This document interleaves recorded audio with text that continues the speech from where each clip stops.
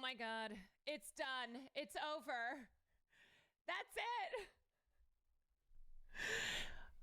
The bromance is dead. The bromance is dead, everybody. Love is dead. Love is dead. Love is not real.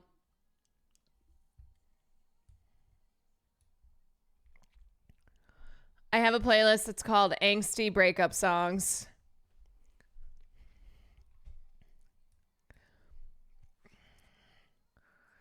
On Pride Month, too. Can you believe it? Okay, I'll be right there. Hold on. Love you. Can't believe they broke up during Pride Month. How homophobic of them.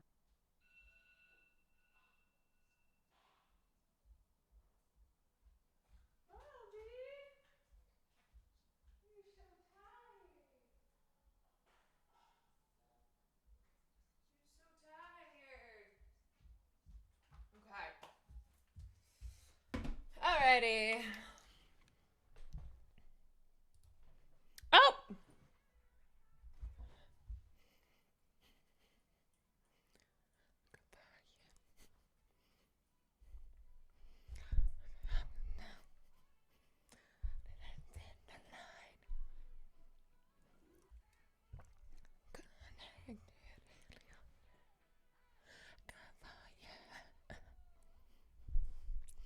Good for you, I guess. Whatever, it's fine.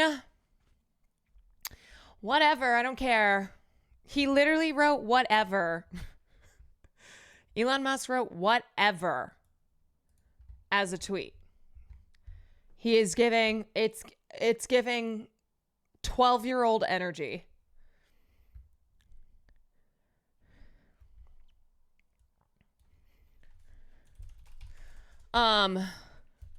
What a day. What a fucking day. I love the Geek Squad. Oh, I'm obsessed. I'm obsessed with this hat. I love it so much. I might have to move this. Can't have me taking up my space.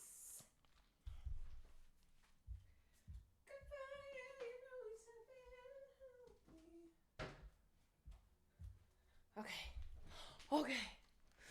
All right. Yeah. What do you think is going to happen to the group of white South Africans who were just brought over here because of white genocide? Do you think that they're side-eyeing right now? Did I do the laundry? I did. Those are folded socks. But otherwise, I did do it. Big day. Huge day. Yeah, I think a lot of people right now are going, they're like, please God, no. Not like this. This is I saw someone say, this is 9/11 for people who call women females. This is my 9/11. God of Raw, thank you for the 5 months bullet slice. Thank you for the 26 months. Yeah, so anyway, if you have been touching grass today or you're not on Twitter, then maybe you don't know what happened. So I'm here to tell you what happened. And what happened was finally, I mean, it'd been brewing. It had been brewing, but the breakup of Donald Trump and Elon Musk. And there is so much to get into.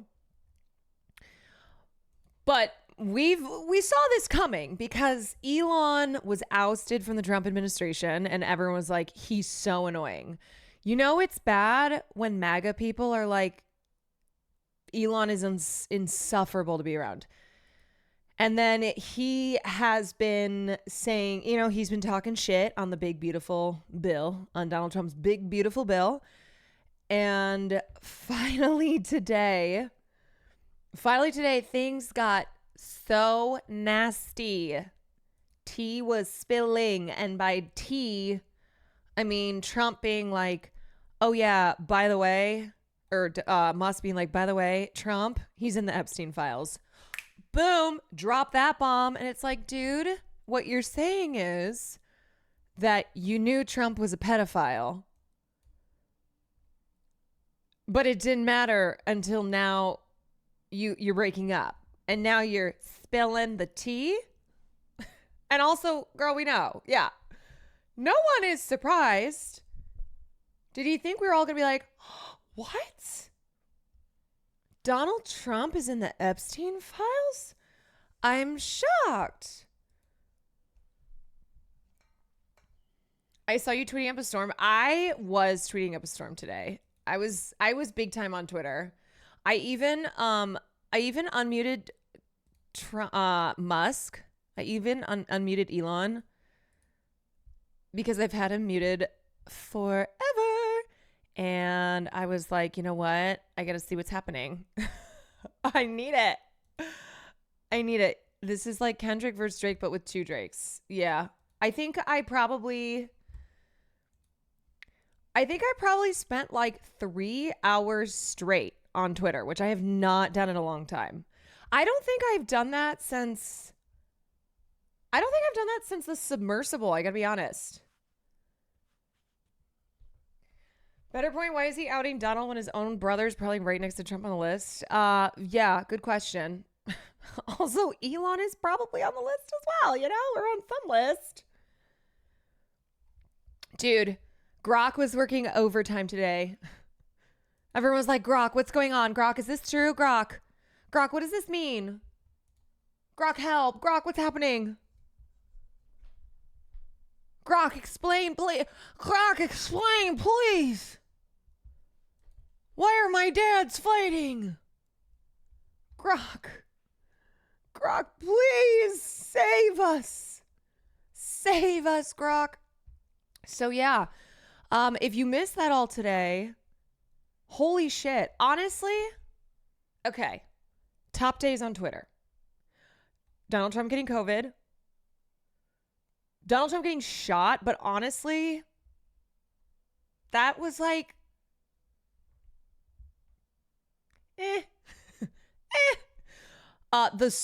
the billionaire submersible. Your tweets today had me dying. As I said, I was tweeting up a storm. I was on Twitter so much today. Not as the Donald Trump getting shot as fun as I thought it would be. The reveal of Luigi Mangione being hot. Like, what a day on Twitter that was. Madeline, thank you for the 22 months. And all this happening on the day Ronald Reagan died. Yeah, that fucking son of a bitch. What beautiful, what a beautiful day for this to be happening. The day that Ronald Reagan finally kicked the can. Rest in piss. You know what would be so funny? If Donald Trump and Elon Musk killed each other. One of your tweets made it to Philip DeFranco vid. Wait, can I say something for a sec? Okay, so I was one of the first people to tweet this out, and it's because of my mother. Which one of my tweets made it to the Philly D vid? So my mom, of course, who's like Miss New York Times herself, she was texting. This is the one that made it. She was texting me and just was like, oh my God, this is the best day ever. I can't get enough. And we were sending each other stuff. And then she sent me, she was like, oh my God, Stephen Bannon just said this. So then I went and Googled it and screenshot it. And I know for a fact that journalists used my photo, that they just like saved this and then reposted it on their own tweets. Because it was the exact same screenshot and also said 7 minutes ago. So this was, can I just say I was breaking news on Twitter before a lot of journalists were. So I guess that makes me a journalist, huh? I've got the in with my mother who gets like New York Times notifications. Like, that woman does not miss anything in the NYT. Thank you for your service. You're so welcome. But yeah, this was crazy. Bannon, who's been one of the most vocal critics of Musk for months, said he is advising the president to cancel all of Musk's contracts and launch several investigations into the world's richest man. He has been waiting for this. I mean, you know what this situation is? Everyone's an asshole here. The Bannon, Trump, Musk, everyone involved, the crypto bros, MAGA, it's everyone sucks here. The worst people you know are fighting. The worst. And I will just say, okay, for people who are like, everyone who's delighting in this making jokes, well, there's serious stuff going on. Yeah, I know. And we feel like we're in hell. So it's nice to see some of the worst fuckers in the world going at each other. Okay, can we have this? Can we just have a moment? Can we watch them like try and burn each other down? We need this. Why do you think so many people have just been celebrating today, hoping like ding dong the witch is dead? Yeah, a crumb, please. Please, sir. May we have a crumb? May we have a crumb? But also, it's not just like a crumb of fun.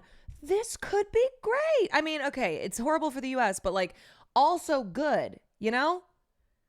If they can destroy each other, maybe we can come through clean on the other side. I don't know. Well, anyway, Bannon said they should initiate a formal investigation of his immigration status because I am of the strong belief that he's an illegal alien, which I'm pretty sure Musk did overstay his visa back when he was on a student visa. Like there's something there.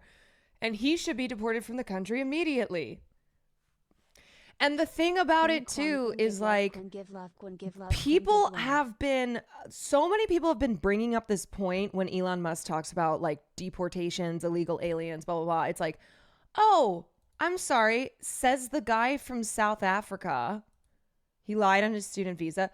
Yeah, says the guy from South Africa who is from another country and is gleefully talking about deporting people from other countries. And maybe we should take a look here. Yeah, South Africa being added to the travel ban.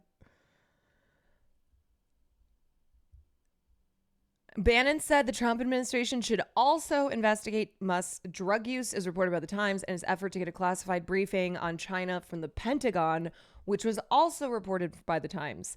Bannon said Musk's security clearance should be suspended during these investigations. Oop! Oh, would you look at that? Would you look at that? Joel, thank you for the 14 months. Jax, thank you for the 28 months. Pertinent sketch today, seeing today's news. Daily Motion, my God. All right. Holy loading. Holy loading.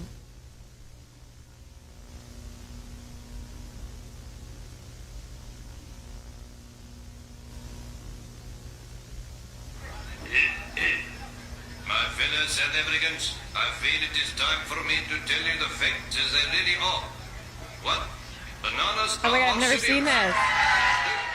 Cars run on gravy. Salmon live in trees and eat pencils. Reform in South Africa is on the way.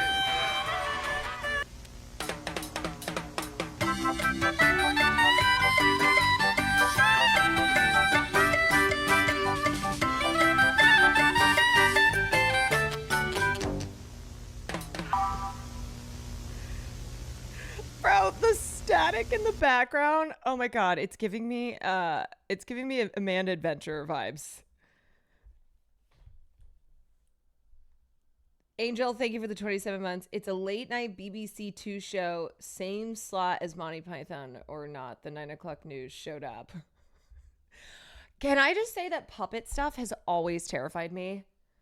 Like I said that this is like the scary Muppets version, but even the Muppets, like there's something about puppets that just scare the shit out of me. Puppets and masks, yeah. Sesame Street, I never trusted those guys. Never. Never. Except for Carol, obviously. Except for Carol. Obviously, Carol, I love you. Carol, you're amazing. You're perfect. You're perfect.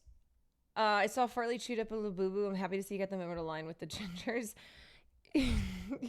I had so many people respond. I posted it on my Instagram story. So many people respond to it, and they were horrified at the chewed up Labubu. Paying an Etsy witch for a spell to enhance the molecular strength of the ketamine in Elon Musk's bloodstream right now. Do you think it's that Etsy witch who ratted out her client who was asking for a love spell to put on a guy, and she snitched? The snitch witch. Only thing that's going to save us from these people is their own tendency to eat each other. Well, here's the thing, okay? We knew that this was coming because you cannot put two egomaniac psychopaths like Donald Trump and Elon Musk side by side. Like that, it was bound to, I mean, diva down, okay? We're talking diva down. You cannot have these two divas having a diva off. You know when I think we knew? This is when I think we knew.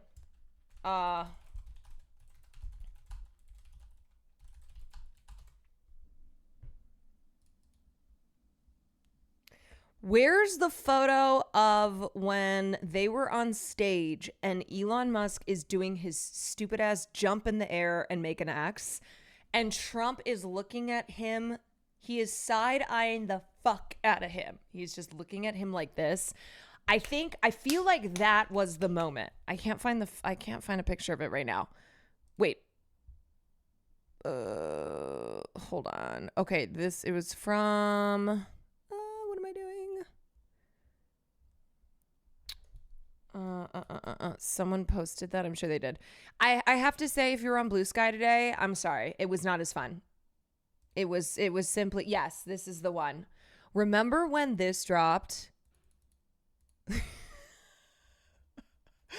When this dropped, and we were all like, oh, he fucking hates his ass.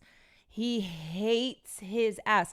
And Elon was calling himself the first buddy, and he was tweeting things like, I love Donald Trump as much as a straight man can love another man. Oh, how quickly the night changes. Oh, so I think this was the beginning of the end. Here's the vid. So many different great things. Where is he? Come on up here, Elon. He created... Where is he? Oh, God, I fucking hate YouTube sometimes.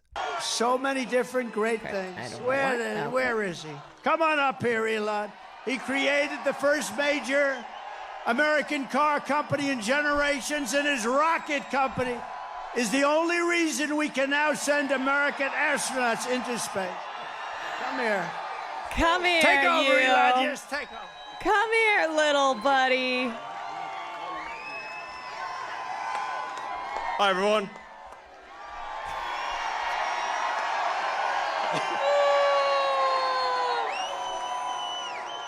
As you can see, I'm not just MAGA, I'm dark MAGA. Oh, how the night changes. Oh boy. You know, the slow news day, what are we even going to talk about?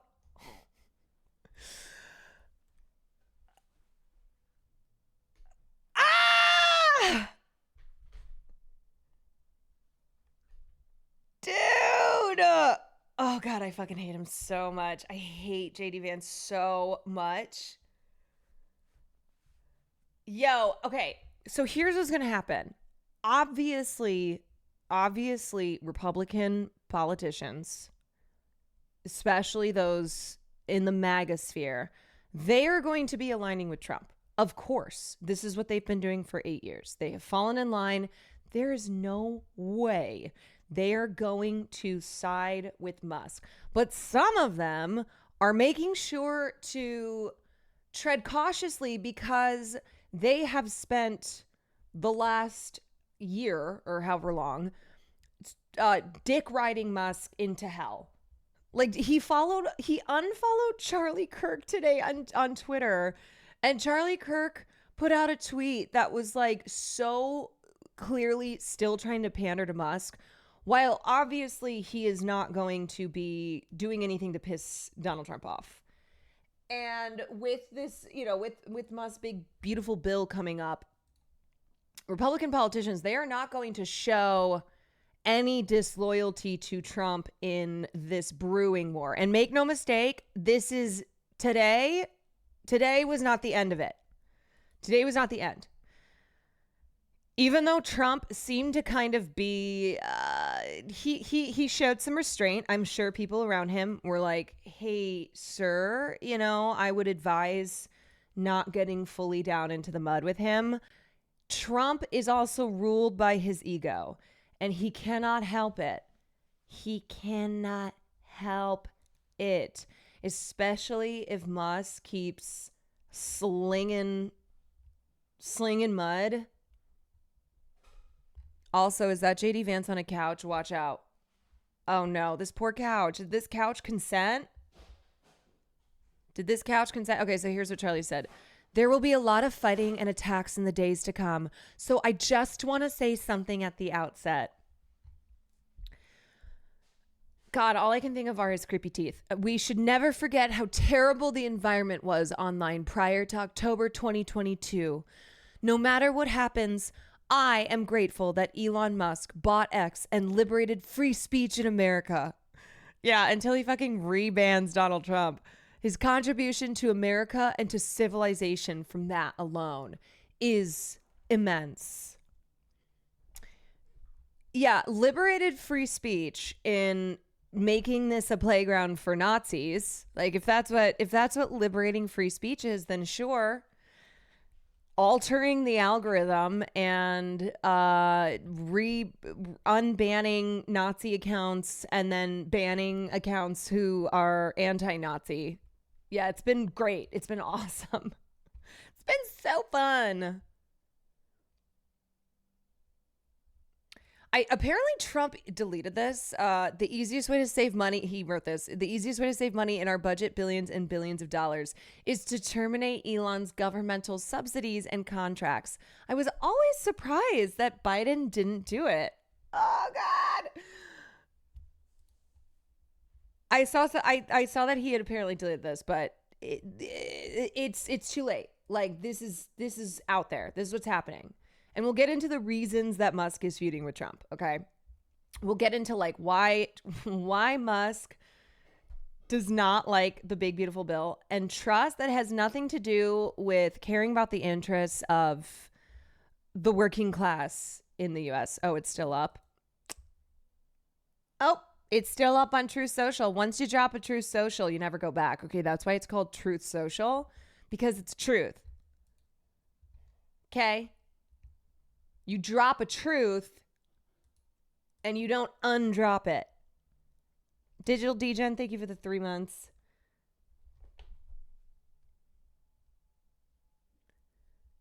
These were some of my, some of my favorite copium tweets. Wait.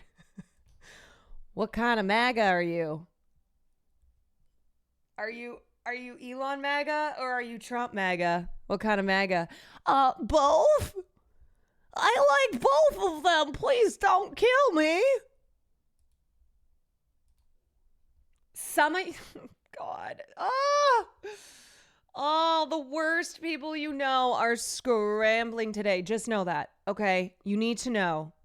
You need to know that the worst people you know are freaking out. They are trying to navigate this and smooth it over.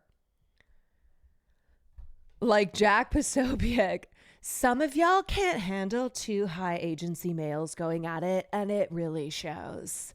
This is direct communication, phallocentric, versus indirect communication, gynocentric.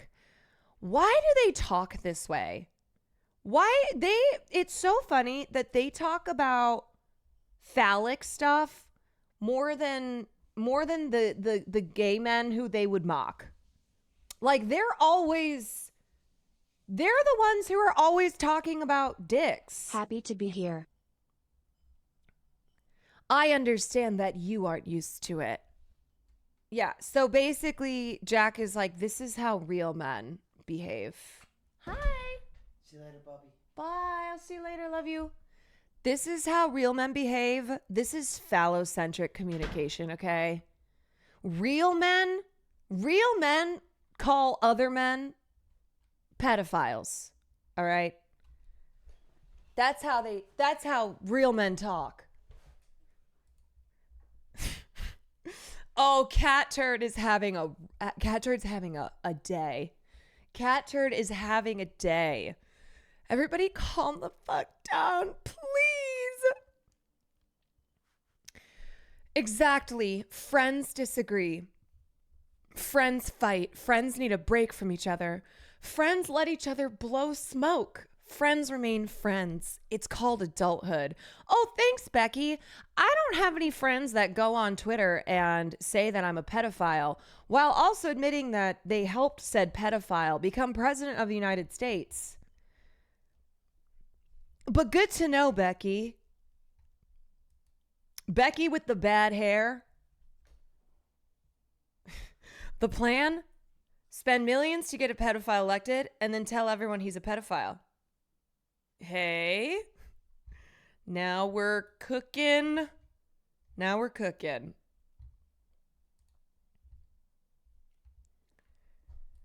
Vice President J.D. Vance coming to Nashville, Republican fundraiser. What to know?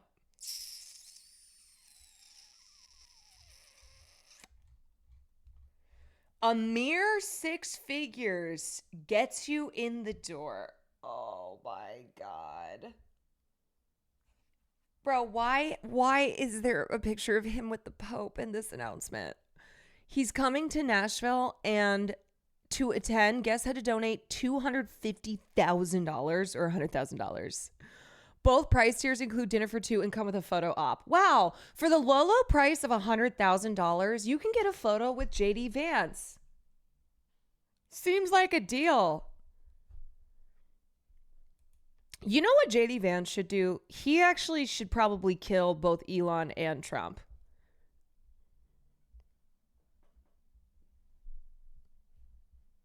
Are you going? I mean, I have to. A photo opportunity with JD Vance. And then yeah, you know he's already cooking up this idea. He's like, is that how I become president? Is that how I become president? Peter Thiel probably texted JD Vance exactly that this afternoon. Right, because here's the thing. The two of them, it's very funny, but not to bring up hashtag him, but the funniest confusing tweet was Kanye's. Bro, hold on. Let's bring it up. The funniest thing is that these are two people who I think have the same dirt on each other, right? You know what I mean? Where it's mutually assured destruction and it's like the same dirt.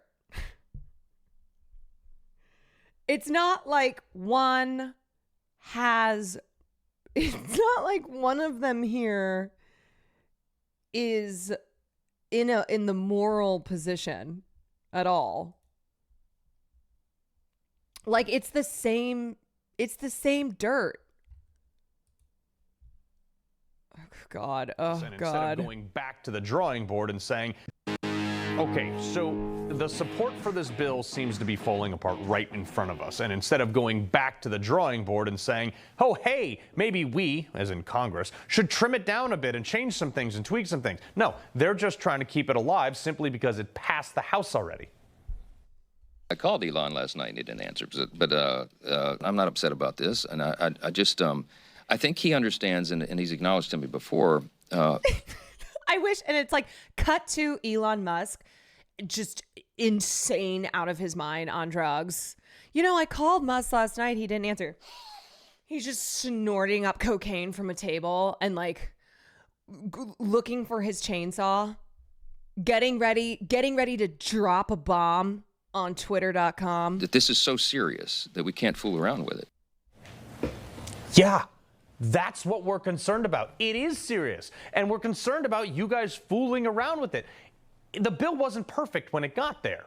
Okay, and Elon, I think, is right on this one, because apparently you passed a bill that no one read, that you told us was so star-spangled awesome, Mike, that it had to be passed. And Marjorie Taylor Greene tweeted out today, or actually... Not the star-spangled awesome. Ain't no way. These are the words they're using on Newsmax. Listen, sir, you said it was star-spangled awesome, and it seems like actually... Well, you know, it's got some stuff in it that we didn't really know about, because we took you at your word that it was star-spangled awesome. Yesterday, full transparency. I did not know this section on pages 278 and 279 of the OBBB that strips states of the right to make laws or regulate AI for 10 years. She said, I'm adamantly opposed to this and is a violation of states' rights, and I would have voted no if I had known this was in there. This needs to be stripped out in the Senate. Look, I love Marjorie Taylor. I'm sorry, all these people are just dumbasses. They're so stupid. They're like, hold on a second. I didn't know that was in the bill. It's like, oh, so are you revealing that you don't know what's in the bills that you're voting for? Damn, if only she could read. Man, if only you had a staff or like you yourself doing your job. But we know Marjorie can't read. We know that none of these people can read. None of these people can read.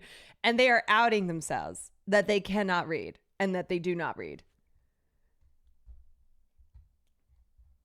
Green. I think she's right on target about 99% of the time. They probably used ChatGPT, like, or Grok. Hey, Grok. Hey, can you tell me what's in the big, beautiful bill?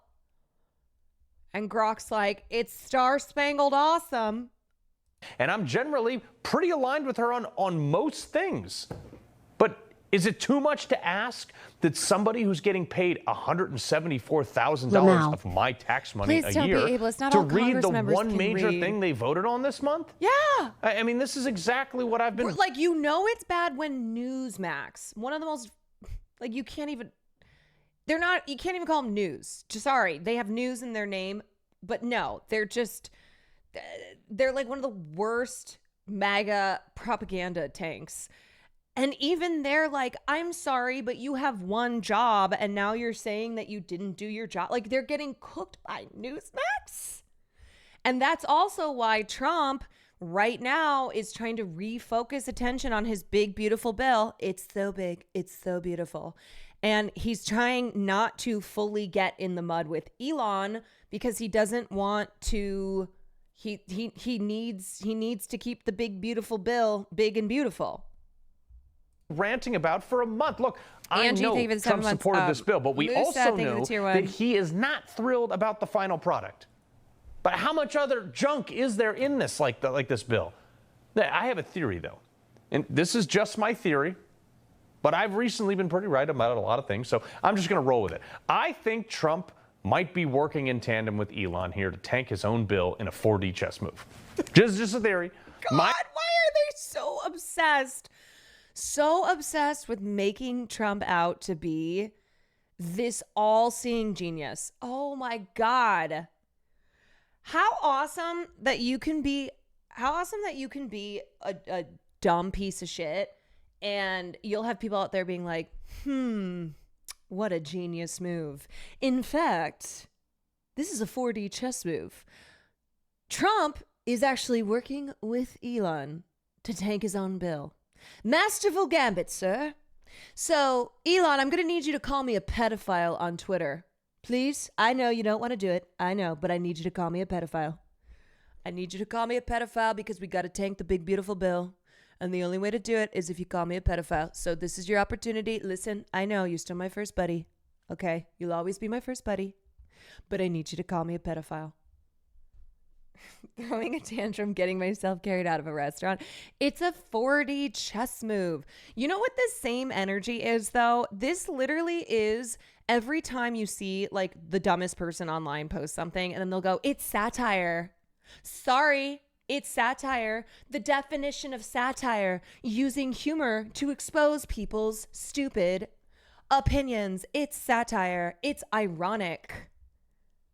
And it's like, oh, I love now that you can just be a very stupid person and be like, just doing a little trolling, just doing a little satire. Guess you don't know what that is.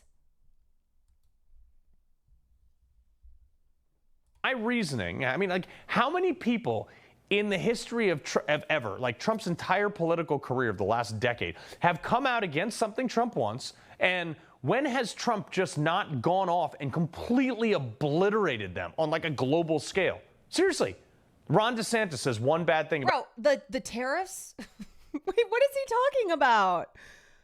What does he mean? Trump does this all the time. Trump will say something and then his donors will go to him. Or like, Putin will go to him and they'll be like, yeah. And then the Newsmax and Fox News are like, Donald Trump is playing 5D chess. About Trump. Trump ruined his presidential career potential.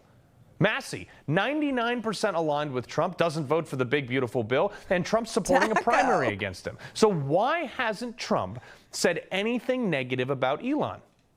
You picking up what I'm putting down? I mean, maybe Trump is also reading the country that's not thrilled about massive deficits that this creates. He has, to be clear, Trump has. He has been posting on Truth Social and being like, well, Elon's sad because he got ousted from the Trump administration. And, because we wanted to take away his EV and he doesn't like that. The reason though that he's not fully unleashing is because Trump, unlike Elon right now, is actually listening to his advisors somewhat, who are like, sir, not good to do this right now. Not good. We got to stay focused on the bill.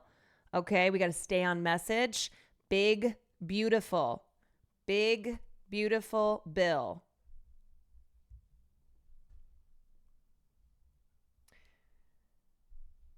Quinn fart wave qua love.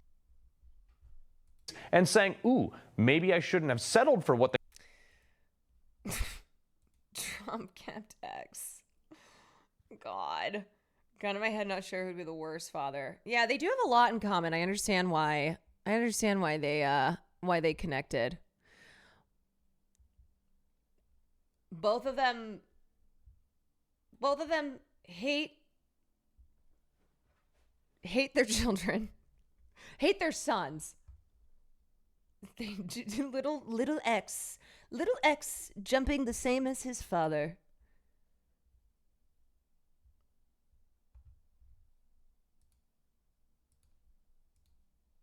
Okay, let's look at Chuck Schumer ruined the fun. Of course he did.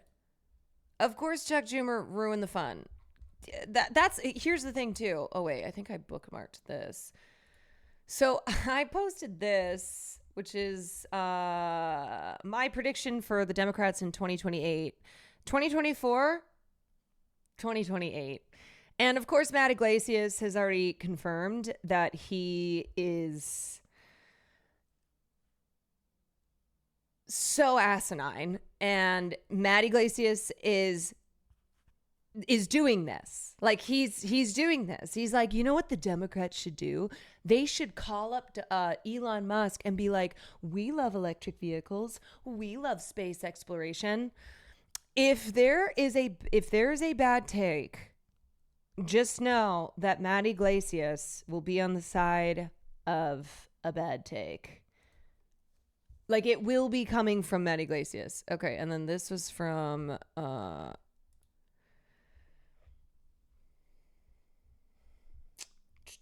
this was a piece in Politico. This was from yesterday.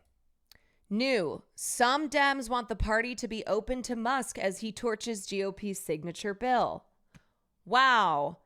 You mean leave it up to the Democrats to continue to make terrible political decisions? Here you go. Elon Musk has been the Democratic Party's boogeyman since shortly after President Donald Trump deputized him as a top advisor. Also, Grandma, thank you for the 24 months. Pedro, Steve, thank you for the 10 months. But the billionaire's recent breaks with the GOP, Musk ripped Trump's big, beautiful bill as a disgusting abomination and threatened to fire all politicians who backed it, are complicating the party's portrayal of him as a chainsaw-wielding, bureaucracy-breaking villain. No, it's not complicated. No, it shouldn't be complicating anything. You mean Elon Musk, the Nazi? Elon Musk, who failed with Doge, who was trying to dismantle public programs because he wants to privatize everything, because he wants to make even more billions of dollars. Like, no, this isn't complicated. Musk is very unpopular. That's what we have been saying for months. Ha ha, everybody hates Musk. Everybody hates Elon. Like, you know how when we say everyone hates Elon, it's because everybody hates Elon. He is so politically unpopular. He lost an election that he poured, $2 million into, and violated election finance laws by bribing people. He lost that race in Wisconsin. The Wisconsin Supreme Court election is a great example of how much people hate Elon. Yes, they hate him. Everyone hates Musk because he's annoying more than anything else. Yeah, he's so annoying that Donald Trump and other people in his administration were like, yeah, he's got to go because he's so annoying.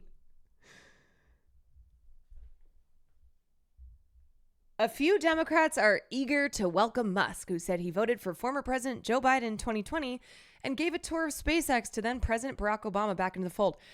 Also, Democrats, please just remember Elon Musk is a Nazi, okay? Just a lot of other things to mention here, but also he's a Nazi. So is this is the direction we're just gonna we're doing this now? Okay. Representative Ro Khanna, who represents Silicon Valley and has known Musk for over a decade, said Democrats should be in a dialogue with Musk given their shared opposition to the GOP's mega bill. Oh, Ro Khanna. Ro Khanna is the type of guy who will drop something reasonable, something progressive sounding, but then always his bottom line is Silicon Valley. That's his bottom line. So, sucks more than not sucks.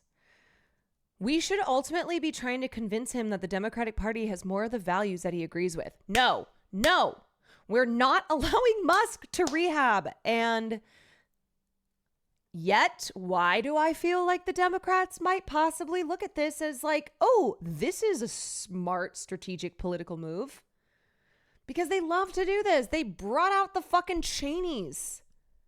The Cheneys, also deeply unpopular with both Republicans and Democrats. Everyone fucking hates the Cheneys. War criminal Cheneys? You mean those Cheneys? And the Democratic Party was like, you know what? Yes, that's what our plan's going to be here. We're going to bring out Liz Cheney and then also speak lovingly about Dick Cheney and talk about the big tent that we have. We got a big old tent. We got the Cheneys. We got Elon Musk. Oh, but pro-Palestine immigrants, sorry, gonna have to kick you out because the tent's big, but it's not that big. A commitment to science funding, a commitment to clean technology, a commitment to seeing international students like him. Other Democrats are warming back up to Musk as he leaves the White House and starts to break. Bro, it's because the Democrats still believe that the best strategy is Orange Man bad.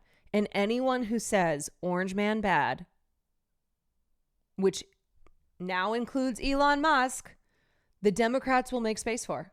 They're like, Orange Man bad? Yes, Orange Man bad.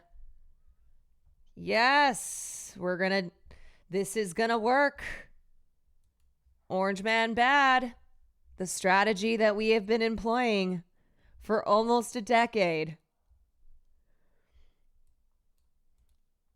I'm a believer in redemption, and he's telling the truth about the legislation. Oh, Richie Torres, the same Richie Torres who's accusing a platform like Twitch allowing anti-Semitism to proliferate, who's like gone after Hassan, talking about a believer in redemption when it comes to Elon Musk, who's a Nazi.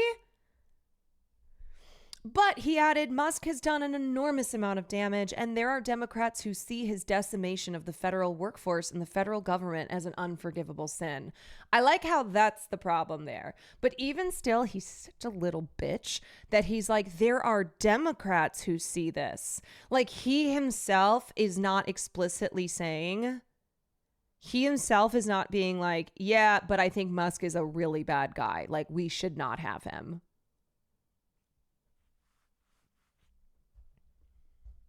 Liam Kerr, co-founder of the group behind the centrist Democrats Welcome Fest meeting today in Washington, said, of course Democrats should, welcome Musk back into the party. You don't want anyone wildly distorting your politics, which he has a unique capability to do. But it's a zero-sum game, Kerr said. God, I hate these fuckers so much. Anything that he does that moves more towards Democrats hurts Republicans. Really? I don't think so. I don't think you should be working in politics anymore, you dumb fuck. Anything that Musk does that he moves more towards Democrats hurts Republicans. This is someone who professionally works in Democratic politics. Representative Brad Schneider, the chair of the New Democrat Coalition, who earlier this year supported the party's targeting of Musk as the Department of Government Efficiency / through federal agencies, said that with his departure from Washington, Democrats shouldn't make Musk their focus. Right, good. We should be talking about what we're doing for the American people. Forget about Musk. Stop it, but they can't resist. Now, I'm not saying for sure that 2008 this is what it's going to be, but we can see how this is a possibility. All right. We can see how already the Democratic wheels are spinning and they're like, ooh, this is our way in. We're going to welcome Musk back. Okay. Welcome back to the team, buddy. We missed you. Even though you're a Nazi and you have been, trying to destroy the federal government for your own personal benefit, and you're a fascist piece of shit, we love that as long as you hate Elon, as long as you hate Donald Trump, because that's what the Democratic Party has been. It's an anti-Trump party. And guess what? They lost in 2024. They lost because they were still doing the orange man bad.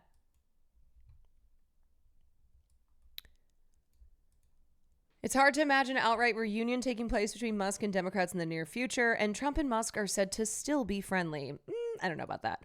Still, Musk recently threatened to cut off the money spigot for Republicans, and Democrats would have a lot to gain by merely keeping the world's richest man on the sidelines in the midterm elections and beyond. No, they would not. If Musk makes a mess of GOP primaries, that would work in their favor too. But Musk's recent heel turn also risks reopening a divide between progressives and moderates over how to approach him and other billionaires. Our caucus has done the right thing and gone toe-to-toe against Musk, said Representative Greg Kasar, chair of the Congressional Progressive Caucus and one of the party's most vocal advocates for making Musk an antagonist on the campaign trail. Others are taking a wait-and-see approach. I don't think we should take one ketamine-fueled tweet as evidence of a change of heart, said Matt Bennett, co-founder of the center-left group Third Way. It's more complicated. Wait, is this for real? The Doge aftermath, empty beer bottles and leftover marijuana were strewn about. Cockroaches and rodents scurried around. The U.S. Institute of Peace looked like a frat house after an all-weekend rager when its employees were granted access to its Washington headquarters last month.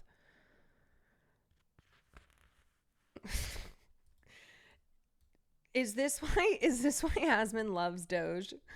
USIP is an independent congressionally funded organization that Doge took over in March. When employees returned following a court order that blocked the Trump administration from dismantling the institute, they found the multi-million-dollar building on the National Mall in disarray. Yeah, because it's a bunch of like coked up 20-year-olds who tweet racist shit and then brag about tweeting racist shit. When USIP employees were removed from their positions following a dramatic standoff with Doge staffers, they had to turn in their laptops, cell phones, and chargers. But when they came back last week, the hundreds of laptops were haphazardly stacked on top of each other with no documentation of their ownership. Okay, anyway. What is this leftover marijuana that you speak of? Meltdown. The Elon Musk and Donald Trump alliance has gone up in flames. Total and utter flames. A public meltdown unlike anything the country has ever seen. Also, Elon tweeted this: tomorrow, 3 p.m. Pacific, #Pigfoot. Wow, so cryptic.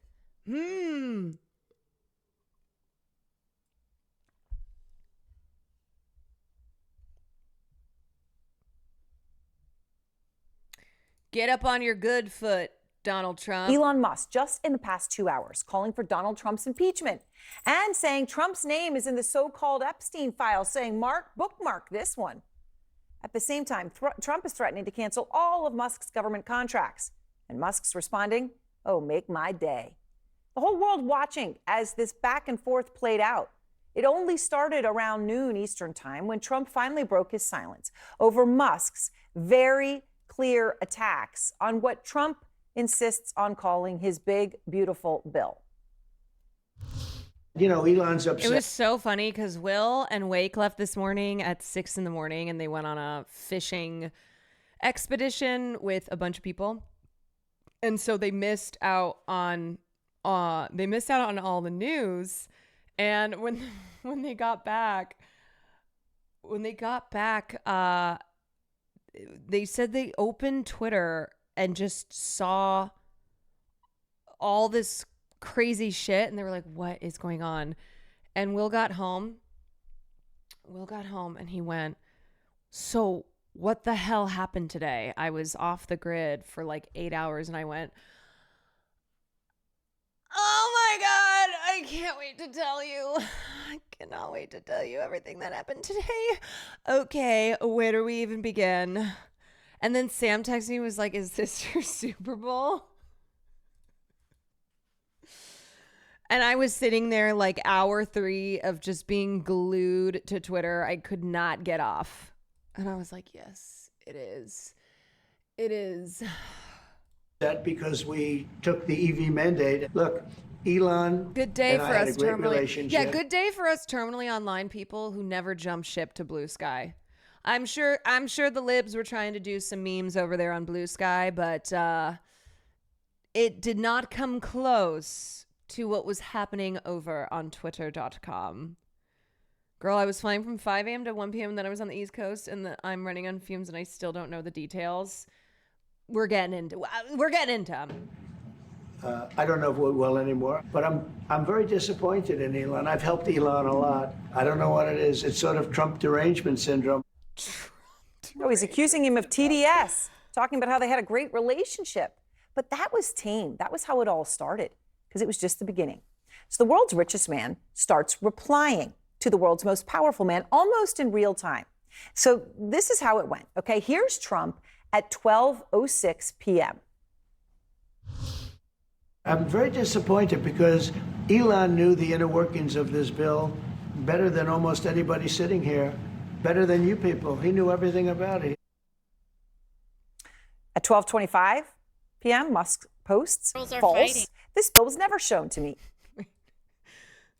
Aren't they? Any quick reaction on what's going on with Elon Musk and President Trump on Twitter right now? Oh man, the girls are fighting, aren't they? Any quick reaction on what's going on with Elon? Also, AOC finally endorsed Zoran 2 weeks before the election. It was the right thing to do. It was the right endorsement. I unfortunately fear that it has gotten buried under the news of today. Like literally everything is getting buried under the Trump and Musk meltdown. But if you missed it, she endorsed Zoran as her number 1 pick. Even once. And you know what? Actually, there's the 5D chess move. There it is. There's the 5D chess move. Dropping your endorsement of Zoran after you have been hounded for weeks. Dropping it on the day that Elon Musk crashed out. Jimmy Carville, not a fan, but he said Dems should sit back and let the Republicans self-destruct. It's happening. Yes, the Dems should let the Republicans destroy each other. And instead, though, some of them are already eyeing Elon Musk as, ooh, maybe we can bring him over to our team. Maybe we can have a try with Elon Musk. Maybe he'll be part of our team now. No, man. No. What do you guys think Joe Biden's doing? The fuck do you think Biden's doing? Do you think he's just sitting there holding an ice cream cone? And he didn't know any of this is going on. He didn't know any of this is going on. It was passed in the dead of night so fast that almost no one in Congress could even read it. And that was the first thing. Then they started fighting over whether Trump would have actually even won the election if it weren't for Musk. Here's Trump at 12:05 p.m. Eastern. Elon endorsed me very strongly. He actually went up in campaign for me. I think I would have won. Susie would say I would have won Pennsylvania easily anyway, even if the governor ran, the real governor. So is Elon Musk, when he says that he helped Trump win Pennsylvania, how so? What specifically? What specifically did you do to help him win? Is that going to be part of the tea drop tomorrow at 3? Governor, not the governor from Minnesota. Referring to Shapiro. And Elon replies at 12:46, quote, without me, Trump would have lost the election. Dems would control the House and the Republicans would be 51-49 in the Senate. Such ingratitude, which clearly upset Trump, who posted that he actually fired Musk. Elon was wearing thin. I asked him to leave. I took away his EV mandate that forced everyone to buy electric cars that nobody else wanted, and he just went crazy. Musk's reply 11 minutes later, an obvious lie. So sad. Well, on this, Elon has a point. It is worth remembering that Trump and Musk were so close that, remember, it was like, where's JD Vance, right? That it was Trump and the number 2 was Vance, was Musk. Also, the way that both of them tweet, it truly gives off junior high cat fight. So sad. Oh, he went crazy. Musk. And look at this first joint interview he gave. It was with Musk, not with JD Vance. I think he was in Munich when this happened. In fact, when Musk's Tesla shares started plunging because buyers shunned him, they shunned him because of his role as Trump's number 2. And so Trump actually at the time, remember when he went out and he did the big giant car ad for Tesla while standing in the driveway of the White House? In fact, he got one for his granddaughter, a Cybertruck, and he said he was personally going to buy one. That very Tesla. Remember when Donald Trump did the Tesla ad? Like, this was straight up a Tesla ad. This was Trump. This was Musk being like, sir, so Tesla's shares are going down because of my association with you. And it would really be great if you could do a Tesla, just, stand in front of one and talk about how great they are. Yeah, the White House is a used car dealership. But yeah, so as somebody said, were they actually close, or was their relationship transactional? Transactional. Now, do I think that Musk legitimately wanted to be Trump's friend? Yes, I do. Do I think that Trump ever felt that way? No, I don't. I think for Trump, it was purely transactional. And I think that's why Musk is hitting out the way that he is. But he was first buddy. Hey, I thought I was your first buddy. And now it seems like I'm no buddy at all. I don't think Elon Musk understands the concept of friendship. True, but I think he looked at Donald Trump as somebody who, if he were to have a friend, that would be his friend.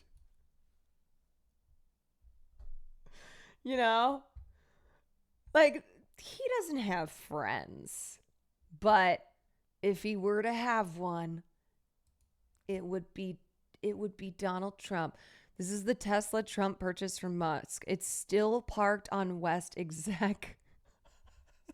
It's been there the whole time. The whole time? It's been there the whole fucking time. He has not touched that thing. He's like, wait, I heard these Tesla things blow up. That he was going to buy. It is actually there tonight. It is still parked on the White House grounds. CNN today got its picture, filmed this video of it late today. I wonder if Trump has any idea that it's parked there. Which brings me to the biggest threats that each man threw at each other today, and it was nasty, frankly, beneath both of them. Okay, but, so to kind of recap a little bit, last week Elon Musk was still first buddy. Okay. Even though we knew that Doge was coming to an end, we knew that Elon was going to be leaving, but it was supposed to be all like, no, it's all good, everything's fine, not going to have a blow up here. He was buddy with Trump at an Oval Office thing last week,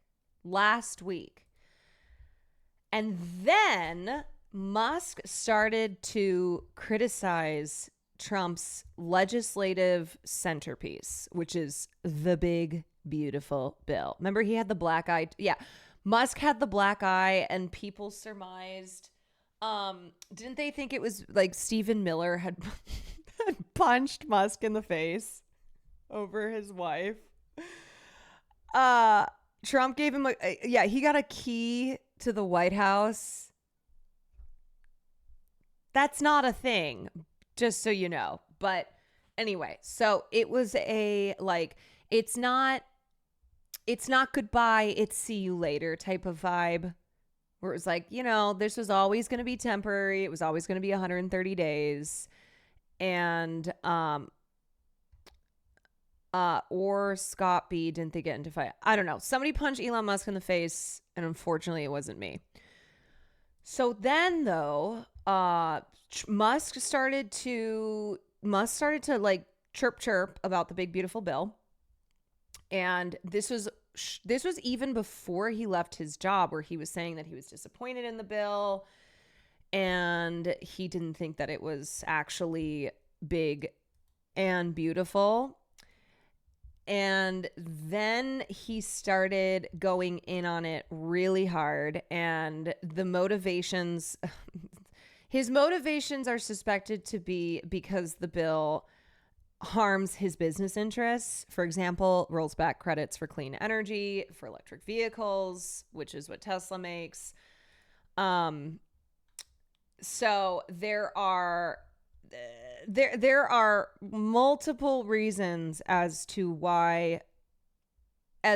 suspected as to why Musk hates the bill, and has gone from being like, yeah, I'm disappointed by it, to calling it a disgusting abomination.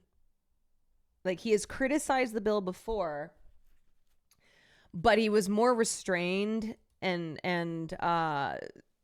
more restrained in his criticism, and now he's just like full on saying that it's the most disgusting thing he's ever seen. And another thing too is that his pick for NASA, for the head of NASA, who was I think he was a former SpaceX guy. His name's Jared Isaacman. Musk had pushed him forward for the NASA administrator spot, and Trump announced that he was withdrawing the nomination. And so I think that's probably another reason that Musk got pissed off. He also wanted the FAA to use his Starlink satellite system. And the Trump administration was like, no, I don't think we can do that. So anyway, this has culminated then in today, when Elon Musk fully crashed out. And then that's when Trump was like, Elon was wearing thin. I asked him to leave. I took away his EV mandate. And he just went crazy. I don't know what he's saying over there. I don't know. Elon, listen, you got to calm down. You're going insane. Now, hey, All bets are off on that anymore. At 2:37, Trump threatens to terminate Musk's government contracts, writing, "The easiest way to save money in our budget, billions and billions of dollars, is to terminate Elon's governmental subsidies and contracts," which, while a serious... Elon also failed to get Trump's Supreme Court candidate elected. Yes, Elon has been bad for Donald Trump. Like, no, he's so unpopular. It's not just like personal feelings towards Elon Musk. It's also how he is affecting things politically. He is politically very toxic. He's bad for everyone. Threat, I mean, you got to think about it. SpaceX, the Boring Company, and Tesla benefit massively from government contracts and subsidies. Shark Poon, Musk's business empire is built around $38 billion in reported government funding, according to the Washington Post. But to get rid of all those is also a unique threat. Because without Musk, well, I mean, what happens to those astronauts on the ISS? I mean, remember the astronauts who waited 9 months because only Musk's Dragon capsule could bring them back home? Well, Musk sure does, which is probably why he responded to Trump's threat to terminate his contracts with these posts. "Go ahead, make my day." And then he added, "In light of the president's statement about cancellation of my government contracts, SpaceX will begin decommissioning its Dragon spacecraft immediately." Well, he knows who controls that one. And then Musk threw his own threat out there. One of them, well, this one was laying down the gauntlet. Talk about going to the gutter, writing, "Time to drop the really big bomb. Real Donald Trump is in the Epstein files." God. I just cannot get over. I cannot get over that we are all witnessing. We are witnessing the breakup, the showdown, the end of the bromance between the world's richest man. The fact that we have been this subjected to the world's richest man in the first place, where it's like, bro, you are the world's richest man. Can you please fuck off? You are so chronically online. We cannot escape you. Like, there are other very, very rich people who don't do what Elon Musk does. They operate behind the scenes, okay? They're like in the shadows. Or they're out on their $500 million yachts with like 100 models and Leo DiCaprio. But no, we have Elon Musk. Like, we just have him. We have him. So between him and the president of the United States, the most powerful man in the world, also chronically online, like two chronically online girlies. And we are watching this on Maine. Just think about that for a second. Shaking my head, the Rockefellers at least had the decency to live in the shadows and build some theaters and public parks. Just think about how fucking crazy it is that millions of people today have been just sitting there watching this shit show.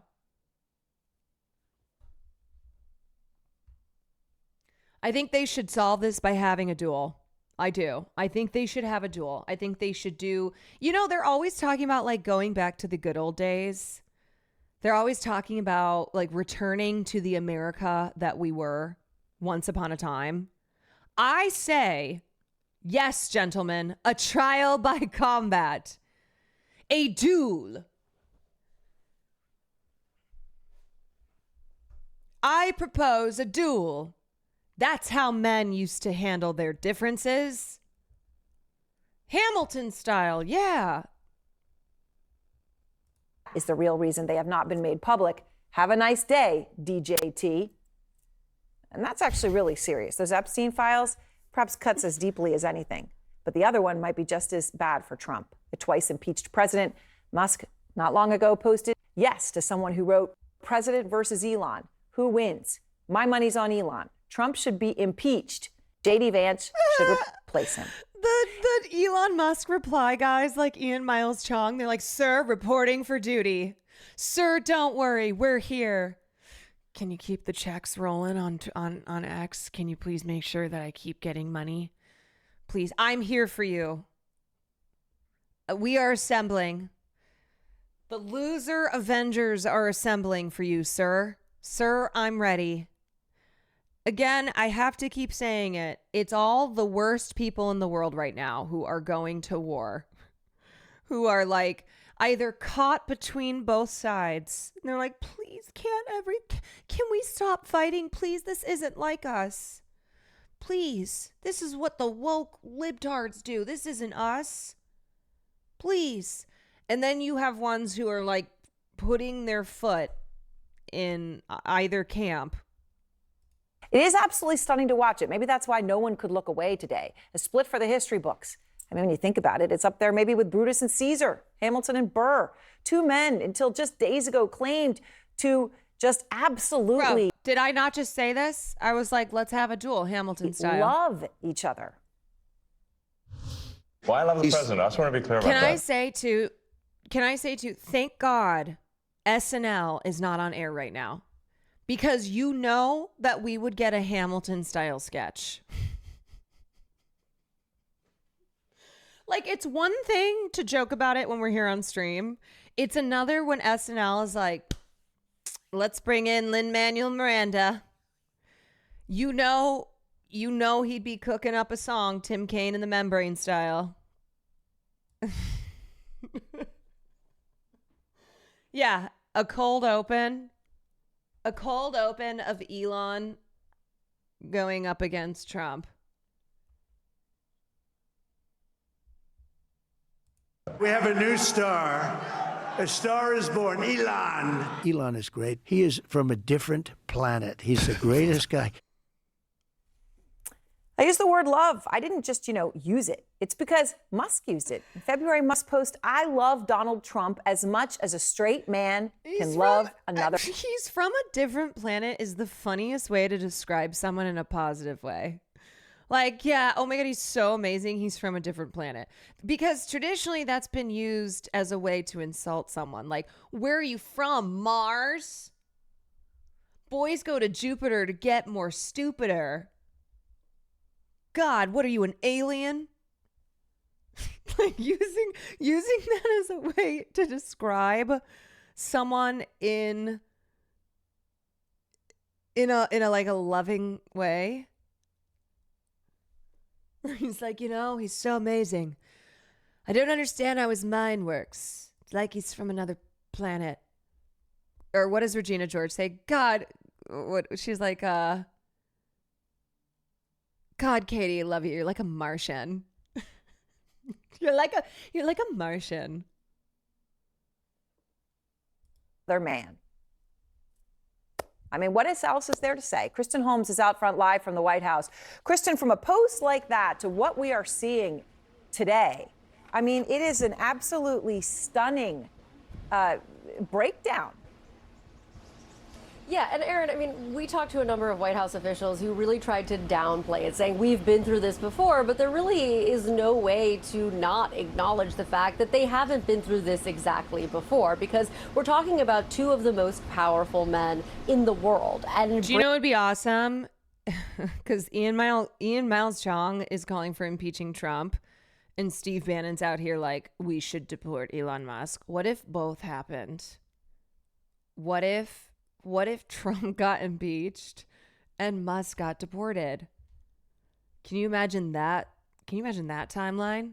Breakup like this, and so publicly and so personally, is one that they haven't seen in the same manner. Now, we are told that White House officials met behind closed doors Fox at one has been point, talking about discussed this like how they were going to react. And the director Are there any from good the Fox top, and the top, of course, is President Trump, is to just keep focused on the quote-unquote big, beautiful bill. I mean, the thing we have to remember here is that this is Donald Trump's legacy. So all this talk about how personal it's getting, actually hitting the bill itself is as personal as it gets for Donald Trump. He also hit him at one point saying these tariffs are going to sink the economy into another recession. That was Elon Musk after Donald Trump. Another pretty harsh blow for Donald Trump, a man who believes his entire legacy is going to be built on this bill, these tariffs, the trade wars, the trade deals that they have, clearly here trying to kneecap him. Now, just moments ago, we heard from Carolyn Leavitt, the press secretary, who was responding to Elon Musk saying that Donald Trump's name was in the Epstein files.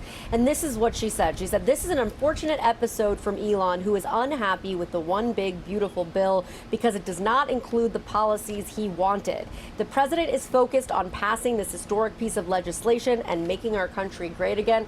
Obviously, there again, Aaron, the directive from the top, keep it focused. Do you know what I found out? I found out that Caroline Leavitt is 27 years old. 27 years old. Man, stumping for a fascist piece of shit really, really does age you. It does. Fascism really ages you. Yeah, that's a hard 27. Right. All right. Well, thank you very much, Kristen. Of course, Elon Musk has said he isn't happy with the policies in that bill, specifically the trillions of dollars that it will add to the debt, which goes against Doge.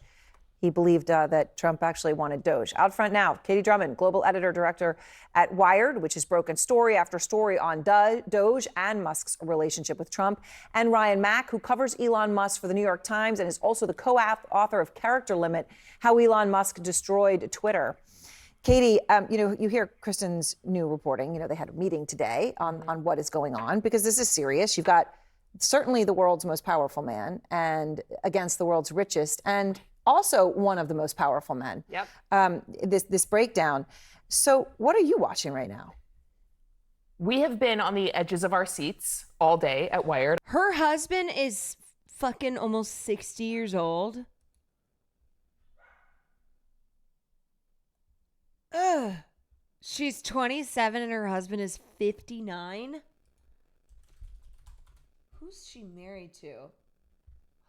Caroline Leavitt husband. 32-year-old age gap. Married Nicholas Riccio.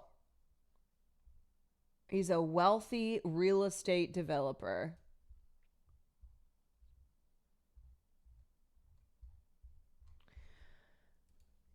I'm sure they're very happy. And they married this year. I'm sure they're... I will tell you that much. I mean, for one thing, we are paying very close attention to Truth Social and X, right? The megaphones of choice for these two very rich and powerful men.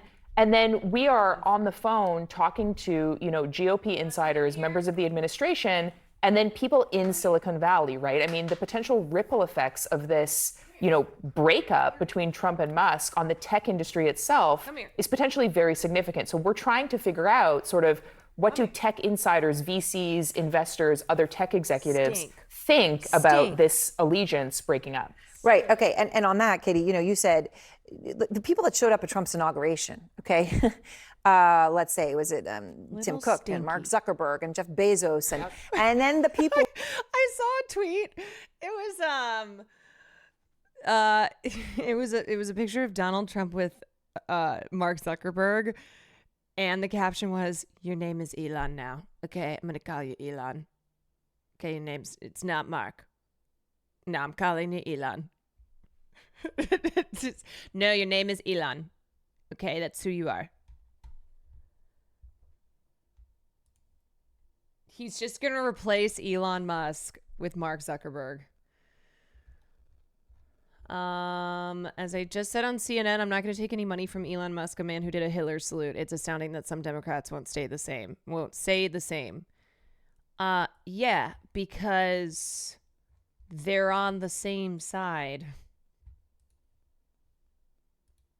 This is my fave. This one's so good. Honest, I gotta be so for real. I spent so much time on Twitter today, an embarrassing amount of time.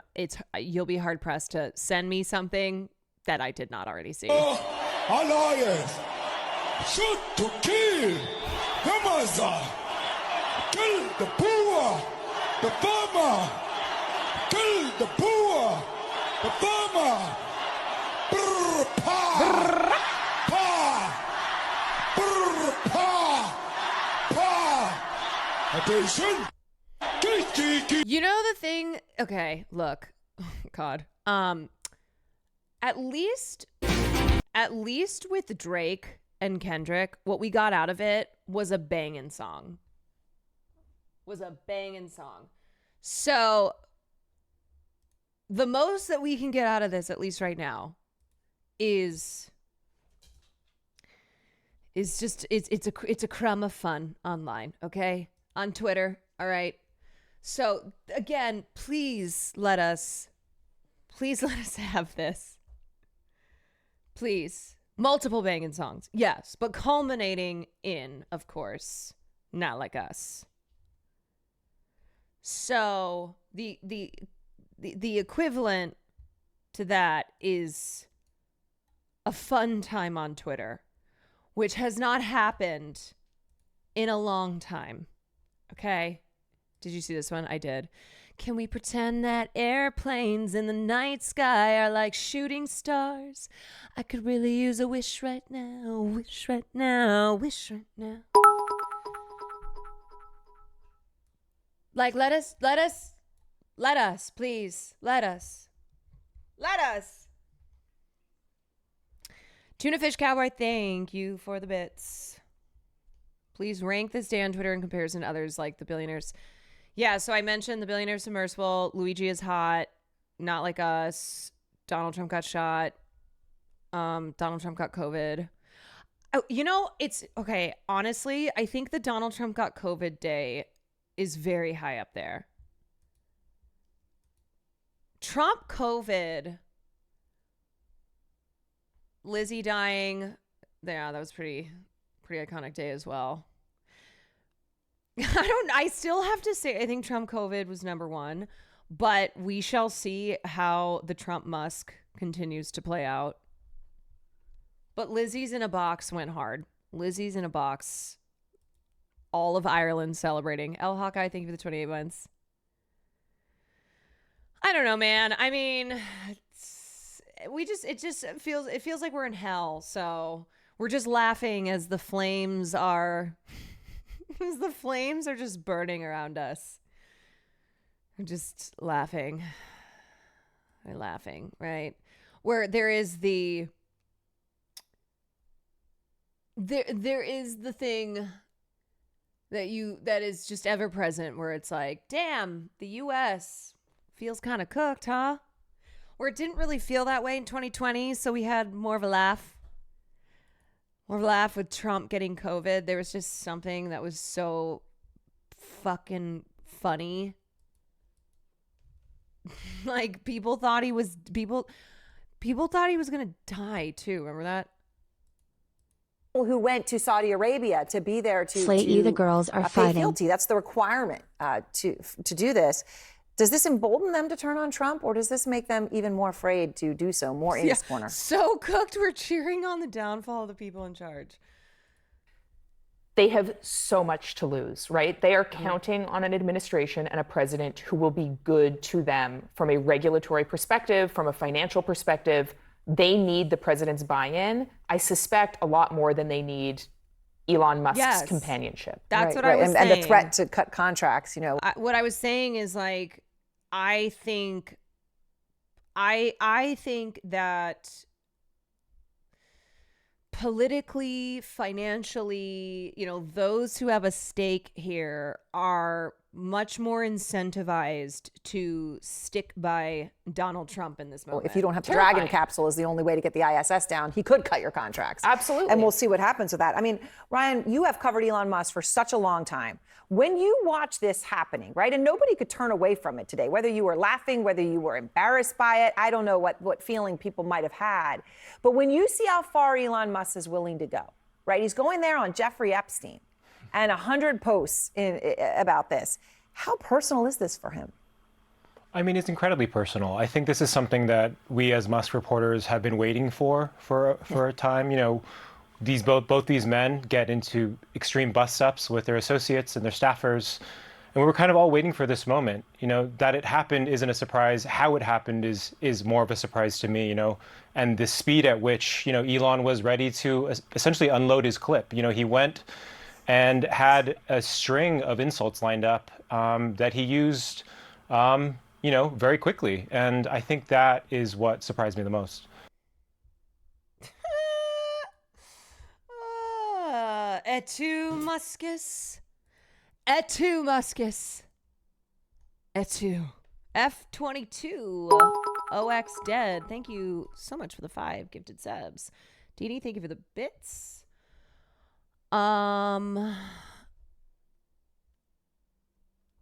Yeah, I mean, poor MAGA. Poor MAGA doesn't know what to do.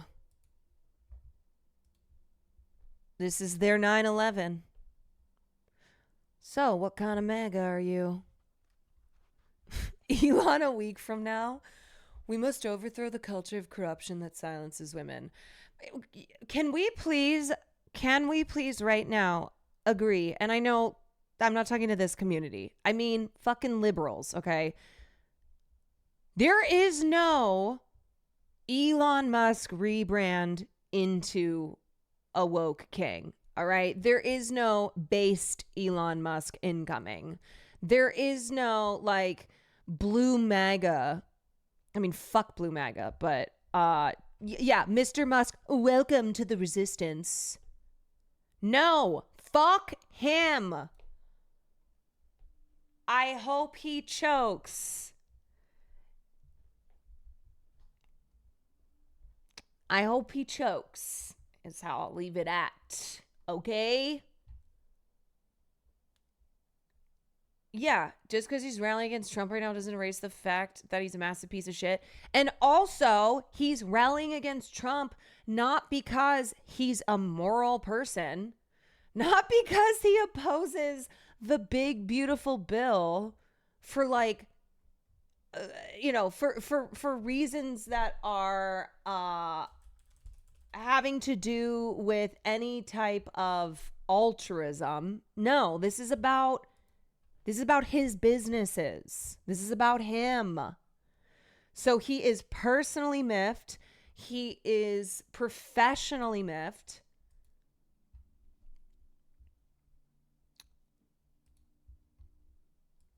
Laura going against Trump's, let's see what she has to say. Musk is his own person. The government contracts that he has stand on their own merit. They shouldn't be called into question. Threatening to pull them, that's not wise. When 5 minutes ago you were, of course, hailing Musk's work and helping rescue the stranded Americans in space. Ooh. Elon Musk is like the Thomas Edison of our time. He sacrificed for America personally and professionally. And he wanted to make the Trump presidency happen. Okay, girl. Okay. You did not just say, like, is she comparing them on is she hold on a second. Let me run this back. Is like the Thomas Edison of our time. He sacrificed for America personally and professionally. And he wanted to make the Trump presidency happen. And it did. And I will... Hold on a second. Is Laura Ingraham pulling a 4D chess move here?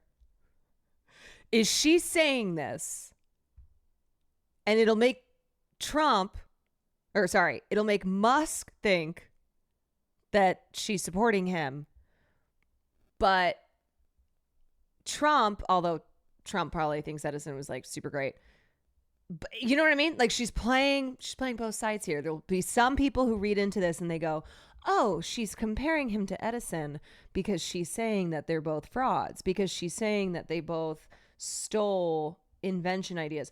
Or there will be others who are like, she is supporting Musk because he's a genius. I don't know. I'm not a 4D chess player. I ain't no 4D chess player, so I can only surmise. Don't you mean 5D chess? See, it's beyond me. It's beyond me. So I can only guess as to the moves that she's playing here.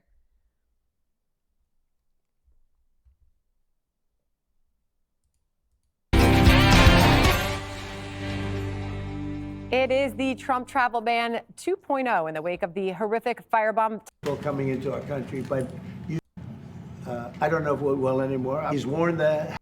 What if Trump posted, he posts his travel ban and he crossed out all the other countries and just writes South Africa? Trump was right about everything. Elon knew the inner workings of this bill better than almost anybody sitting here. And he only developed the problem when he found out that we're going to have to cut the EV mandate. I'm very disappointed in Elon. I've helped Elon a lot. And I'll be honest, I think he misses the place. He actually went up in campaign for me. I think I would have won. Susie would say I would have won Pennsylvania easily anyway. Oh boy, but Musk is firing back quite a lot on X, and it continues. Laura's trying to get them back together because it's bad for the right wing. If Elon keeps talking, he'll destroy as well. Yeah, no, it is. It's bad for the right, which is why, again, if the Democrats were smart, they would sit back and they would hammer a message about how, you know, they are like, look at how the big, beautiful bill is bad for the working class. Okay, look at how it slashes Medicaid. Look at all these terrible things. And let the Republicans rip themselves apart. But of course they won't do that. Of course, no, because they never do. Continues right now. It all started with this post that said, quote, "Without me, Trump would have lost the election." Greg? Yes. I saw this too. I wish Carla Sofia Gascon was involved somehow. You know what? She probably is. If I know Carla Sofia Gascon, and boy, do I know Carla Sofia Gascon, I think she is involved. I think somewhere in some room, Carla Sofia Gascon is sitting in front of a computer and is pulling the strings. Where are you going with this? Well, I think what you're seeing is a battle between the purist and the pragmatist. I don't like it. I want it also, this is how big the Elon Musk thing is. I saw earlier Ludwig. Ludwig had in his title Elon versus Trump.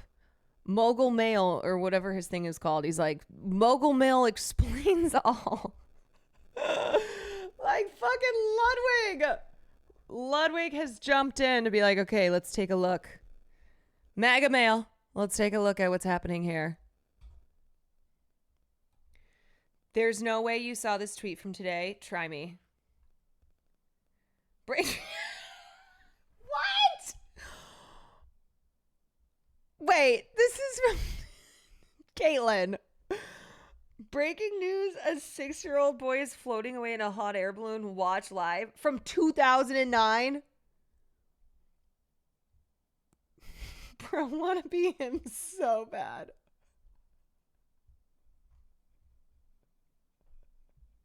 From 2009. Balloon boy. Yeah, you're right. I did not see this tweet from today. Today actually being October 15th, 2009. Did somebody help him?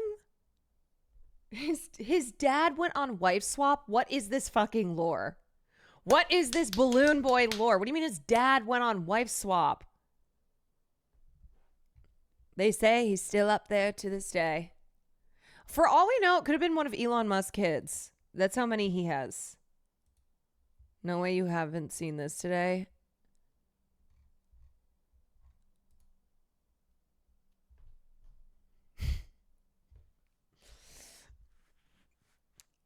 People will think this is real. Thank you, Hassan Piker, for letting. Ian Miles Chong has probably also already retweeted this. The kid was hiding at home the whole time. Hold on a second. Okay, wait. Wait a second. Balloon boy hoax. What? The balloon boy hoax occurred on October 15th, 2009, when a homemade helium-filled gas balloon shaped to resemble a silver flying saucer was released into the atmosphere above Fort Collins, Colorado, by Richard and Mayumi Heen. They then claimed that their 6-year-old son, Falcon, no, his name was Falcon, was trapped inside it. Authorities confirmed the balloon reached 7,000 feet during its 90-minute flight. The event attracted worldwide attention, and Falcon was nicknamed Balloon Boy in the media. Wait, do I know this story? I don't know. National Guard helicopters and local police pursued the balloon. What was I doing in 2009? I was a junior in high school. I know what I was doing. I was October of 2009. I was in rehearsal for Anything Goes. Good authors to who wants to better work. Not use for letter one for not know. Anything goes. That's what I was doing in October of 2009. When Falcon was not found inside, it was reported that an object had been seen falling from the balloon. A search was begun. Later that day, the boy was found hiding in the attic of his home where he had apparently been the whole time. Shut the fuck up. Suspicions of a hoax soon arose, particularly after an interview with Wolf Blitzer on Larry King Live that same evening. Asked why he was hiding, Falcon said to his father, "You guys said that we did this for the show," apparently revealing that the Heens had staged the incident as a publicity stunt. On October 18th, Larimore County Sheriff Jim Alderan announced his conclusion that the incident was a hoax and that the parents would likely face several felony charges. On November 13th, Richard Heen pleaded guilty to attempting to influence a public servant. He was sentenced to 90 days in jail, ordered to pay $36,000, and his wife was sentenced to 20 days of week in jail. Following the incident, they maintained their innocence, claiming that they were pressured into a guilty plea under the threat of Mayumi's deportation. They were pardoned by Governor Jared Polis on December 23rd, 2020.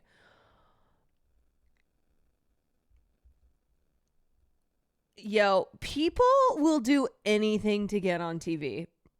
Even pretend that their son is stuck in a balloon that's floating away. The CNN footage was... I need to see a clip of this. I'm going to ask all three of you to hang on just a minute because we have rather an incredible breaking news story that we're following right now. And this is coming to us out of Colorado. No! What you all see right there that thing is an flying! experimental aircraft that inside of which is a 6-year-old boy who got into that aircraft not that long ago and accidentally launched it. It's hard to believe, but it is absolutely true. It's coming to us. This is the balloon. It is coming to us from KUSA. No, it's absolutely true. The chopper is taking pictures, and I believe this balloon, again, experimental with a 6-year-old little boy whose parents have created this experimental balloon. Inside, it's about 10,000 feet up. That's I like the how approximate. no one's questioning the experimental balloon. They're just like, yeah, these parents created an experimental balloon, and the boy is stuck inside. Height right now, traveling at what do you mean an speeds right experimental there. balloon? This is in the area of Greeley, Colorado. The family home, I believe, is in Fort Collins, Colorado. Apparently, this experimental balloon. I wonder if the rest of Furian knows this story because this has a Will Neff America Me Up segment written all over it. Was attached somehow to the house of the family creating it. Have you never heard about this in passing? By a rope. You know what? I may have, and I just didn't retain it, am not like remembering. And the 6-year-old little boy yes, he got did. into Will that talked about balloon it. and somehow detached the rope. There's a wider shot That's perspective, so everybody. funny Imagine that he already the terror talked about right it on now of Furian. this 6-year-old little boy and the family far away on the ground. Again, estimates this being as high as 10,000 feet right now as it travels pretty quickly through the skies of Colorado. I cannot believe how fucking fast that thing is moving. Information as to whether. Oh my God, I can't believe how fast the thing is moving, and everyone was glued to their TVs being like, "There's a boy on that experimental balloon. He's gonna die." That thing is thuman. That thing is thuman. Holy shit. We believe 100% that he was on board. And Falcon was really in the garage this whole time. I don't know if Falcon can hear me, but was he, because I know at some point he fell asleep in that garage, but he was hiding out because he thought you were going to punish him for something that happened earlier in the day. Did he hear anything? Did he hear you screaming out, "Falcon, Falcon"? He's asking Falcon, did you hear us calling your name at any time? You did? You did? Why didn't you come out? Oh my God. You guys said that we did this for the show. Man. No. You didn't come out? No. I heard what he said, but I'm sure not. It wasn't really clear. What was his reasoning why he heard you screaming Falcon, Falcon, and I'm sure he heard his mom screaming Falcon, Falcon. But why didn't he come out of the garage at that point? Well, whenever we tell him things like, it's a bad thing to do, he does go and hide. He cowls down. And like if we go to the store and he wants to buy some candy or something, I have to tell him no. So he's always behind. I mean, the other boys are always telling him, hurry, Falcon, hurry. So he does Look at this kid. just tend to do that. Did you think, Look at this Mayumi, child. did you think it was possible Look that at him, the he's Falcon like- was just hiding out this time and was not necessarily on board that balloon? We searched any place, even in the small drawers, and possibly God, he's Falcon literally can doing this. fit it in any part of the house, and we couldn't find him. Also, we searched the our kids' friends' houses. He might be visiting. Bro, I cannot with the we went footage through of the balloon possible, next any to it. places. So This is fucking insane. You know what? Kids being honest is a problem when you're trying to pretend like you didn't set up this whole scheme, that your son was on an experimental balloon that you created and he went flying off into the sky, and it's because you wanted to be on TV. May not remember 16-year-old Falcon Heaney. He didn't even want the food. But you'll certainly Oh my God, remember this poor his unusual kid. story. We're going to turn to Colorado and that balloon flight that has garnered so much attention. Authorities tracked that balloon for 2 hours, sparing that 6-year-old. Okay, their plan was that when the balloon was finally brought down or crashed or whatever, and they were like, oh my God, wait, Falcon's not on here? Where is he? And then they'd find out that he'd been hiding in the garage. Oh, we had no idea. We didn't know that he was in the garage. And then the kid was like, but you told me to go in the garage because we wanted to be on TV. Was inside on a misguided joyride. Yo, Balloon boy, anybody those ever throw that parents at are you these days? so... But Not you're everyone laughing should have about it. kids. Yeah, it's just- A reminder that not everyone should have children. What's your reaction to it? I'm just like, Falcon says he doesn't remember much about least the they didn't incident put him in the that balloon. earned You know him what? that True. big name, but his dad, Richard, certainly does. Surely you know this was not just some little story that was going to go away. You know that, right? Afterward, No, you dude. know, Dude. after the fact, I mean, Caroline knew right away it was a hoax. That's why she never bothered to know about it. You know what? When I was in rehearsals for Anything Goes in October of 2009, I saw that story. I was like, this is a fucking hoax. I need to get back to jazz. I have jazz rehearsal. Excuse me. The rest of you are glued to this. Please. I got to read on these people the second that I saw them. The second that I saw them, I knew. it just never dawned on me. Falcon I'm appears. sorry, what is his search truth? Search truth internet historian Richard Heaney. He has this on his tank top that he's wearing. Okay. All right, dude. Critical, thank you for the 28 months. What I love most about you, Caroline, is you're like an uncontacted Amazonian tribe when it comes to lore. Yeah, you know what? Sometimes I feel like I was just born as a 30-year-old baby. Like I just appeared one day. I'm like, hi, I'm here. What's going on? What's happening? Big Labor Boy, thank you for the 2 months. Hogan, thank you for the gifted. Speed, thank you for the gifted. Bad Train Wreck, thank you for the gifted. Hogan, thank you for another gifted. You know, I didn't know there was. Well, you guys, I was somewhat of a born again Christian. Kind of. And I think maybe when that happened, I was truly born again. I mean, actually, what I we love didn't have a most about TV you, Caroline, hooked up. is you're like an So I had uncontacted no idea what was Amazonian going on. tribe when it comes to lore. 10 years ago, I millions just fell out were of a glued to their coconut TVs, tree. watching as this giant balloon drifted across the Colorado sky. A search is underway for a 6-year-old boy who may or may unbelievable. not have climbed into a homemade helium balloon. It captivated cable audiences with wall-to-wall coverage. The incident, an apparent emergency. Falcon Heaney's life seemingly was in danger. Okay, how long has the 6-year-old been missing? You ever heard the O.J. His Simpson father, police Richard, chase? an inventor who built the Yeah. balloon himself, sounding frantic on this 911 I call. was in the Bronco. He's in that. Yeah, Sarah, thank you for the 19 months. My son just said being verified. He said, Oh yeah, my he went inside, God. didn't blow it You know off. what?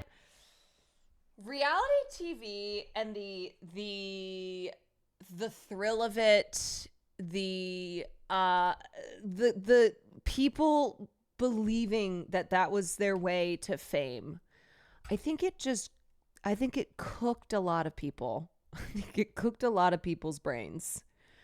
Just the chance to have fame doing whatever, didn't matter. The opportunity to be on television. We had it tethered. It wasn't supposed to take off. 3, 2, 1. The family had been recording the saucer seen here in this home video just moments before that 911 call. The Colorado National Guard was put on alert. Helicopters at the ready. Flights around the area were diverted. God, how much After money nearly did they 2 hours, spend? that flying saucer started losing its lift. Because remember, the 2000s were a golden era for reality TV. That was when there was a reality TV boom. You had The Real World, you had Keeping Up with the Kardashians, you had American Idol, you had Big Brother, Survivor, like just a boom of reality television. Jersey Shore. Yeah. And so a lot of people looked at this and were like, this is my chance. This is my chance for money and for fame. What if the Falcon we know isn't the real Falcon, the real one was in the balloon? Well, I guess we'll never know. He's up with the aliens now. James Lee, thank you for the 10 months. They're trying to grab the balloon on the ground. Oh my He just touched the ground. It dropped into a field some 50 miles from the Heaney's home. Rescuers scrambled to find the boy in the balloon while viewers held their breath. I'm going to say that this kid is going to be okay. It's been a safe landing. But as it turned out, Falcon was never in the balloon to begin with. Instead, he'd been hiding in the attic at home. Later that evening, the Heaneys talked to CNN. And when Falcon was asked why he hid, the little boy said this. We did this for the show. What did he mean, we did this for the show? We did this for the show. I have no idea. That interview sparked speculation over whether the whole He's like, thing was an act. kids say the Authorities darndest began things. calling it a hoax. At the Kids time, say saying the the Heaneys, darndest who had things. reportedly been shopping a reality show and had already been on ABC's Wife Swap, staged the stunt to gain fame. Richard and his wife, Mayumi, insisted it was not staged, but eventually pled guilty to related charges and served minimal jail time. Oh my God. Mayumi did initially confess, but she says only out of fear. Mayumi, did you actually think you could lose your kids in all this? Yes, I did. God. You thought somebody would actually take your boys away Today's from streamers ain't got all nothing on this. these guys. I thought I'm going to be deported. Then I won't see Oh my God. my husband or kids. I won't be able to see them. So then why would you do this? My focus was a hope of family together. Real. The family now lives in Florida. Richard still course. maintains that it wasn't a hoax and says he was a victim of character assassination. And how, after you stack all that stuff, throw in the interview that was on CNN with Wolf Blitzer, you throw all that together with a background you have, why wouldn't people go? This is another "You know hit what? piece. This is another hit piece, which I anticipate. Here? Yeah. What is it going to take God, to change he really does give such Florida man vibes. public opinion that you know is still out there about what happened 10 years ago. What would be nice is if the media could actually go, yeah, Richard's got a point, but it's so biased. The media lies, the media continues on with the same narrative. Bro, you know, this man 1,000% voted for Donald Trump. And all these years later, do you CNN, feel a sense fake still news. that you need to clear your name? Oh, most definitely. Still, 10 years later? Yeah. Oh, yeah. Mainstream media lies. I've lost many opportunities. I've lost a lot of opportunities. Crooked I've had News people Network. contact me about things I've invented, and the deal went south. And, because they find out who I am. And the thing that gets me is the media never tells my side of the story. He says the incident has been a learning experience for his family. How has this impacted you all? Things I invented. Oh, man. Things I invented. And then deals fall through because they find out who I am. It's had a very positive effect. Positive. Very positive, because I closed off our family to the outside world. And I just said, we're going to go to homeschooling. We're going to go do activities together. And I'm going to be the guy that spends time with them. It sounds like you're saying this incident he's just a actually good made family you all man. a tighter-knit family. Yes, we are definitely a tighter-knit family. Since the incident, the Heaney boys have started a band. On the balloon? Their heavy metal talents on display in this 2014 music video for a song aptly titled No Hoax. We don't really want to associate No, ourselves. no, man, no. What is this? You guys, this is America. This is fucking the United States of America. And now 16 years later, we have the showdown between Donald Trump and Elon Musk. They made a band singing a song called No Hoax with a green screen of the balloon. Which Twitch streamer did they grow up to be? Yeah, they're all in phase now. Oh shit! Speed Razor, thank you for the 5 gifted subs. With that. We just want to rock out. Do you have any my current God. TV or reality show opportunities in the works? No. Would you take an opportunity, a reality show, any TV opportunity, or would you rather get out of the spotlight at this point, given what the spotlight has done to you? Yeah, I don't want to be in the spotlight. Okay, and I'm sitting here with you with a light in my face, because Literally of a this. spotlight People on need me. to know this right here, this truth. But now my boys, they love playing music, they love performing. Oh, here it's a comes real the butt. passion with them. So if any opportunities come down the pipe, I hope it's for them. Okay, oh my God, this man. I love that he's like, look, I don't want to be in the spotlight, but, my boys are musicians. And this could really help them. So if any opportunity came up, if anybody, wants to do a reality show on the family, I would do it for my boys. For Nightline, and that's the I'm truth. TJ Holmes in Archer, Florida. And that's the truth. Hi, everyone. George Stephanopoulos. God, man, you know what? I stand by it. Reality TV. It's hard to say what came first, the chicken or the egg, with reality TV and Americans just being cooked, just brain rotted, right? It's like this obsession with celebrity and just the most soulless type of entertainment. Like they were doing Wife Swap, a show where you swap wives. Bacon is good for me. Oh, it's so wild. Okay, I know. I was talking about the story from today, and now we went back in time. 15 years ago. We went back to 2009. All right, let's go back to talking about Elon, because I did want to get to Jay Aubrey's video, which I have been wanting to watch this week and have not yet watched, but I think it comes at a perfect time. Okay, we'll watch some of Fox 5, the 5, trying to do some damage control here. Please do it. I was today years old when I found out tweet about the balloon boy. You know what? And that balloon boy grew up to be Elon Musk. 15 years ago, 15 years ago, the world watched as we thought a boy was flying away on an experimental balloon, and the world gathered around their television screens in horror, hoping that the boy would be returned safely. And he was, and that boy grew up to become Elon Musk, and that experimental balloon became SpaceX. I'm shocked Andre didn't teach you this essential part of internet lore. Maybe because he didn't see this as internet lore, you know? He's like, this isn't...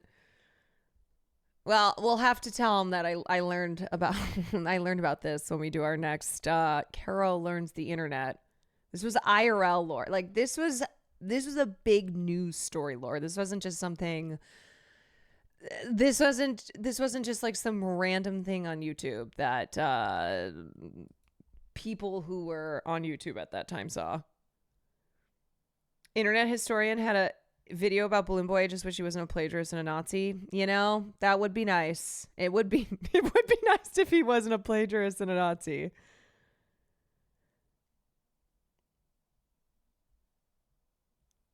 Did you see Aiden Ross stream? You know what? The answer to that is always going to be no. He's taken Trump's side and trashing Musk. Yeah, I'm not surprised by that. Aiden Ross has a shirt with Donald Trump's face on it. He can't throw that shirt out. He'd have to get a new shirt. I'm going to stop you there. No, I have not seen Aiden Ross's stream. You know, shockingly, I actually don't watch Aiden Ross. Can we get an encore of Everything is Stupid sometime tonight? You know what? It does seem appropriate for that. I want to tell them if they're both banger. watching, knock it off. We're done with this. This is an we're done? incredible moment. No. Oh, we are not done. Greg. Oh, Greggy. We are not done. We are just getting started. And the funny thing is, if the roles are reversed here, you know that they would be doing wall to wall, just like coming in their pants. They're so excited. If this were on the others, if the roles were reversed, okay, if it were not Elon versus Trump, I mean, they just this would be 100 Christmases for them. But because they know it's bad for the right, they're like, can everybody chill? Can everybody stop? For our country, it's a wait. I bet Jay Aubrey's mad as hell. He published that video like 3 days before. I mean, I think that the video's probably getting even more traction now. I'm sure people are going on YouTube and typing in Trump, and his videos are already popular, so they'll get that video, or sorry, Musk and Trump. So I'm sure it helps. It's optimistic. It's on board with the golden age. Don't sabotage it with a self-inflicted feud. You know, don't let the Dems get back up from the floor where they belong. You know, you got two really successful people, billionaires, and they both, I guess, have egos, but they also have different ways of seeing things. The great thing about this is we all see it. This is an incredibly transparent administration. This isn't a bug in the system. I like that he has a poop emoji sippy cup. You know, a lot of times, like, these guys, I think they think that they're like that they're just memeing and that they're trolling, and it's like you're sipping out of shit. You're sipping out of a poop cup. But yeah, they have the brains of 10-year-olds. That's how they act. You're like, ha ha ha ha, this will own them. It's ironic. Is the system. So I want you to compare this system to the one, you know, that ended in 2020. Would you take a forceful president and a billionaire publicly feuding in public, you know, over an invalid president, you know, who's kept hidden? What great options we have here in the U.S. Would you take an invalid president, somebody who those around him knew that he was senile, they knew that he was sick, they knew that he was not capable for the job? Or would you take the world's richest man and the world's most powerful man going at each other's throats? Amazing. I also love this. Yeah, we need to stop pretending that Trump is... This idea that Trump has all his faculties. Like, Trump is also an old man, okay? From the public, leaving the country without a leader. I'll take this any day. At least I know what's going on, and I can somewhat enjoy it. But I want him to stop. I've had it. This is like, it's like I don't want to see my parents fighting. I just want them to get back to, I like Batman and Robin. I don't like spy versus spy. Can I talk, just finish up on all the outrage over the travel ban and stuff? This is a collision between adult actions and childish ideals. You know, what the fuck is that analogy? Have gone without adult supervision for so... What do you mean spy versus spy? Are you saying that Donald Trump is a Chinese communist spy? Did we just find out that Donald Trump is part of the CCP? Because they really only use the word spy when they're talking about China. A Chinese communist spy. So long, and the muscle of deterrence have atrophied. They don't know what it's like. That's why when every time Trump takes an adult action, it's like a big bucket of ice water on their head. But the travel bans, the deportations, the criminal roundups. Spy versus Spy was a wordless comic strip published in Mad magazine. It's still funny, though, to use... What I'm saying, though, it's still funny to use that comparison. It's like, can we go back to Spy versus Spy, where it's like these two guys who are doing espionage, while he's also saying that at least what's happening here is transparent. Like, Greg Gutfield goes, I would rather have this because at least we know what's going on here, versus Joe Biden with all the secrecy and all the, you know, web of lies. But then goes on to be like, enough. Can't we go back to Spy versus Spy? So which one is that?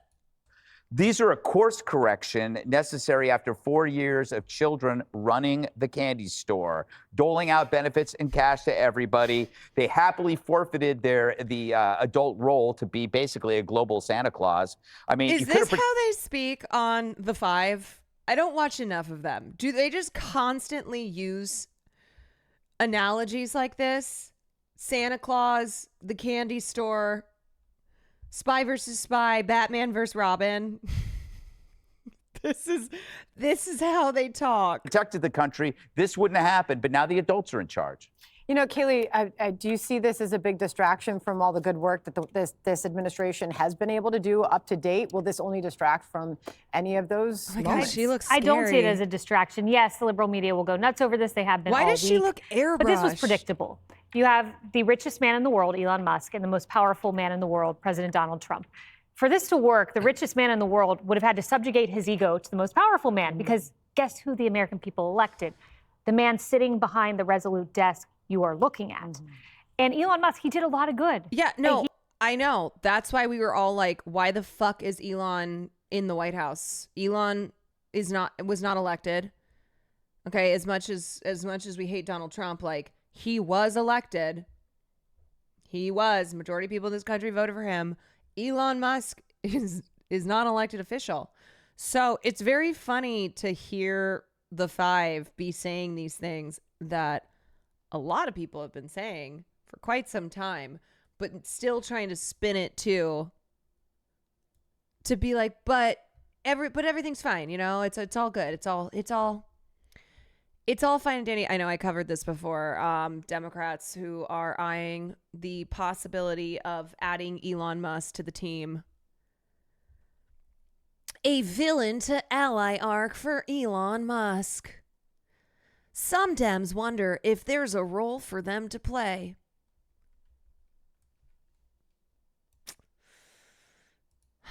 You know what? Yeah, go for it. Do it. Keep losing. Keep being the loser party. Go. He brought attention to spending, to cutting spending. No one wants to touch that issue. He touched it, and there was a lot of personal backlash. He lost value in his companies. He got death threats. But ultimately, President Trump is the one who won the election. And for Elon Musk to say, I won Trump this election, President Trump won all of the swing states. He is the first person in the Republican Party to win the popular vote in 20 years. He had the highest raw vote total of any Republican nominee ever. Okay. Anyway. All right. I got a taste of that. I know. I cannot. Very limited amount.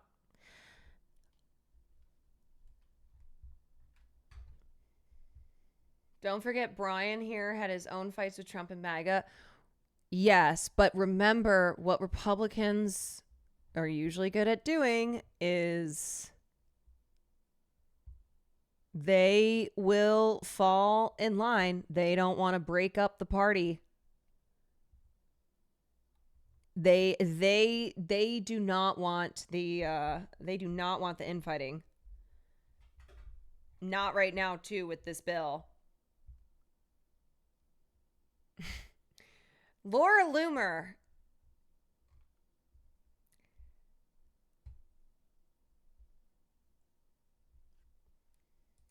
Oh, Laura Loomer. What's she saying? Never bet against Trump. I can't say that enough. Of course. You really can't trust Kilmeade's judgment. Kilmeade said, I shouldn't have any credibility. All of these tweets, like every single thing, it's just, again, all of the most heinous people. Just the most disgusting, the most cretinous, bottom of the barrel scum who are going at each other. And you love to see it. You love to see the worst people fighting.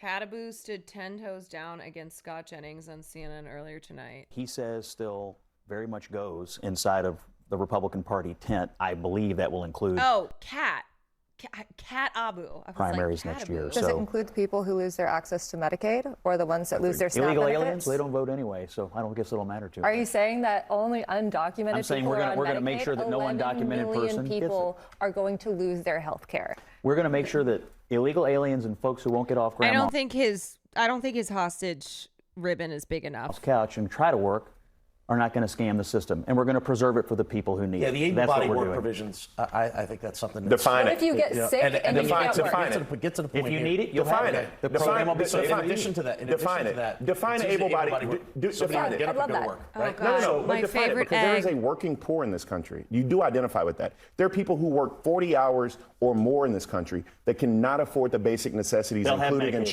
They're going to have Medicaid. But there's a gap in many places that don't expand Medicaid. Okay, so you know who determines who gets Medicaid for the most part, right? Yes, I Not was the in the federal state. government. I was in the state States, legislature. right? Yeah, I Not the got general you. counsel of the government. I got it. Right? I was there for a Biden decade, 8 administration years. says- So for people Literally fact checking. Can't Humpty take anybody Dumpty off the ass. rolls, right? What this bill does is say states, you can take people off the rolls now. Correct. If they're ineligible. Right? Okay. So if they're ineligible, they're going to go off the rolls. How are they ineligible? Okay. So I've said this many times at this table. You can't just say if they're ineligible. You have to also define what you're talking You also about. have to acknowledge. Hold on. You have to acknowledge that this bill makes more people ineligible. That's part of what the bill does. If they It don't makes meet, more people work ineligible. requirements, If you they get don't meet work but the requirements, work requirements are such that people who are currently already working may not meet the requirements Correct. under this bill. They're called people the who are working working now are going to, some of them, not meet the requirements Why under this wouldn't bill. they meet it? Or Why wouldn't they meet because, it? Okay, I've given this example many times. I'll give it again. The bill has a provision that says that if you have a child who is older than the age of 7, you have to meet a higher work requirement level. So if you're a mom, a single mom, and you're the only person taking care of a child, and you have a 14-year-old or a 13-year-old or a 12-year-old, the bill says you have to work a lot more. Some people are not going to be able to do that. They may lose their Medicaid. So that's the point. Yeah, I mean, that is the point. I gotta be honest, I hate these panels that Abby Phillips is in tasked with doing lately because they don't accomplish fucking anything. Yeah, I mean, it's at the end of the day, like, honestly, it's theatrics, right? It's why they have on people like Humpty Dumpty, you know. It's why they'll bring on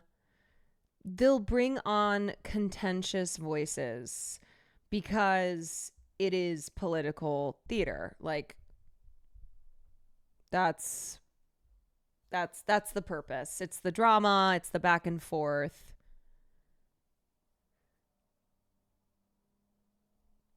It's political theater.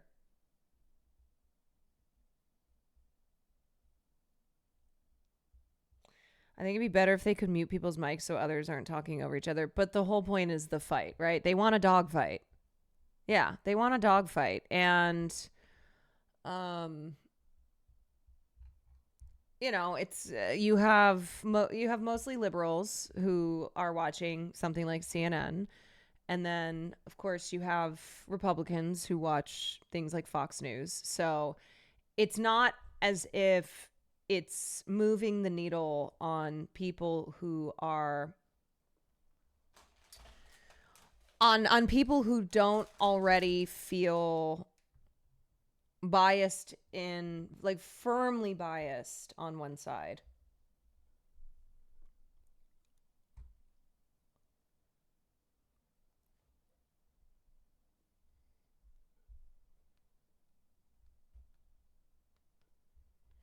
That's why they have that one woman on Fox News. Who's the one brunette lady? Like, she's always showing up on Fox News. She's the liberal voice. Jessica? Yeah. Yeah. Because even Fox News gets it, you know? They'll have on a Jessica Tarkoff. Because they want that. They want that fight. They want that back and forth.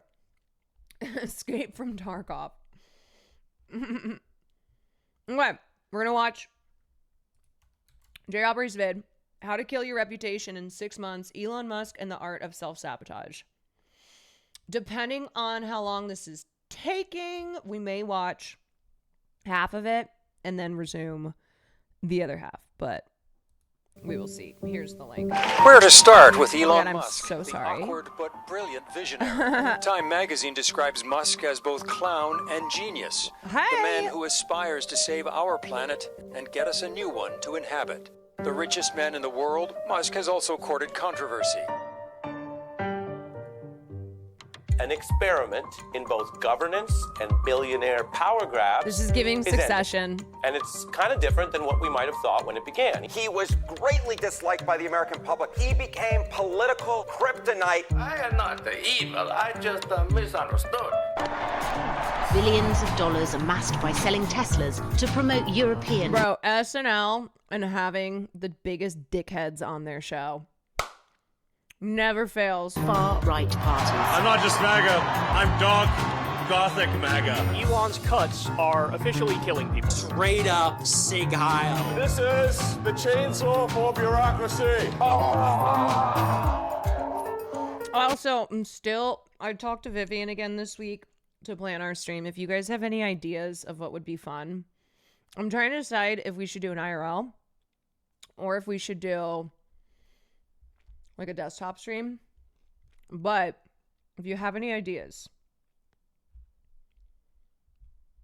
let me know. I wonder if she plays Night Rain.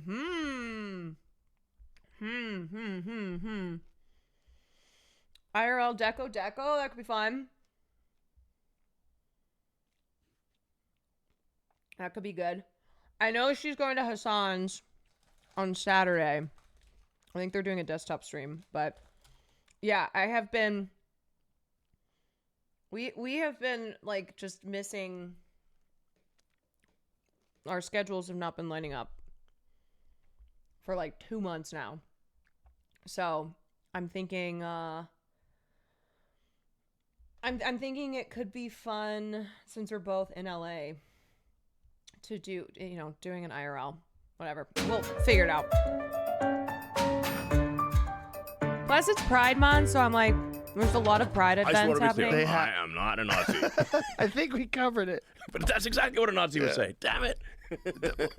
So the other day, YouTube recommended to me an ancient relic of the past that just about gave me whiplash. A 2019 episode of PewDiePie's Meme Review, featuring none other than Justin Roiland and Elon Musk. Now, there's never really been a time in my life where I've watched a ton of PewDiePie content, but I do remember when this video came out, just because it was such a huge deal for a YouTuber to be collabing with the creator of Rick and Morty and the CEO of Tesla at the same time. It was bizarre back then, and it's somehow even more bizarre now in retrospect, considering just how much both of these men have destroyed their own reputations beyond repair in just under half a decade. So, of course, I had to give it a watch.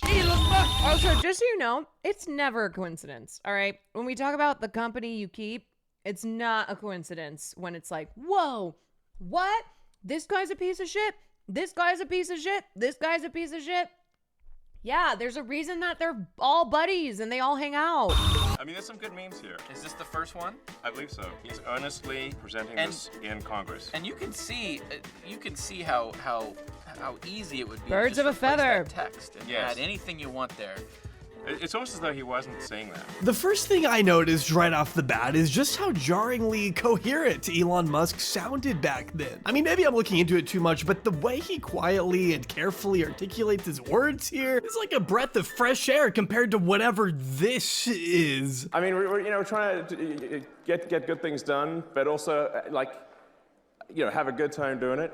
And Yeah, most people don't realize that the origin of the word meme is the, I believe, 1976 book by Richard Dawkins, The Selfish Gene. The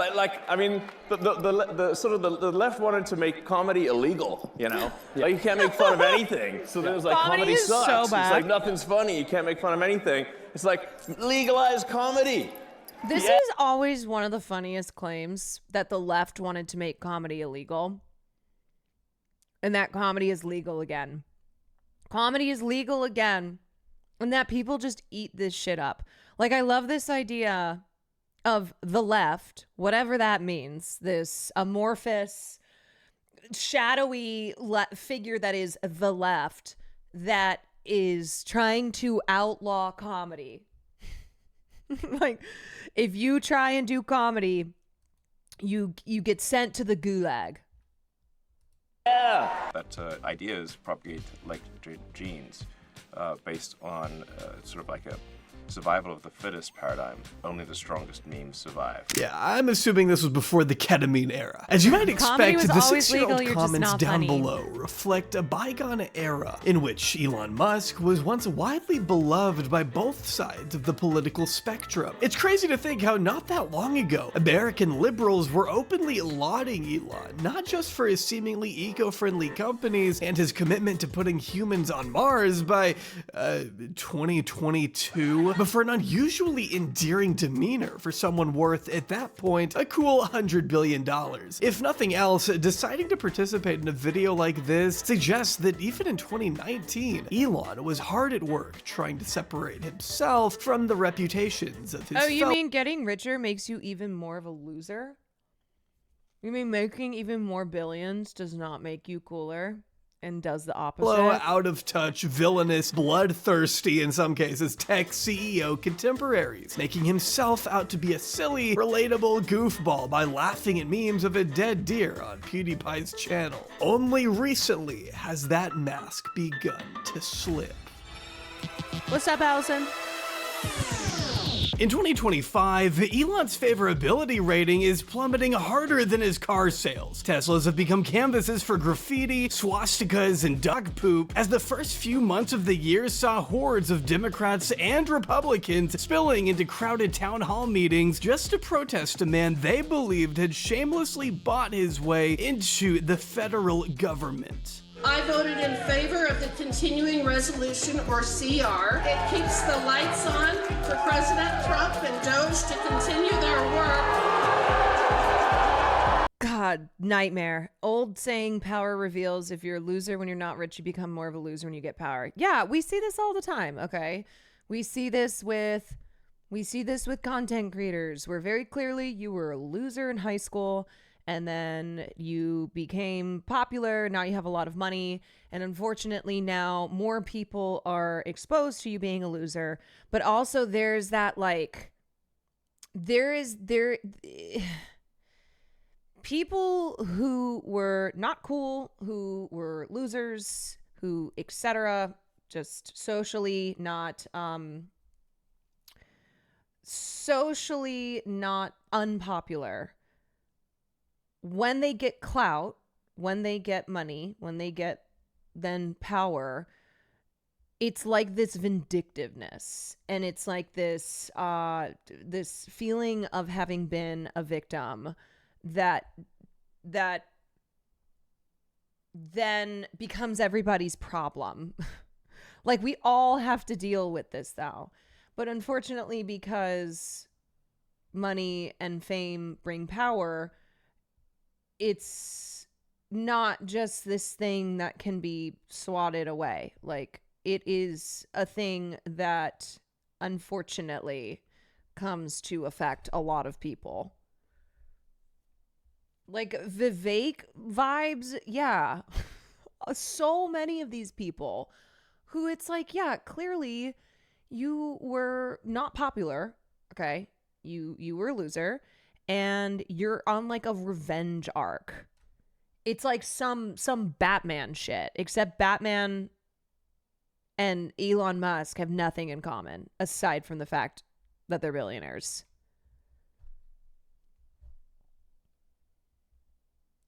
Like, Tim Pool can't show his face in public, so he made his own skate park complex for him and the boys. Yeah, like Tim Pool, that clip where he's talking about how everyone else is the problem except for him. And it's like, dude, no, dude. This is the victim complex that someone like Tim Pool has had his whole life. It's just that now he has a platform.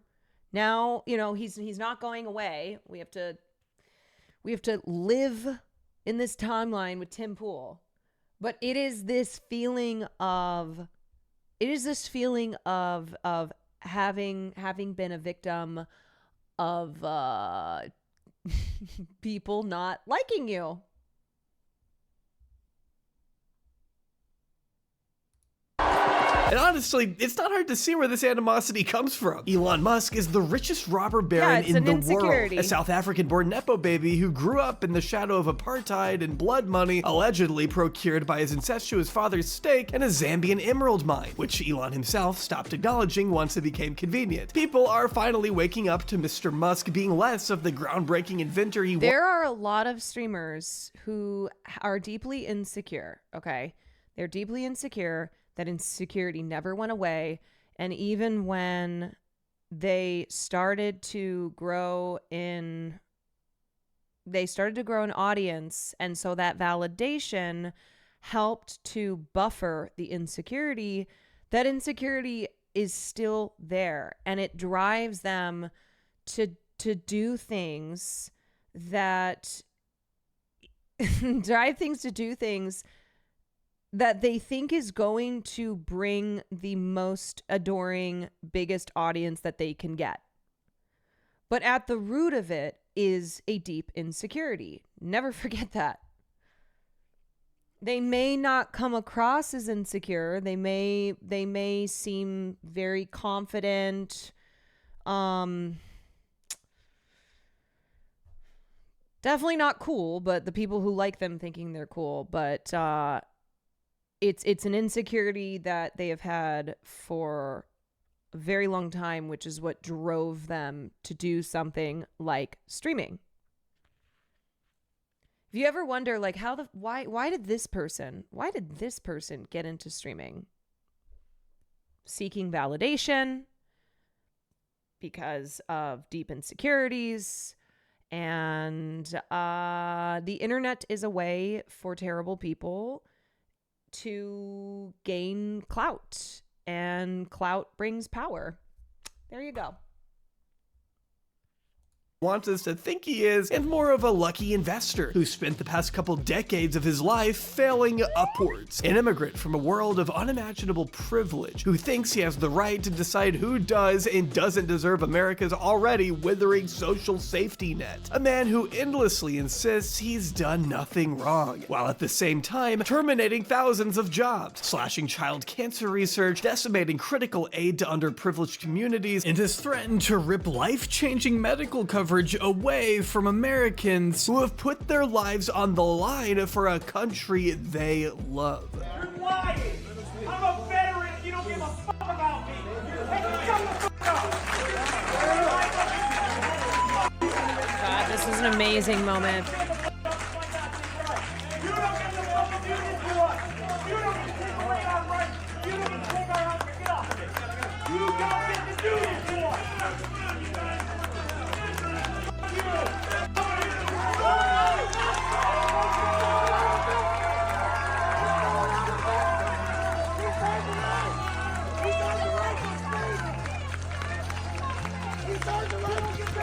After getting lucky in the dot-com boom of— Is that why you stream? So I started streaming because I was at a weird point in my life. I was turning 30 and I was between, I was at like a crossroads in my career, and I was looking at the entertainment industry and not feeling confident about continuing on that path.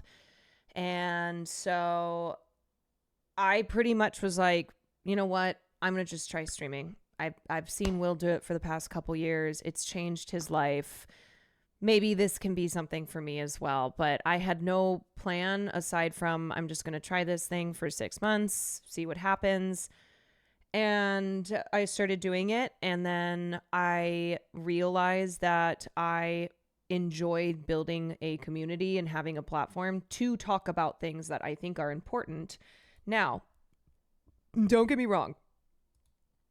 The validation aspect of content, of being a streamer, of just being a content creator, of like being known on the internet, that is true for everyone. Okay. I don't care who you are. Validation is something that's really hard to resist, but it gets tricky because if you give yourself over to it, then I think you can land in really unhealthy territory. Gaza's our home. Thank you so much for the raid. Hope y'all are doing well. Hope you had a good stream.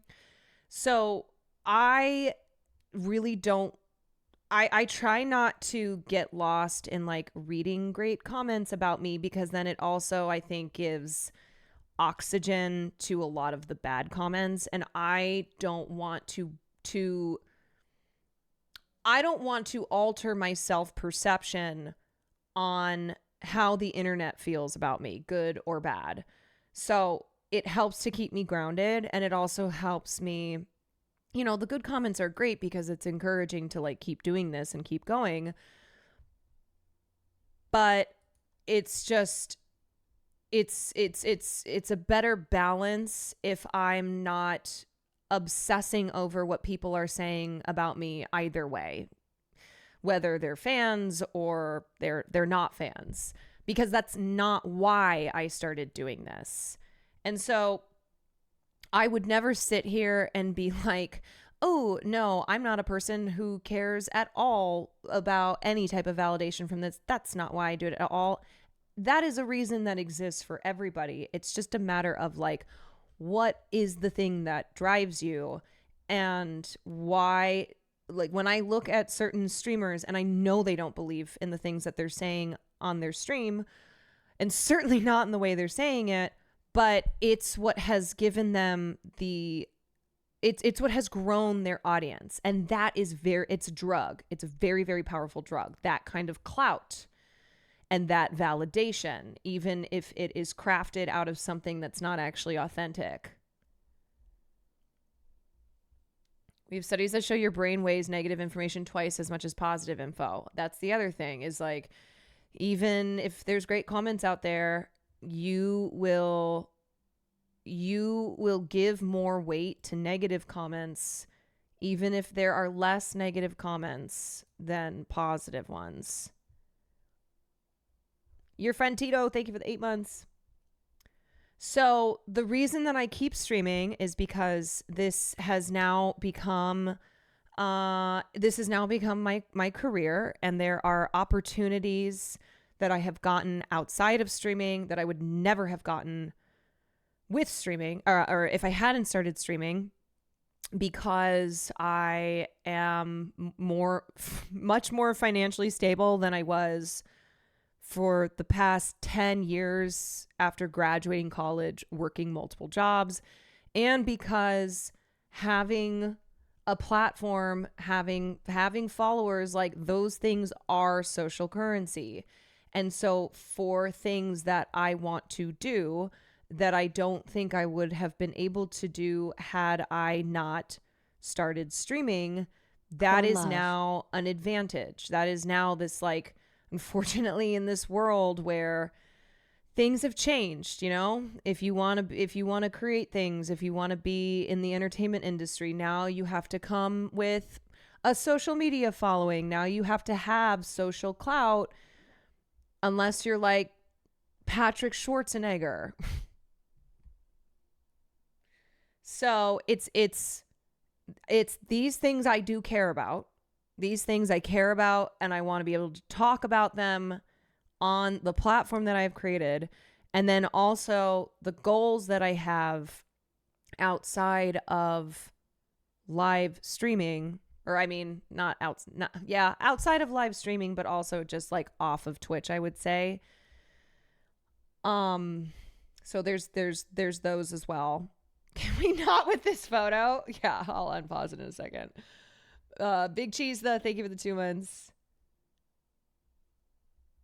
Of the late 90s and selling his first company Zip2 for millions of dollars, Elon went on to pour his first bit of cash into X. No, I'm not referring to Twitter or the sun he parades around like a Thanksgiving balloon. I'm talking about the original X.com, the company that would later merge with Confinity to become PayPal. Nowadays, Elon has virtually nothing to do with the modern iteration of the payment system we all know and love, because he was so notoriously difficult to work with that his fellow executives forced him out of the CEO role on his honeymoon in 2000. Still, he held onto his shares and made almost $200 million when PayPal was acquired by eBay in 2002, going on to become an angel investor in Tesla by 2004. This is where his net worth would skyrocket, but not until he backstabbed Tesla's original founders, got sued, and crowned himself as honorary founder of the company, despite not actually founding shit.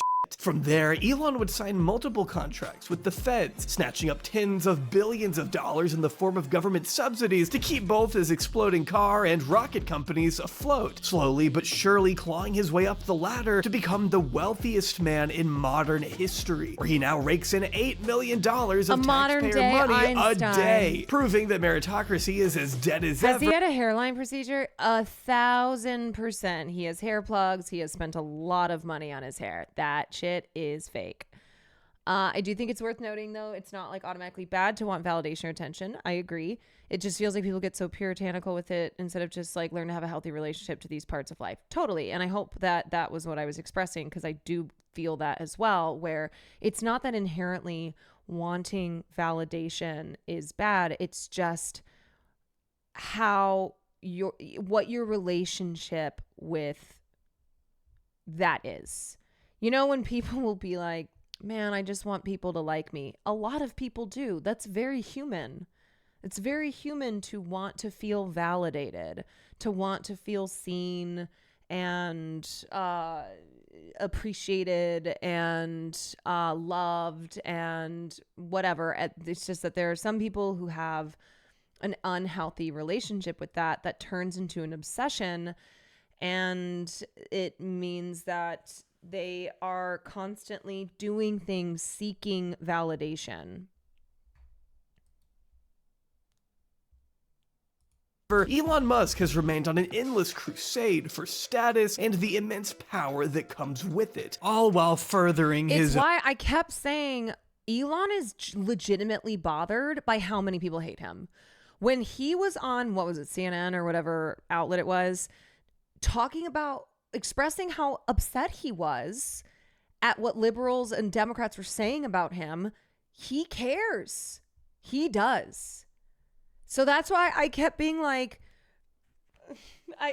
Almost the opposite of the, hey, the billionaire won't see what you're saying about, the billionaire who was friends with the pedophile won't see what you're saying about them, but the guy you went to college with who's friends with the pedophile will, that meme format.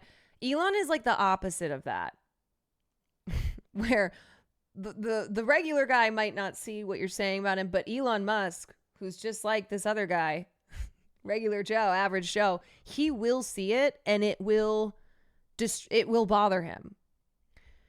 I mean, you look at how Vivian has estranged herself from Elon, that she has totally rejected him, and he can't stand that. He cannot stand his children, his biological children, not treating him with reverence, not treating him like a god king. He's like, I gave you life, and you should treat me you should treat me with respect that I'm not owed. But yeah, he very much so cares what people think about him. He wants to be cool. He wants to be popular. Why do you think he acts the way he does? That he puts on that stupid fucking hat, dark MAGA, and wields a chainsaw on stage is because he thinks he looks cool. It's because the worst dudes that you went to college with are on Twitter being like, Elon to the moon. He has a massive ego that he needs constantly filled. Own interests. It's no secret that Elon went out of his way to assemble a makeshift agency to slash and burn the regulatory and administrative state from within, and it's also no coincidence that he set his crosshairs on the very same government agencies that happen to be in the midst of investigating him and his businesses, all under the false pretense of efficiency, co-opting a decade-old meme for the sake of coming across as some wholesome chungus working for the good of the people. I think we can all agree that reducing government waste is a good idea on paper. I just don't think the majority of the country wants their grandparents going homeless. Almost like Elon has other intentions. We already know he's a serial liar. Look no further than his gaming record. Just because Elon has spent years of his life forging a fraudulent persona of some man of the... Like, there's so many examples you can point to of how insecure Elon is. Why the fuck do you think he lies about being a god gamer? He wants to be accepted in the gaming in the gaming circles as like this god tier gamer, and it legitimately upset him. People mocking him, Vivian mocking him and being like, no, he actually needed me and my brother to carry him. Like, he cares so much. The people who strive to push humanity forward and have fun doing it does not make him any less of the soulless, profit-driven oligarch that he's always been. The veneer of a harmless troll is entirely intentional as he seeks to pull the wool over the eyes of a populace he regards as too passive and stupid to realize what's actually happening to them. But if the relentless backlash against his companies tells us anything, it's that he may have greatly underestimated the will of the very people he seeks to exploit. I think in terms of political spending, I'm going to do a lot less in the future. And why is that? I think I've done enough. Is it because of blowback? We're now approaching summer 2025, and as it stands currently, Elon Musk seems to be fading further and further into the political backdrop, at least for right now, which of course is a major shift from, well, this. Yes!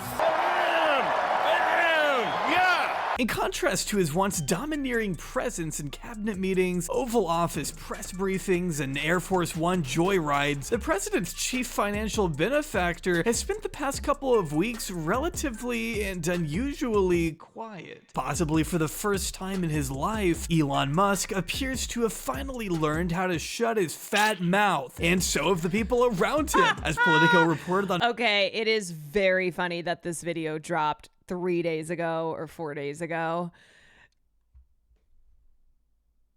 Oh Oh, that didn't age. Elon knows how to shut his mouth a bit premature. May 19th, the president went from posting about Elon multiple times a day at the beginning of the year to not once mentioning him at all on Truth Social for more than a month. MAGA fundraising emails no longer name-check the billionaire, and even Republican members of Congress have developed a curious case of amnesia when it comes to Elon's purported influence within an administration he played a crucial role in installing. It doesn't mean his power is completely diminished, of course, as the projects he's helped scheme and execute over the past several months are sure to yield lasting consequences, but it does signal a clear push by one side of the aisle to now distance themselves from a man who at one point seemed to be ushering in a new era of American politics. But why? Well, hopefully this video can provide some answers. Today we'll be taking a closer look at the actions of Doge under Elon and highlighting the reactions they've garnered. We'll be exposing the countless conflicts of interest that appear to have motivated him, and we'll be uncovering the broader moves he's made in an effort to reshape the entire Western world to fit his increasingly unhinged desires. It's time we go beyond what our leaders say. What's the analysis on what prevents him from using some of his money to hire stylists? Oh,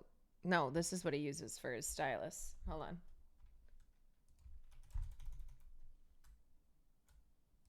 This is where he goes. r/crypto clothing. Find your crypto swag. Hell yeah, bro. Let's fucking go, dude. Shit goes hard. And start to judge them by real. what Everything they do. on Reddit And by is those real. standards, Elon Musk is a world away from the silly, jumping, meme-loving epic friendo he wants you to think he is. I didn't think fascism wouldn't come to America. I just didn't think it'd be this fucking cringe. They paint us a picture of inside of the mind of a genius. I'm living the meme. It's like there's living the dream and there's living the meme, and it's pretty much what's happening, you know. The future is gonna be amazing!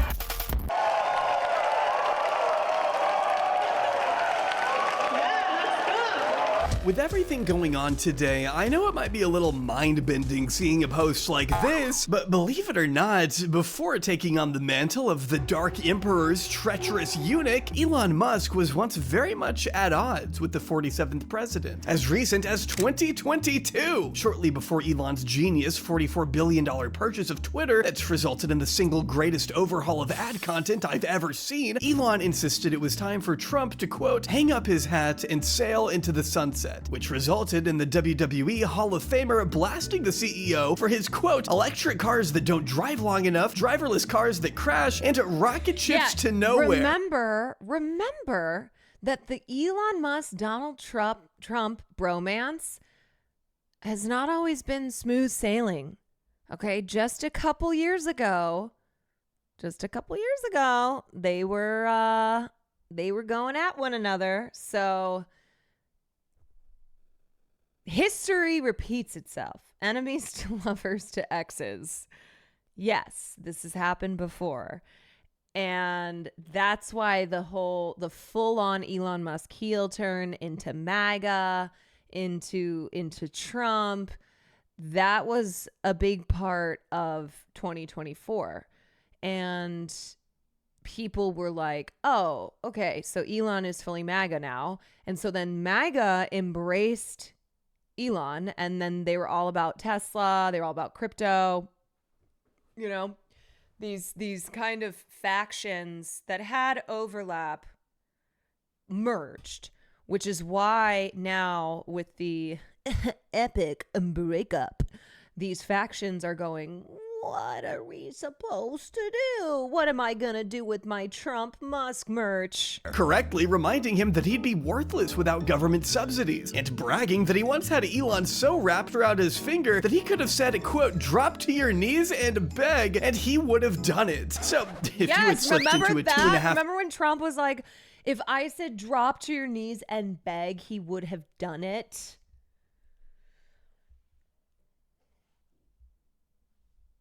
Remember that? Shit was crazy. Yeah.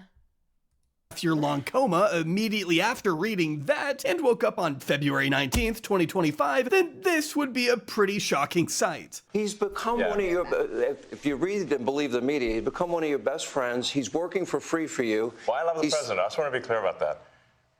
I don't care about that. I know. I love the president. You love the president. I think President Trump is a good man, and he's, you know. It's nice the way he said that, you know? There's something nice about it. It really is. You know. But such a swift 180 makes sense when you consider the textured political journey Elon Musk has had. As Trump kindly pointed out back there, the success of Elon's businesses have always been somewhat dependent on who sits in the Oval Office. In fact, there's a good chance Tesla wouldn't even exist today if it weren't for a $465 million federal loan from Barack Obama's Department of Energy, which narrowly prevented the company from being tossed into the dustbin of history all the way back in 2009. I mean it from the bottom of my heart and with no sarcasm whatsoever when I say, thanks, Obama. Even in the 2000s, Elon could be found making donations to politicians from both sides, sinking thousands into the pockets of California Democrats and congressional Republicans alike. He invested in the campaigns of both Obama and Hillary Clinton in 2008, but refrained from donating to either party in 2016, instead declaring, quote, "I don't really have strong feelings, except hopefully Trump doesn't get the nomination of the Republican Party, because I think that wouldn't be good." Ever the eloquent speaker. A year ago, you blogged that you didn't have very strong feelings about the election, but that you hoped Trump would not get the nomination. Do you essentially feel the same way about his victory to the White House? Well, I feel a bit stronger that probably he's not the right guy. He just doesn't seem. He doesn't seem to have the sort of character that reflects well on the United States. It's just I don't know, no. In 2017, Elon posited himself as a tepid critic of Trump's environmental policy, going so far as to step down from his roles on various advisory councils in protest of our exit from the Paris Climate Accords, tweeting at the time, quote, "Climate change is real. Leaving Paris is not good for America or the world." And you have to understand that one of the reasons Elon was so beloved at that point was due to his firm commitment to sustainable energy and conserving the environment. I mean, it's one of the reasons environmentally concerned liberals used to drive Teslas. Just don't tell them how they get their batteries. But Elon's support for the environment would fall apart pretty quick once he began ramping up his support for candidates who couldn't give less of a shit if climate change were a Chinese hoax or not. And that's to say, this is so funny. Look at this. This is the Dogecoin dumbass, self-described in their bio. Can I finally say that Trump's tariffs are super stupid? This is what I mean by when these two factions came together and there was overlap. Okay, there was already like Elon Musk stands who are also MAGA. Now that they've split, some people are going to try and play centrist, play both sides. Others are going to be like, so can we admit now that the Trump tariffs were really stupid and we were just pretending otherwise because of his bromance with Daddy Elon? So can we all say it now? It's like, no, some of us have been saying it. Nothing of the greenhouse gas emission from Elon's own private jet, which in 2023 generated more gases in a month than the average US family does in a year. Yeah, a man of the people, truly. And it's not just his environmental activism that's unraveled in recent years. You may already know a little bit about Elon's personal life, as it's been subject to intense scrutiny since his very public custody battle with musician Grimes, which she says nearly bankrupted her. And this isn't new. His first wife, Justine Wilson, opened up about their unhealthy marriage all the way back in 2010, reporting that she was just, quote, a starter wife, and describing Elon's tendency of dismissing her career ambitions and asserting himself as the alpha in the relationship. I'm not kidding, that is actually the word she says he used. Even his official biographer, Walter Isaacson, who knows the guy pretty well, stated that Elon's relationships with women typically involve psychological turmoil, with the most recent example being Grimes having to frantically plead with the man on Twitter to pay attention to their son's medical emergency. I'm so sorry to do this publicly, but it is no longer acceptable to ignore this situation. This requires immediate attention, she wrote on February. I saw this too. Libs and MAGA are both gonna keep my Tesla now, man. God damn it. God damn it, my Tesla's not safe. Okay, you're gonna have a gang of libs and MAGA keying my Tesla. Thanks, Elon and Donald. February 20th. This is urgent, Elon. What could have been so important for Elon to ignore his own child's health crisis, I hear you ask? Well, he needed to dress up as the nostalgia critic and do this.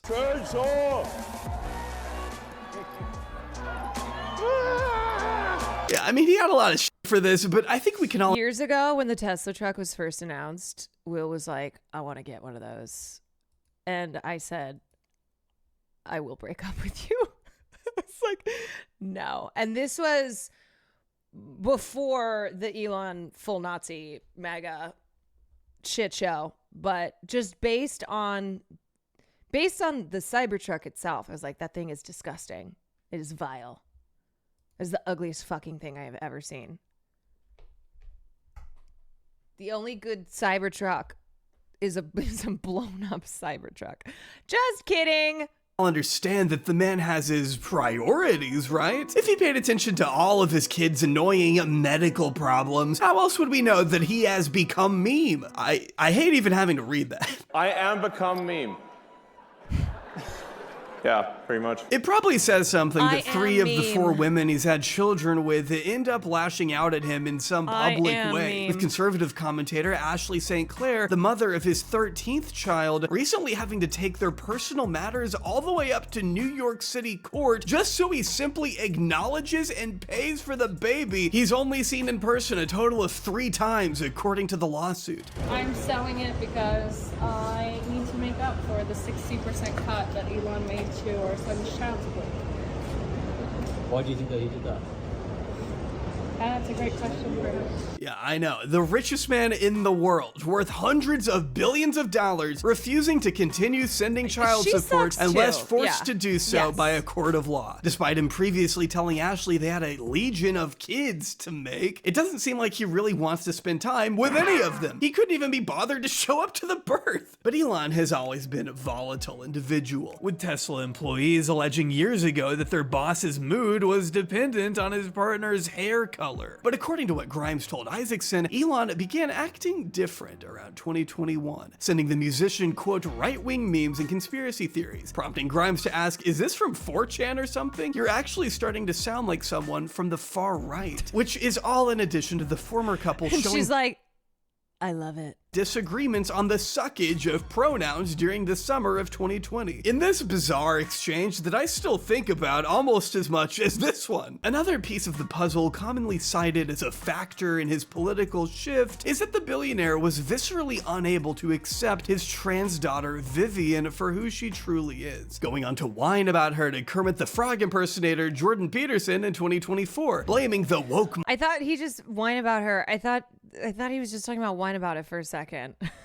mind virus for killing his child. It wasn't explained to me that puberty blockers are actually just sterilization drugs. Anyway, and I lost my son. Whine about it, Benjamin. They call it dead naming for a reason. Yeah, All right, so the reason it's called dead naming is because your son is dead, killed by the woke mind virus. Yeah, that's why. Sorry to hear that. Yeah. I can't I'm imagine sorry to what hear would be that. like. No, man, I think you're just a bad father. At the same time, this— No, Elon, that's why I'm out here and I'm trying to kill the woke mind virus, and I'm so glad to have you on our side. Look at my ugly blazer.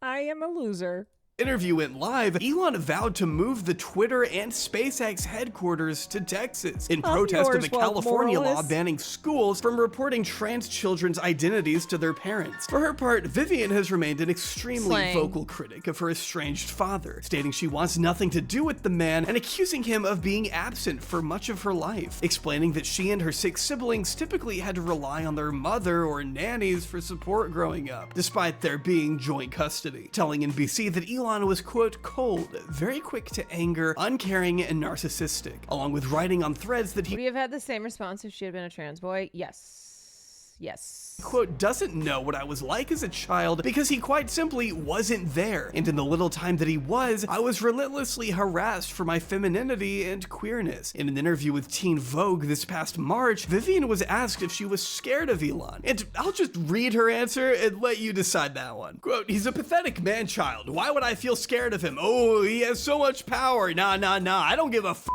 Why should I be scared of this man? Because he's rich? Oh no, I'm trembling. Oh, shivering in my boots here. I don't give a how much money anyone has. I don't. I really don't. He owns Twitter. Okay, congratulations. Is that clear enough for you? Determined to prove Vivian's point, I guess, Elon swiftly retaliated once again by dead-naming his daughter and reiterating that she was, quote, killed by the woke mind virus. Now the woke mind virus will die. It's so edgy, dude. And how did Vivian respond to that?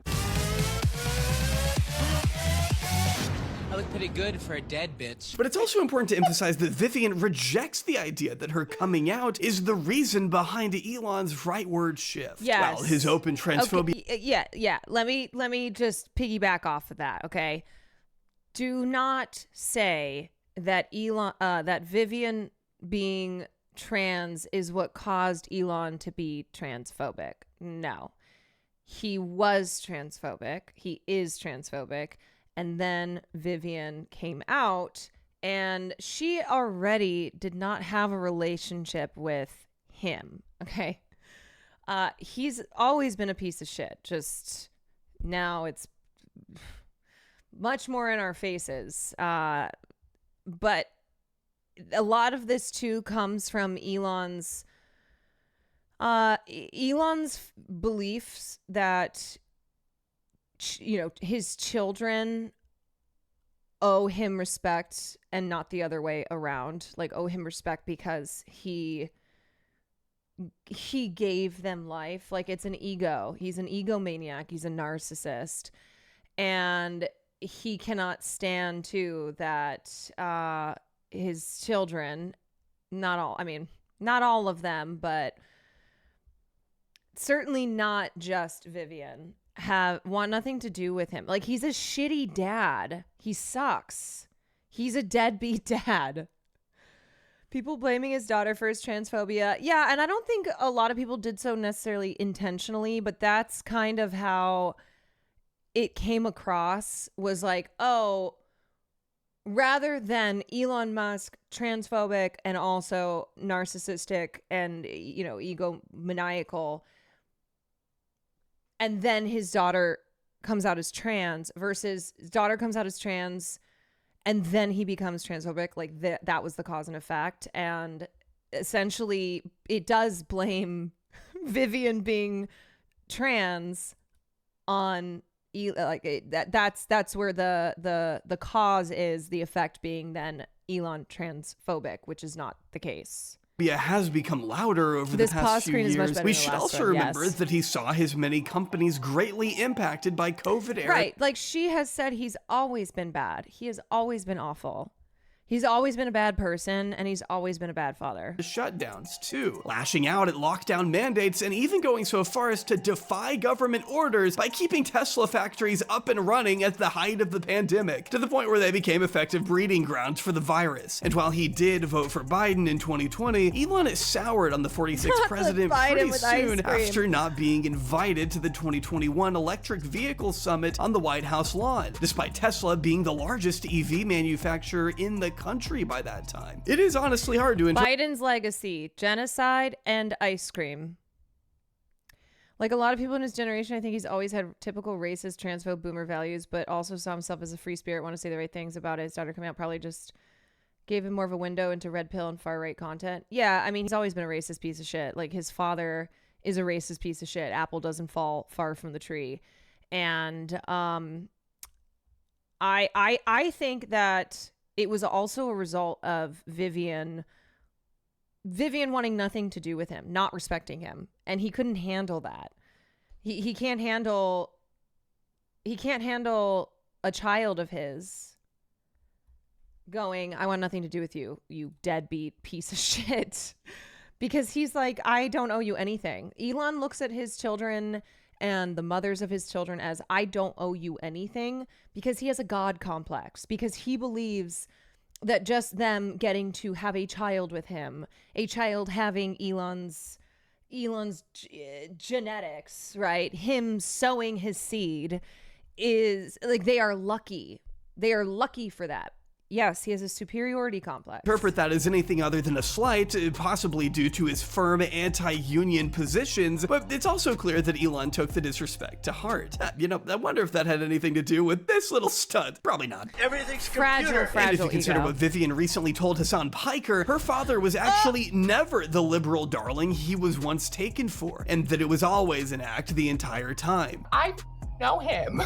He was never on the left. No. He was presented I know as the a bitch. he was presented as a liberal darling, is what I meant. Yeah, Because like a marketing theme. Yeah, I think that it was always bull for sure. It's always bullshit, and it's still bullshit. And so the fact that any liberals right now are like, welcome back to the team, Mr. Musk. It's bullshit. It's always been bullshit.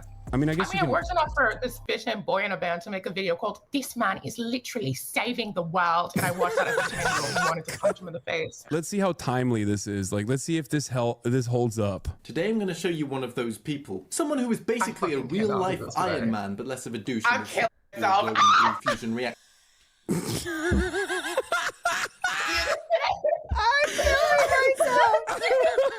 If Elon has always harbored reactionary politics, he certainly was making no effort to hide them by the early 2020s, descending further down the brain rot pipeline by starting up his own MAGA super PAC and, of course, buying an entire platform where he regularly promotes and interacts with fringe conspiracy accounts, along with the occasional out-and-about Nazi. These are just a few tweets from an account he has personally amplified to his 219 million followers just since buying the site. Even the name Captive Dreamer is a reference to a French soldier who fought alongside the Nazis in World War II. Another person who followed this account shortly after the election is this guy. While undoubtedly cozying up to a reactionary base, Elon was still unwilling to put his full-throated support behind Trump by 2023. The president's words, not mine. And like many Americans, Elon found himself in the market for an alternative to the two bumbling, dried-up geriatrics offered up by our lovely two-party system. But instead of landing on somebody, well, good, he went for this. Hungry. Yeah, him. Evidently drawn to his incredibly normal laugh and equally normal affinity for high-heeled boots, Elon became one of the many billionaires who threw millions of dollars behind Florida Governor Ron DeSantis during the Republican primaries. While DeSantis was once billed as the most formidable rival to Trump for the coveted GOP nomination, as the race dragged on, it became painfully clear who amongst them would take the W. So much so that the Republican debates essentially boiled down to an audition for who would be named Trump's vice president. Ron DeSantis, High Heels University. Vivek Ramaswamy, Donald Trump Fan Club. Chris Christie, Golden Corral Station. All that, and he still chose this guy. Anyway, we all know the rest. DeSantis went back to his home planet, Aiden Ross gave Trump a Cybertruck with a reminder of the worst moment of his life stamped on the side, and Elon bankrolled the president's return to the White House to the tune of at least $288 million that we know of, which is the equivalent of about $214 when you compare his net worth to the average American, an investment he very much intends to get a return on. Whether it's doing sponsored content on the White House lawn, threatening Elon's critics on live TV, or ripping up the Constitution and vowing to illegally deport Tesla rioters to an El Salvador torture camp known for its human rights abuses, one of the clearest and most notorious displays of the president's generosity so far has been the implementation of a little thing us based meme lords like to call. The second I heard Elon would be assigned to a new government agency named after a 15-year-old meme and a scam token that I personally lost money on, I pretty much accepted the country's demise. We had a good run, everybody, and the Chinese century awaits. At the beginning, I assumed this thing would be a fake agency for Trump to get Elon off his back. Like when you give your little cousin a controller and don't plug it into the TV to make him think he's playing the game. But now that we're a few months into the second Trump term, it's safe to say that what started off as light musings at a dinner party in 2023 has culminated in a hostile takeover of the federal government, seemingly spurred by Elon's obsession with the movie Office Space. Quoting a line from the character Gordon Gekko alongside an AI-generated image of him looking oh so epic. Side note, but you know Elon has never looked badass in his life when he has to resort to using Grok to aura farm. Then 2 weeks later he tweeted, "I rewatched Office Space tonight for the 5th time to prepare for Doge." Apart from smugly quoting the film in person, person to a marine biologist he had recently fired, Elon made headlines for infamously requiring federal workers to respond to an email explaining 5 things they did that week. Failure to do so, he promised, would result in their termination. A policy so ridiculous that leaders in the FBI and State Department both told their employees to ignore said email. But for those in other less fortunate agencies, workers that are further down the totem pole, employees have been known to send photos of their piss and shit to Doge in hopes that Elon would wind up opening it. Quote, I know Elon probably He is literally the definition of a man-child. Ah ha ha, poo-poo. Ha ha. Poo-poo.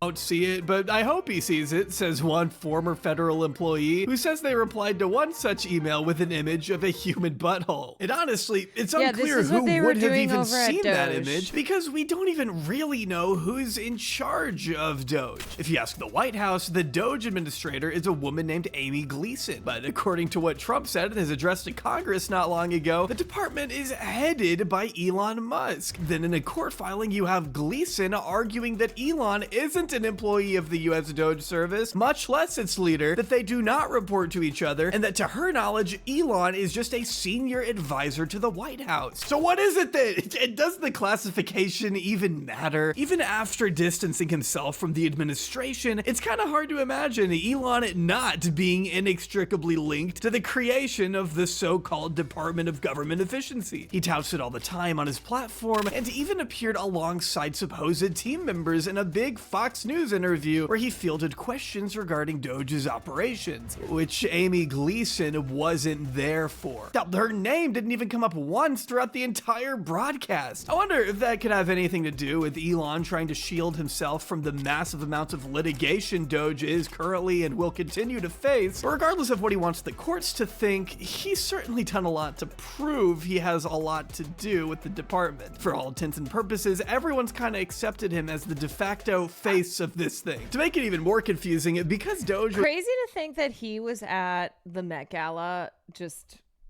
a couple years ago or whenever that was with Grimes, right? That Elon Musk was, just like Donald Trump, a part of the highest liberal elite societies and circles, you know, as a billionaire.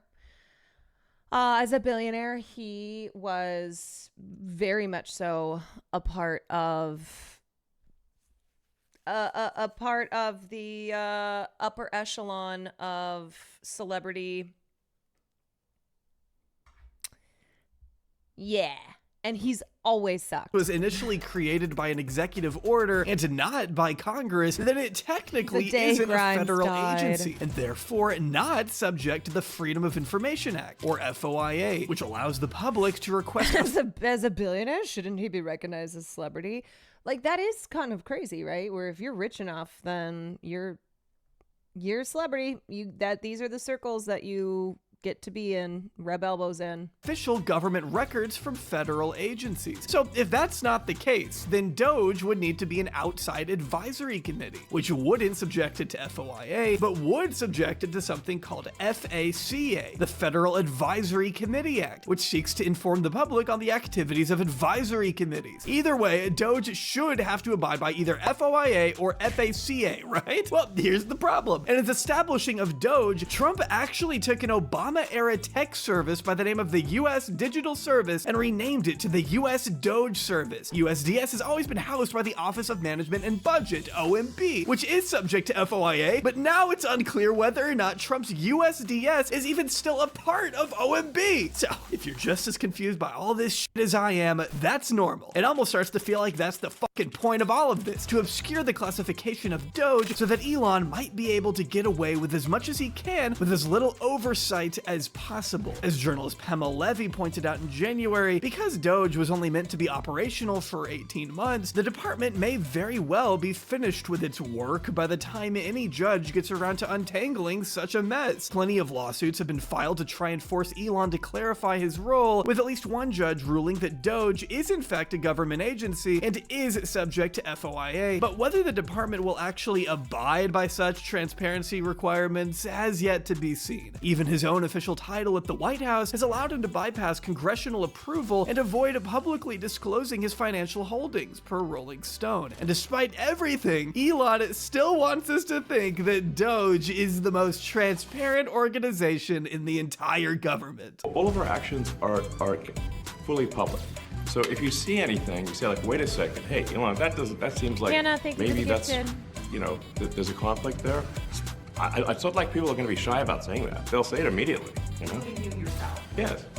But transparency is what builds trust, not simply somebody asserting trust. So not somebody saying they're trustworthy, but transparency, so you can see everything that's going on.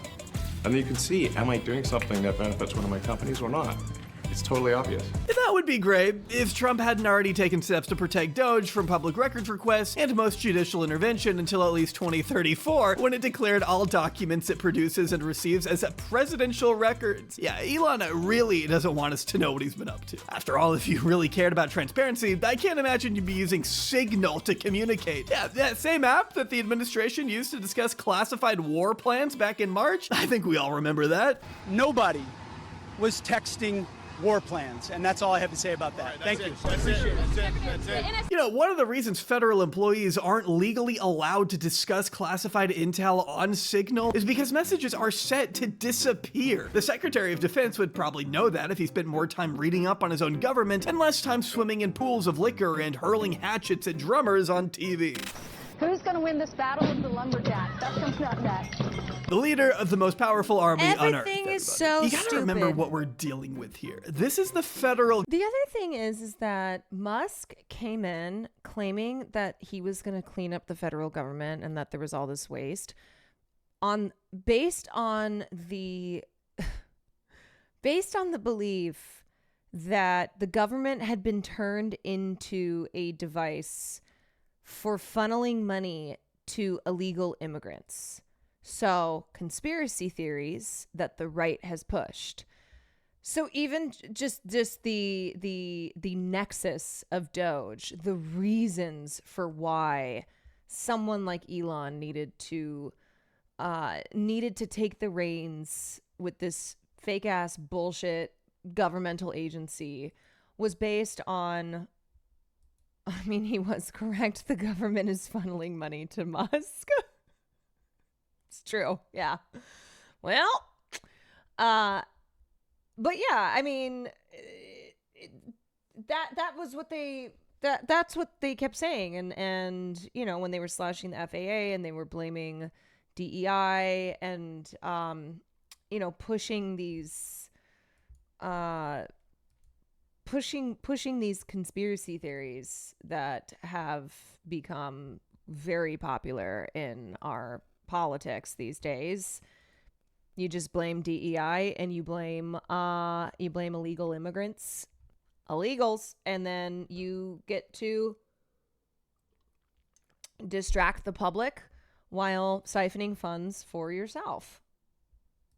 Government, and the deleting of messages is a direct violation of the Federal Records Act. This forces government agencies to keep archives of all their correspondence. I'm sorry to be annoying, but the public has a right to know if our elected officials are willfully bombing civilian infrastructure and celebrating it in a group chat, which they have, and those are just the ones that have leaked. God knows what else goes on in those Signal chats that we haven't seen. As far as I'm concerned, these guys might as well be using fucking Snapchat. In fact, I'm surprised Doge isn't, considering most of its staff just got out of fucking college, and some of them might even be in college still. What inspired you to drop out of Harvard to do this? You know, there's a lot of reform. Because I'm a prick. First, I want to talk about today's sponsor, and I'm actually pretty excited for this one, not just because I've been using them for years, but because it Do you gives think me that's a the chance same to guy who ramble was in into that the void piece about where they were something that's where they affected were my life for talking as about long as I can remember. ChatGPT's So buckle up because I'm proliferation about to overshare. amongst Ladies college and gentlemen, students? This video is sponsored by No CD. If you've never experienced OCD, then So you why might would not you know drop that out of it Harvard actually to go gets work for Elon misconstrued Musk? all the time. Because You've he's probably sick heard the as fuck. stereotypes that OCD is all about Did you see the liking things 22-year-old they organized just and hired to keeping your head the room clean, counterterrorism things like task that. But force? the reality is a lot more complex. Real OCD has a tendency to latch onto your worst fears. It feeds off your anxiety and can lead to horrifying, unwanted thoughts playing in an endless loop inside your head. What's his These name? dark American, sometimes harm-based, taboo thoughts are called intrusive thoughts. Thoughts you can't stop, don't want, and would do just about anything to get rid of, even for a few minutes. For example, you might be afraid that you're going to get a bad grade on your next exam. So in order to get rid of 1 year out of college, no just apparent national security expertise. Oh, I'm shocked. 1 year out of college and he has no national security expertise. A little bit. And that sounds insane. Wow. You know that tapping that doorknob has nothing to do with whether or not you do well. How on could the that test, be? But it does make your brain feel a little bit better in that brief period of time. Now imagine those thought patterns happening to you repeatedly throughout the day. He interned at Heritage Foundation. At least that's Sick. what it is for me. It can take You mean on the a lot of same different group that forms, but Donald that's been Trump my was like, experience. I don't It's have what anything to pushes do me with to them. neurotically check the oven My over and agenda over, isn't even though I being know it's shaped by off. the It's what Heritage pushes me to wash Foundation. my hands constantly throughout the day, because if I From don't, Heritage my brain is to convinced me that Homeland some Security. horrible thing is going to happen to me or my loved ones. I know it all sounds insane to say out loud. An And Aiden people Ross with watcher, OCD like know deep not down that even their compulsions being, have nothing to do with what not happens even in the real exaggerating. world, but for some reason it's That's the kind of impossible guy not who to probably feel watches Aiden otherwise Ross. sometimes. I think that's what keeps people from getting help. At least that's what it was for me. I was so afraid of being misunderstood or written off that I just didn't reach out to anyone or seek professional help for the longest time. The alarms have been raised among counterterrorism researchers and nonprofit groups funded by CP3. No CD isn't Bro, look at his fucking photo on LinkedIn. Hold on. OCD treatment provider Look at this in douche the lord. world. All of their therapists Look specialize at in this OCD douche and are lord. trained in exposure and Yeah, that response guy looks like prevention he's therapy. he's gonna only run treatment that. helped me feel like myself again. No CD therapists know exactly how to approach the different subsets of Looks OCD, like he's gonna and even offer a run designated that community office for well. people with OCD to share their experiences Absolute with one trash another and vibes. conquer the disorder He together. is What's great intentionally is their raising services are one even made more eyebrow. accessible with insurance Where's coverage his for over fedora? 155 million Americans. I've had their app installed on my phone for years. Hello, milady. Helped by them. I really can't recommend their services enough to anyone. This is the type of guy who'll be like, you can't hit on women these days because they'll just say they'll just claim rape. And booking a free call with their team. Oh That's my God. NOCD.com. Link in the description down below. So that's it. That's my little 22 and hairline rambling already speech. Now, receding. finally, back to the Well, video. Thanks to a recent investigation by Wired, we now know of at least 6 young, inexperienced Doge engineers. that Maybe all he had can- ties to either Elon or his fellow billionaire blood drinker Peter Thiel before gaining A-level security Maybe he can get, clearances at the Trump's hair guy. GSA, the General Services Administration that manages a swath of federal agencies. That's He right, has whether DreamWorks Elon is there face. or not, Yeah. working at the top floor of the GSA's headquarters are kids who don't remember where they were when the towers fell and have the same level of experience in government as I do. None! Creating a, quote, climate of fear that has infected every corner of the U.S. executive branch, as written in Rolling Stone, which also claimed that whenever the needs of Elon's nerd army aren't met, his minions have been known to snap at government officials. Do I need to call Elon? Which sounds fucking insufferable. According to 2 career employees at GSA, the young Doge staff has gone so far it's so funny that these fuckers will be like any woman or person of color in a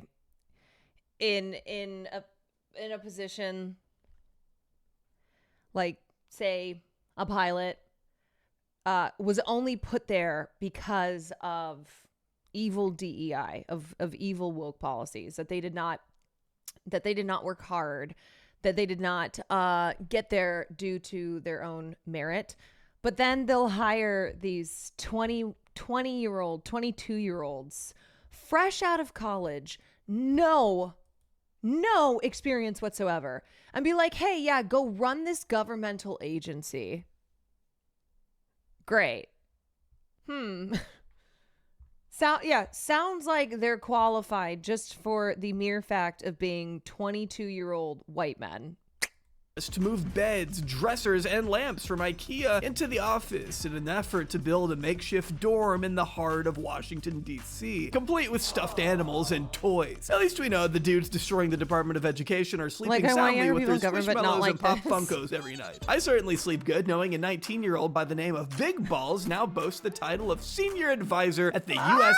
State Department. I mean, really think about it. 19 years old. When Trump won his first election in 2016, this guy guy was 10, picking his nose and playing Minecraft. Ignore the fact that he was recently suspected of leaking proprietary information to a cybersecurity firm and the fact that he reportedly belonged to a cybercrime gang. This kid was young enough to be the target demographic of my Lego stop-motion animation channel when I was active on it. I really love how cool and normal everything happening right now is. As you can imagine, Elon didn't exactly— Yeah, they're just hiring Reddit to run the government.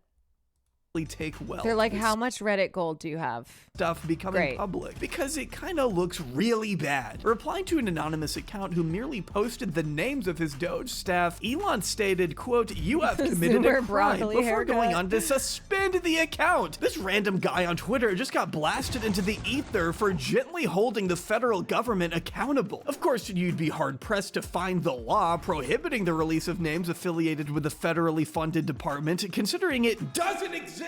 You'd think a free speech champion who defended the release of whistleblower Julian Assange not that long ago would be on the side of the American public here. To not release the names of the baby-faced Jack Doherty-looking kids actively trying to piss away social— It literally is like hiring Jack Doherty to have an important role within the federal government. Like, that's who you're hiring.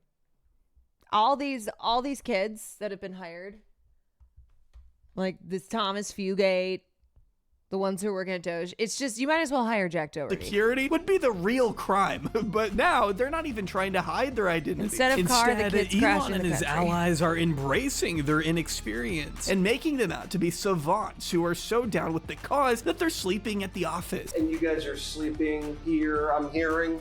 You guys are up all night. Much like their God King was known to do at Twitter and Tesla in his apparent undying mission to spend as little time with his family as possible. And again, honestly, what Elon has been doing is just surrounding himself by fanboys. That's what a loser he is. He literally just took guys who are in the, in the same subreddits that he's in and who are fanboys of Elon Musk. And that's who he hired. Like, he wanted to have a cult, right? Like, he wants to be a cult of personality. He wants there to be fanboys just all around him. Being this dedicated to rooting out waste, fraud, and abuse. Like, Ian Miles Chong is probably still holding on hope that he'll get a job that'll finally come to the United States for the first time. Sound like a good thing until you take a closer look at what they're doing, how they're doing it, and why. And we're gonna start at the most appropriate place I can think of: condoms, because America's getting Doge and OMB also found that there was about to be 50 million taxpayer dollars that went out the door to fund condoms in Gaza. That is a preposterous waste of taxpayer money. Lovely Gen Z press secretary made the bold claim in February that Doge had discovered $50 million. Also, I'm sorry, Caroline with a K, you're not special, okay?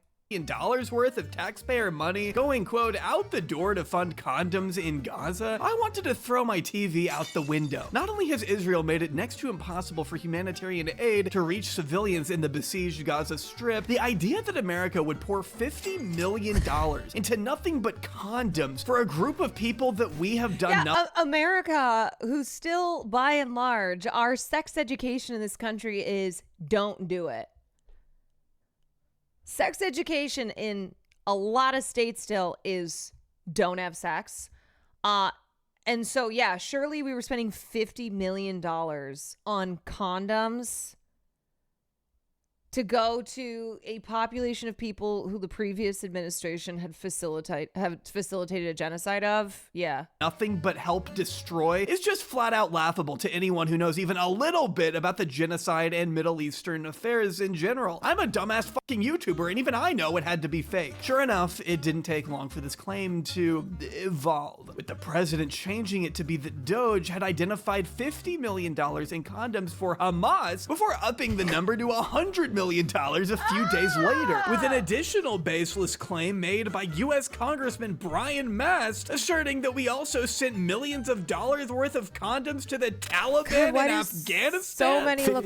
So many of these guys look like rotten eggs. For condoms to the Taliban through USAID. I don't think anybody's going to die because we don't give the Taliban any more condoms. It didn't take long for those with half a brainstem to piece together the origin of such fantastical assertions. The United States wasn't allocated allocating hundreds of millions for condoms in Palestine, but they were funding relief initiatives for HIV and AIDS in the country of Mozambique, which contains a small rural territory in the south by the name of the Gaza province. Turns out they had the wrong Gaza all I can't tell if these people like think everyone else is stupid or it's just that they are so stupid. I mean, also that, but that they are just so stupid that Condom Gate, for instance, comes from being just utterly stupid. Why not both? Yeah. So can you correct the statements? It wasn't sent to Hamas, actually.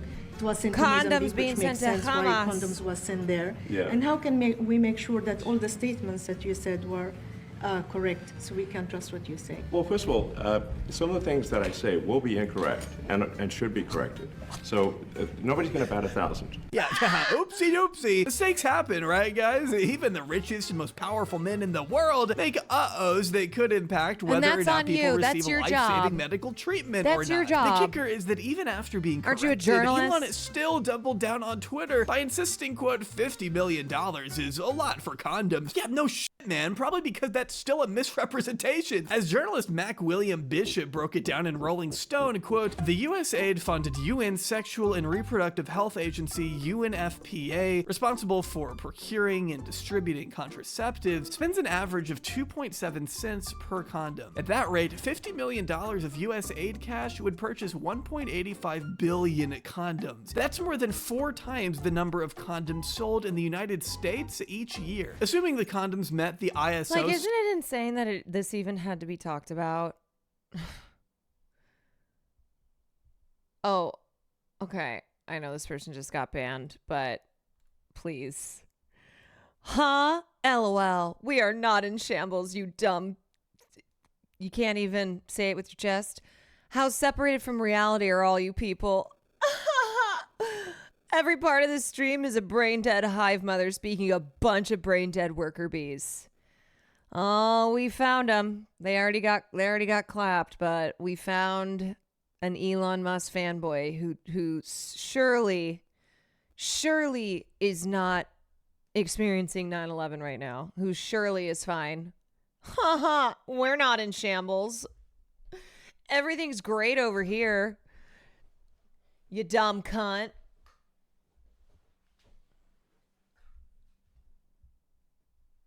Are you sure about that? Are you sure it's okay? Because it doesn't seem to be okay. You know, if you're hurting, help is out there. It's fine. Everything's fine, says from behind the mask. Hive Mother's a pretty cool title, though. You know what's funny is that sometimes, unironically, without meaning to, these dummies will give us something that actually goes pretty hard. Like it goes quite hard. Sometimes when people are trying to be transphobic, they will post something and it's like, wow, that actually goes incredibly hard.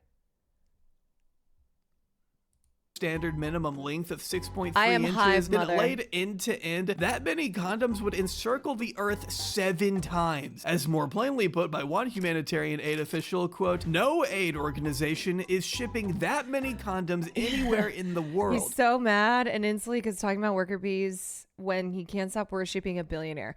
That's the funniest thing about it is the like, I'm not mad, I'm not owned. You know, you're the sheeple. You are a fanboy of a billionaire. That's what your life amounts to. You stan a billionaire because he's a billionaire. Yikes. Let alone Gaza. This article is also great because it points out how BRB Brian while I eat Mast from this himself slop is trough. responsible for the exact waste he performatively denounced on his little YouTube channel, seeing that it was Brian Mast's own committee in Congress that's been allocating millions of dollars for contraceptive care since 2017.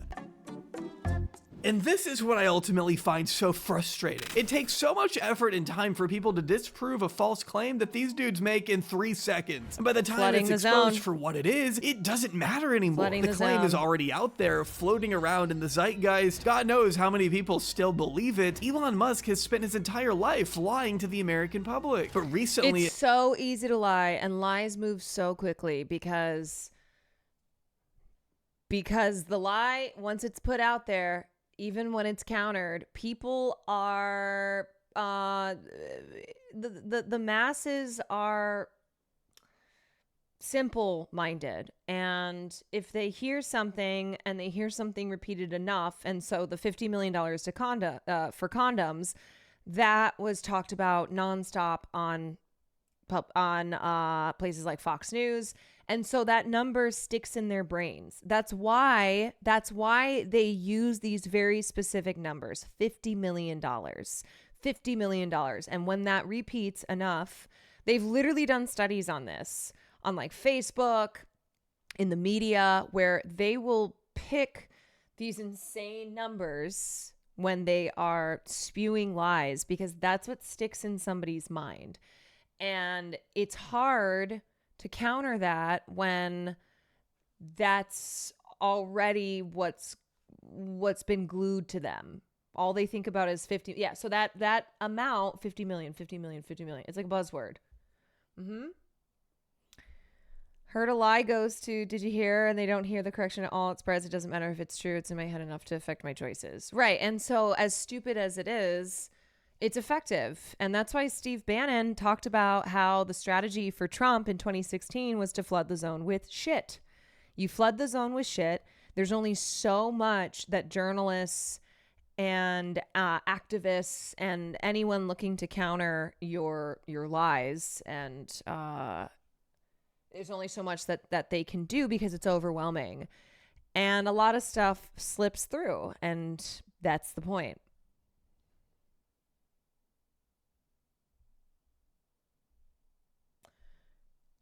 In some ways, I get why the clergy used to persecute people for trying to think for themselves. And yeah, I absolutely feel that for some of these dumbasses.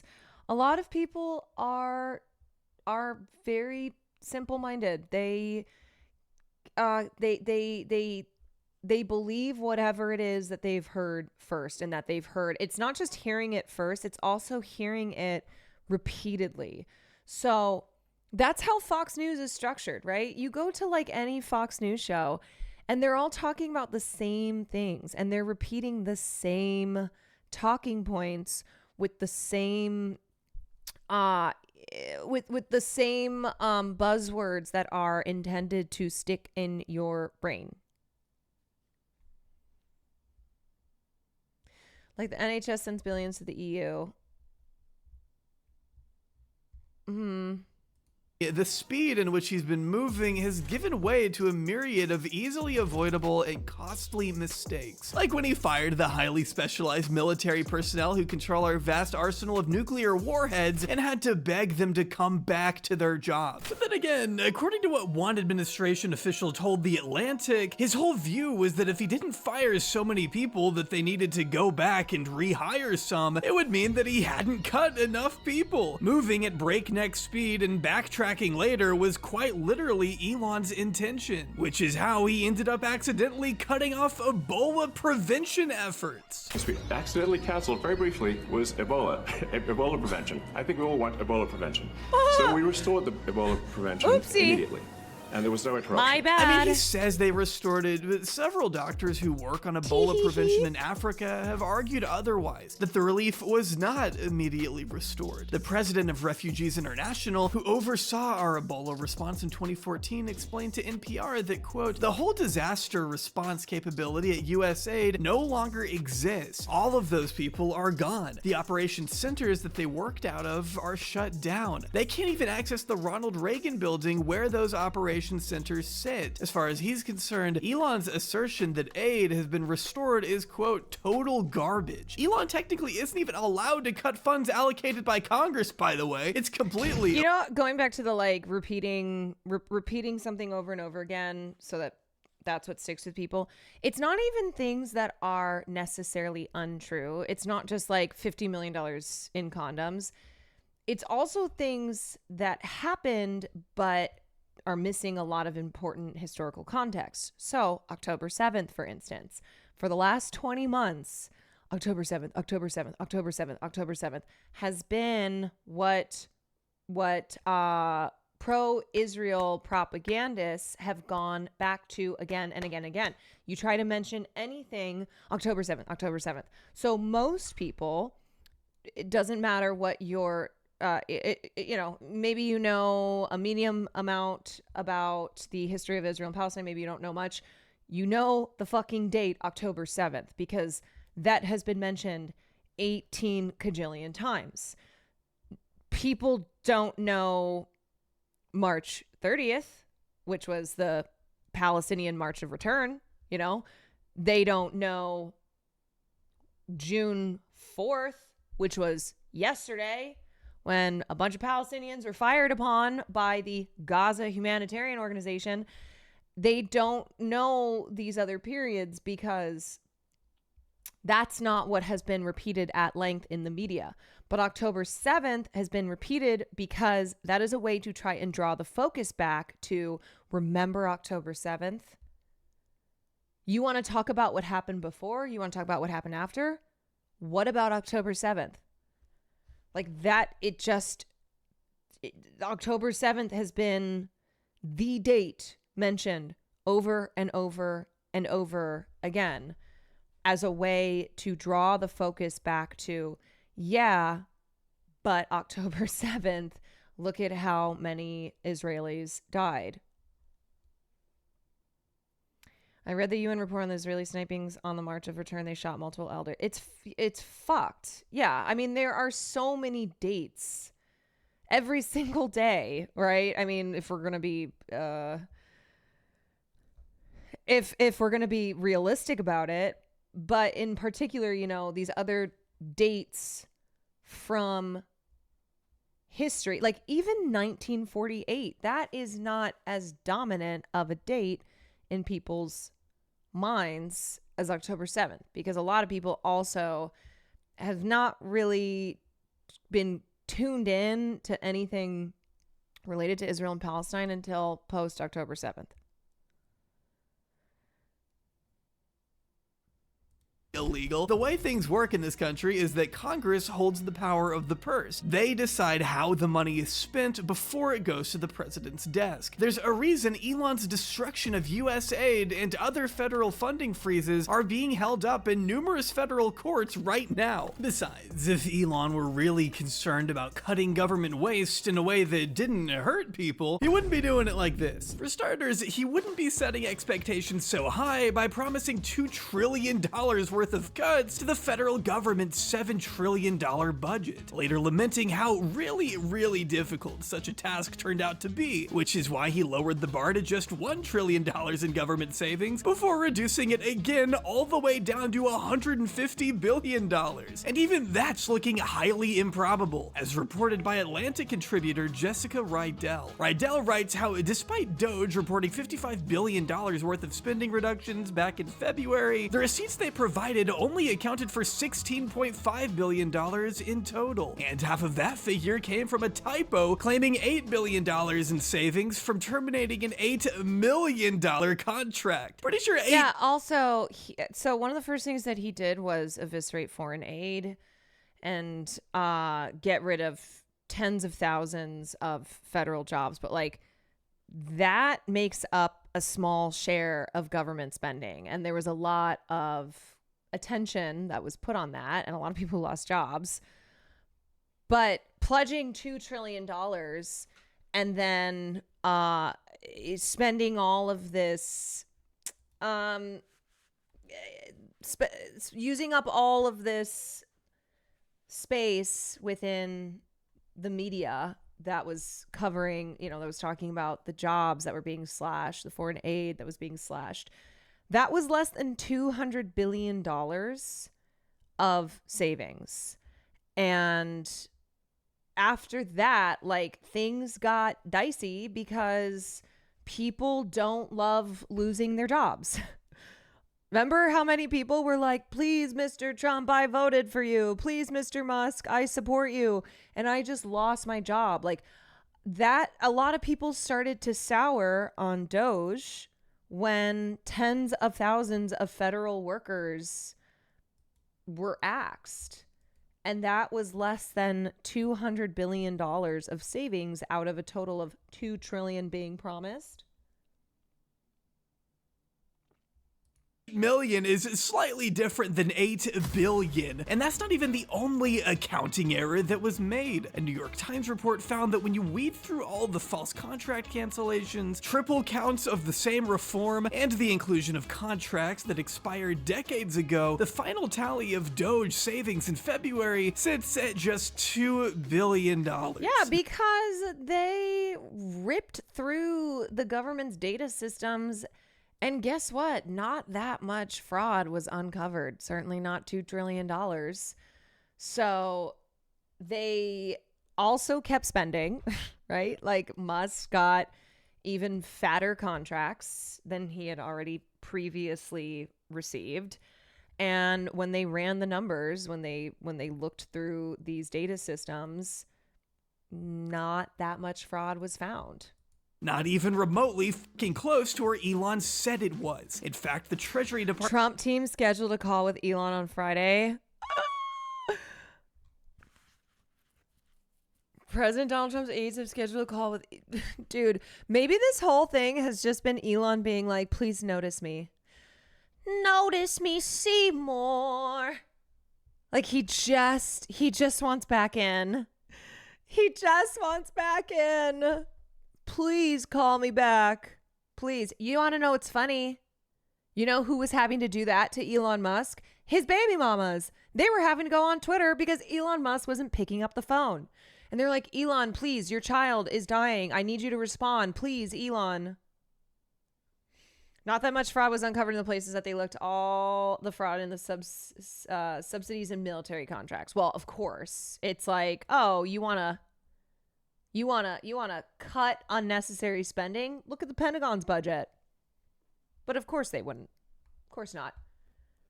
Department's monthly accounting statement showed that federal spending between February and March were $86 billion higher than a year ago when adjusted for timing shifts. Even some of the largest cuts Doge has made to public health spending and foreign aid come down to mere rounding errors in the context of the larger federal budget. Their website now boasts $165 billion in savings, but as Rydell points out, quote, it still details only a fraction of the supposed cuts, and earlier accounting errors have given way to new ones. Even assuming the website's stated savings have become twice as accurate as they were in February, annual savings would reach perhaps $15 billion, or 0.2% of federal spending, which, might I point out, would be entirely canceled out anyway if Trump's supposed big beautiful bill goes into effect, as it could stand to add over $2 trillion to the national deficit. Although Elon hasn't done much to make the government more efficient, the haphazard nature of his cuts has made headway in ripping away life-saving aid from underprivileged populations around the globe. In his infamous dismantling of USAID, once the largest aid distributor in the world, the organization saw nearly 83% of its programs abruptly canceled, imperiling services around the world aimed at humanitarian assistance and disease prevention, as stated by Nick Robbins early in The Guardian, threatening the rollout of a new anti-HIV miracle drug, despite Elon's insistence that they haven't done anything to cut HIV programs. Turning to domestic affairs, we see Doge has also targeted the National Oceanic and Atmospheric Organization, which oversees natural disaster forecasting, FEMA, which of course handles natural disaster relief, as well as plunging smaller agencies that coordinate policy on homelessness into maddening uncertainty and disarray. None of which, by the way, would be happening at all if Elon had been seriously working with experienced auditors to conduct careful, thoughtful reviews and track down the real waste, which would probably take significant time and patience. We actually do have people... Doge accidentally marked people dead who are very much alive, and I'm just hoping I'm one of the dead so my student loans get dismissed.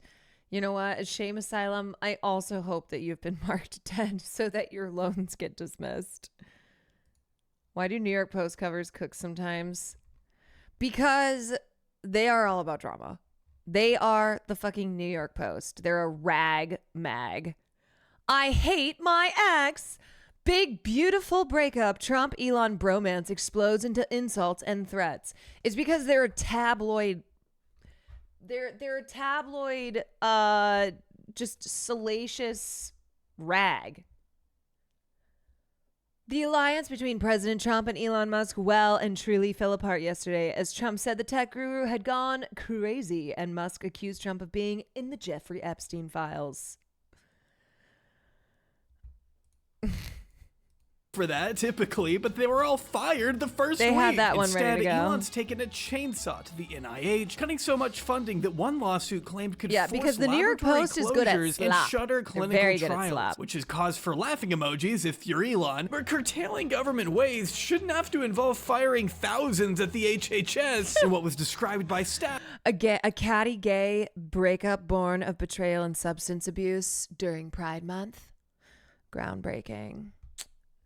We've seen this before many times. You think you're different? You As think a you're special? cruel April Fool's joke. And I'd love to hear a freedom-loving patriot try to make the argument for attacking the Department of Veterans Affairs, where they've expressed interest in cutting around 80,000 members of the workforce. More than 25% of the VA's office is comprised of those who have personally served this country, which really shows incredible disregard for the very people who sent Trump to Washington in the first place. In an effort to piss off even more elderly Republicans who voted for Trump, we know Elon has been hell-bent on dismantling Social Security for a while now, baselessly asserting that undocumented immigrants are stealing hundreds of billions of dollars worth of benefits from Medicaid, Medicare, and Social Security, while calling the latter the biggest Ponzi scheme of all time to an uncritical Joe Rogan back in March. It's what led him to consider ending the agency's phone service. So who gets Rogan in the divorce? In a move that was so unpopular, they had Commission no hit the choice bong, but Big to walk C. in. Oh, Chuggies,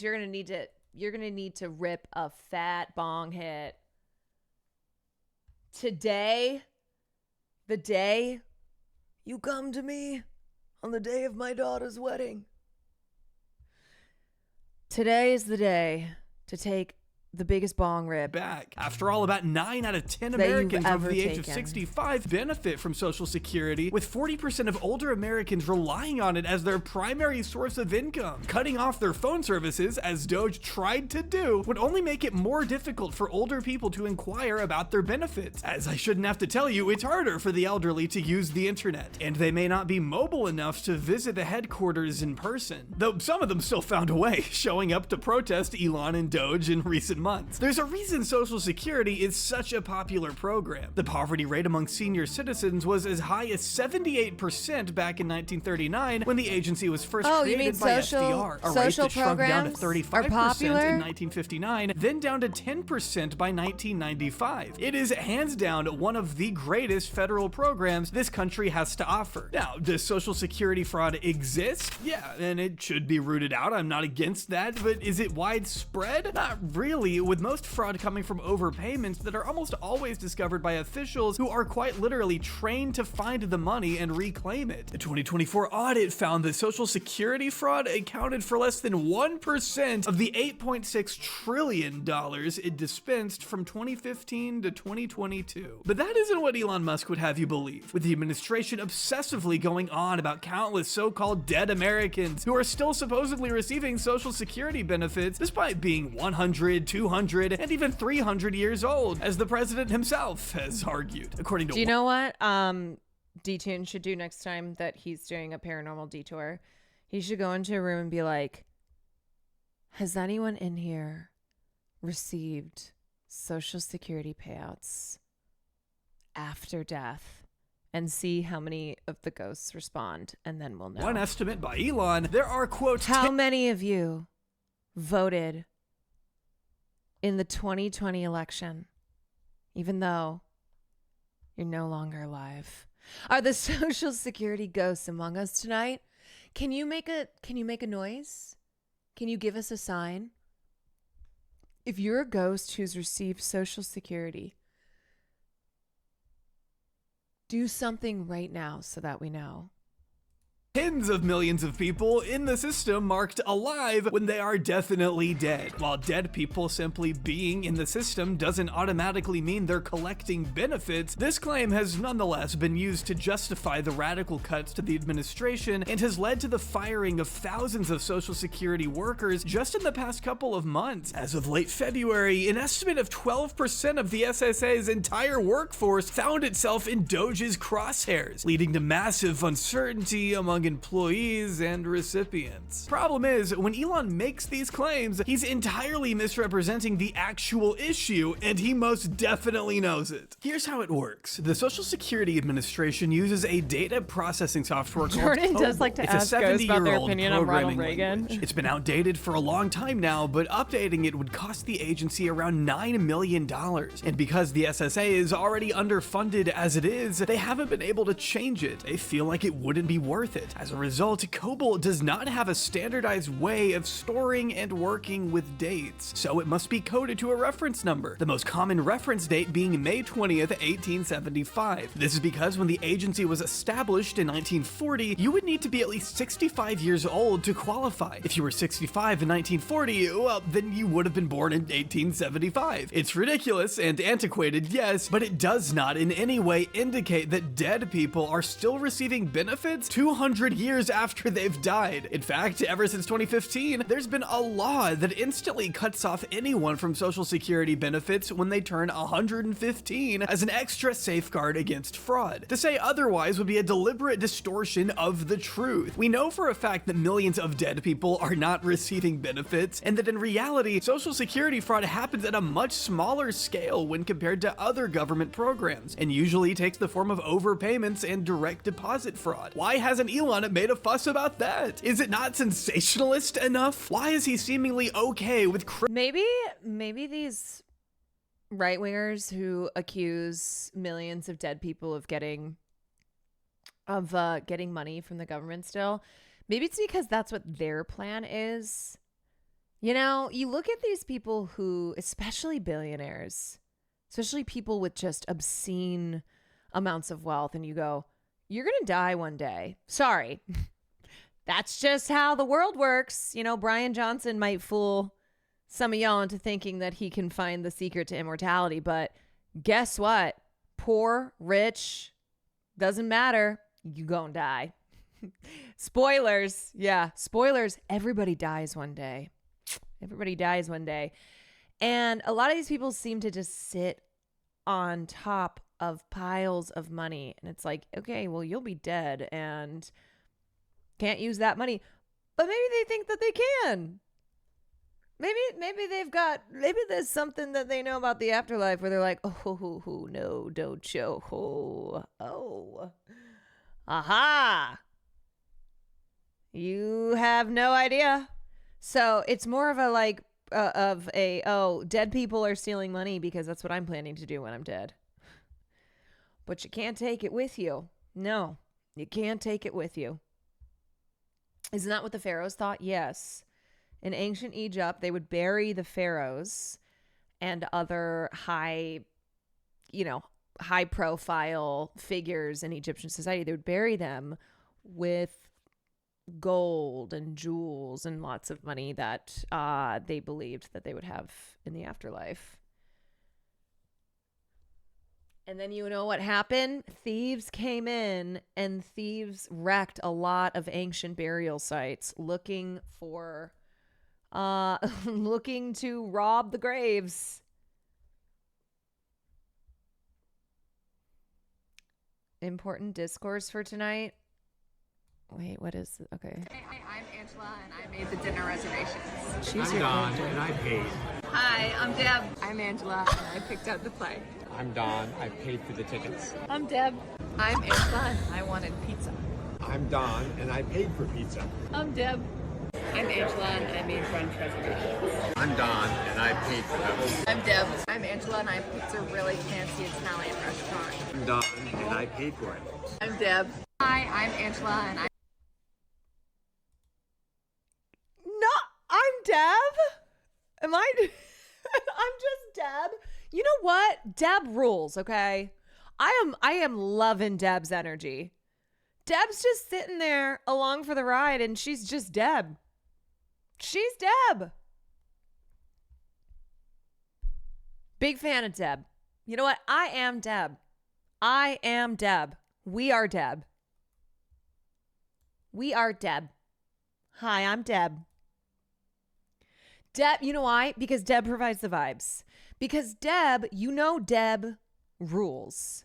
Because she's there as the vibe provider, right? She's not paying for stuff. She's not making the plans, but she still comes along for the ride, and people have her there because she's Deb. You gotta have Deb. You gotta have Deb. Deb is essential to the balance of the group. Yes. Without Deb, what is life? Without Deb, life is nothing. We all need a Deb, or we all need to be Deb. Without Deb, there's no Deb. Without Deb, there is no Deb. Man, truer words have never been spoken. Which Sex and the City character is Deb? Who's that's tough. I don't know if I can link that. Anyway, on the topic of being buried with things and grave robbing, you need to watch Like Chimera already. I started to watch it like a year ago. That's one of those, like, people who love that movie won't leave me alone about it. They're like, hey, have you watched it? Hey, have you watched it? Hey, have you watched it? Hey, I can't believe you haven't watched it yet. Can't believe you haven't watched it yet. Hey. You know who Deb is, actually? Deb is Samantha Jones, but in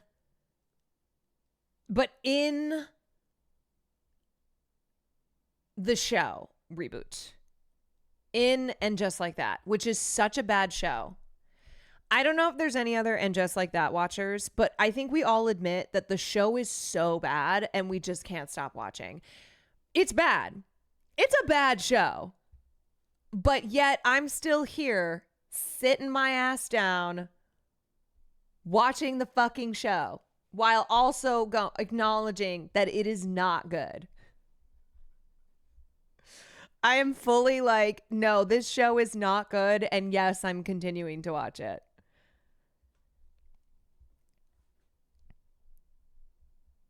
Did you see the Hacks versus the Pit pickleball match? I did. I did see that. I did.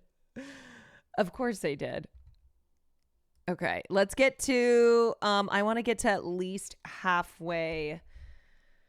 I want to get to at least halfway on this vid and then may save it for the next Crippling an agency millions of people again. rely on Sorry, to I had get to turn it by up when it because won't Deb even was reduce quiet. that much fraud Sorry. in the long run. Because that is what's happening, just to be clear. According to a Washington Post article from the end of March, the SSA website ended up crashing 4 times in just 10 days. A direct result of their overrun servers, with over-the-phone wait times reaching an average of 120 to 180 minutes. Some recipients even reported being left on hold for up to 5 hours. This, of course, stems directly from the Social Security workforce being hit by the dreaded Doge chainsaw. Thanks to recent firings, the agency now no longer has a system in place to monitor customer experiences. Overworked employees who once felt a sense of pride in their work have now had that pride diminished, as they are now having to redirect their normal duties and having to field questions from angry elderlies regarding the future of the agency, a future they themselves are uncertain of. It's why workers are not only taking Trump's most certainly illegal early retirement package, they're also leaving on their own volition, not really seeing a future for themselves working in Social Security, what with Doge shuttering like 6 the of thing the- about Elon is the vibes are always rank.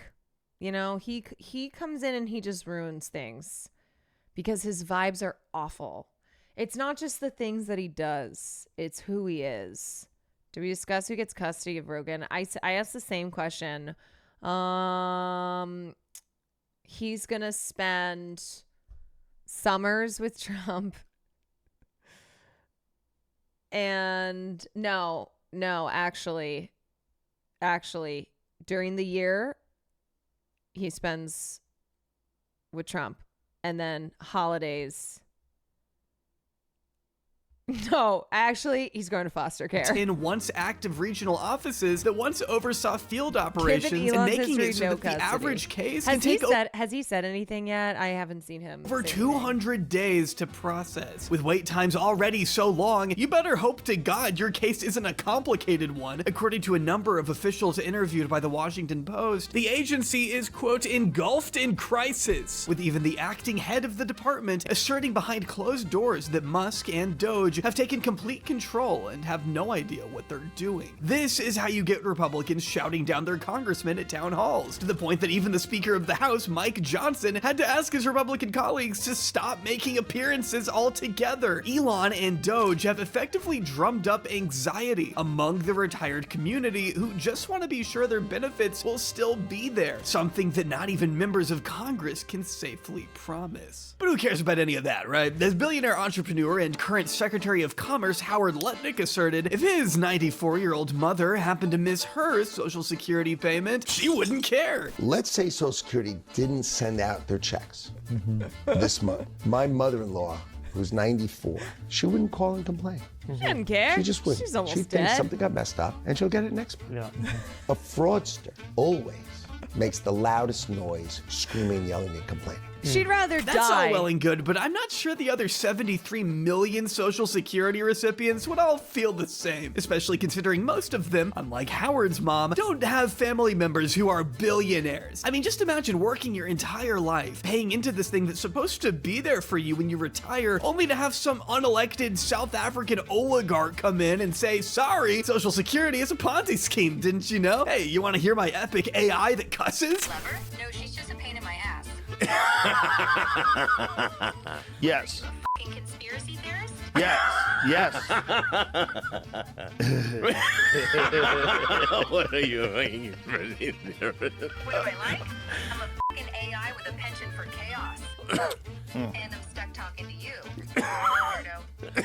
Okay, Rogan is definitely faking laughing there. He is not having a good time. Like, I actually now, Rogan is going with Trump. In the divorce, Rogan is going with Trump.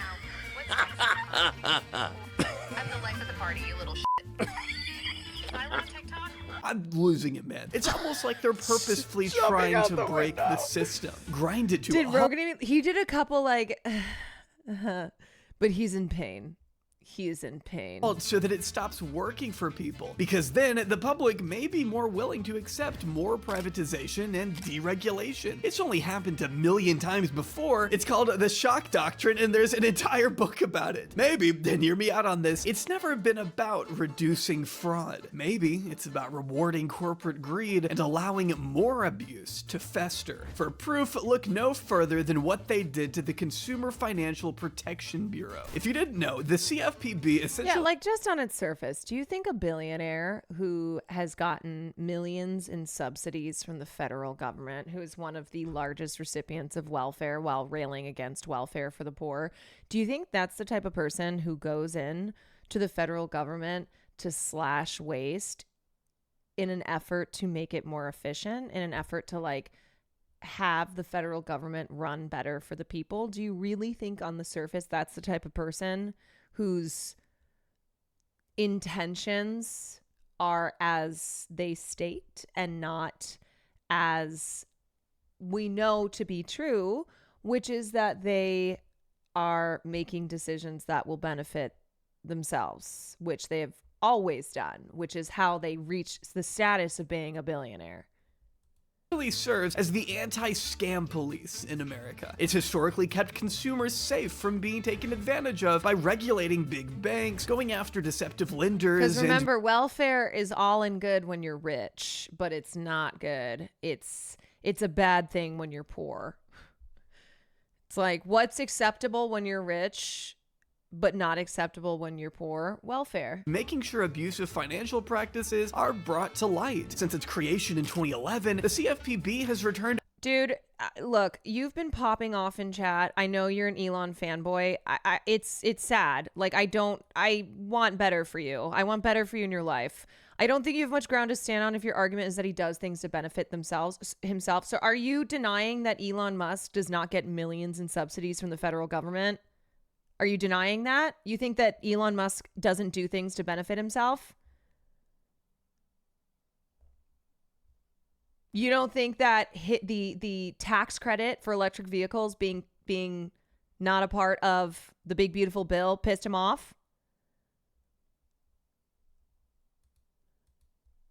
Like, I don't know, man. I don't know. I don't know what to tell you if you spend your energy defending not only a billionaire, but a billionaire who is Elon Musk.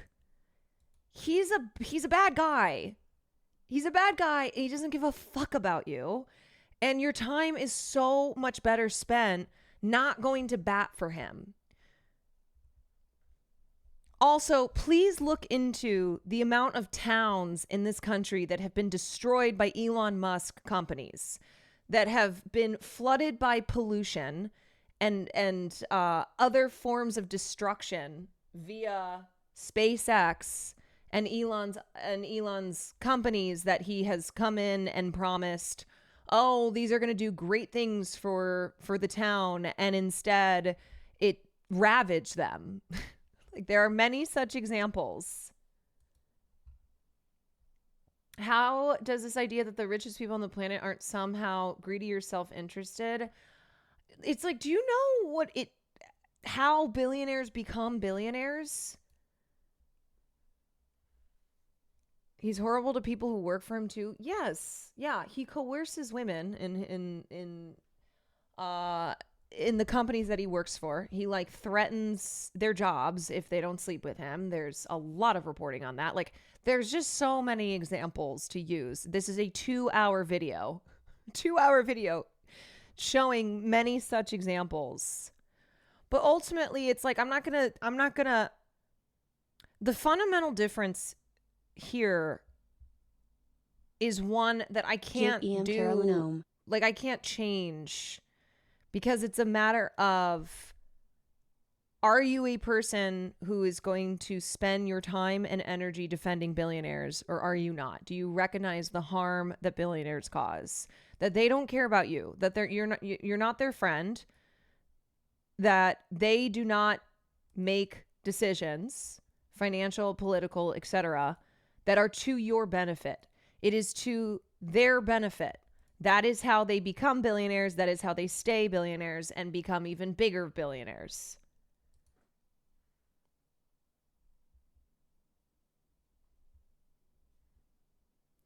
Chatter, realize we're not shaming you for fun. We're shaming you because you support someone who's objectively repugnant. He's not some sci-fi super genius.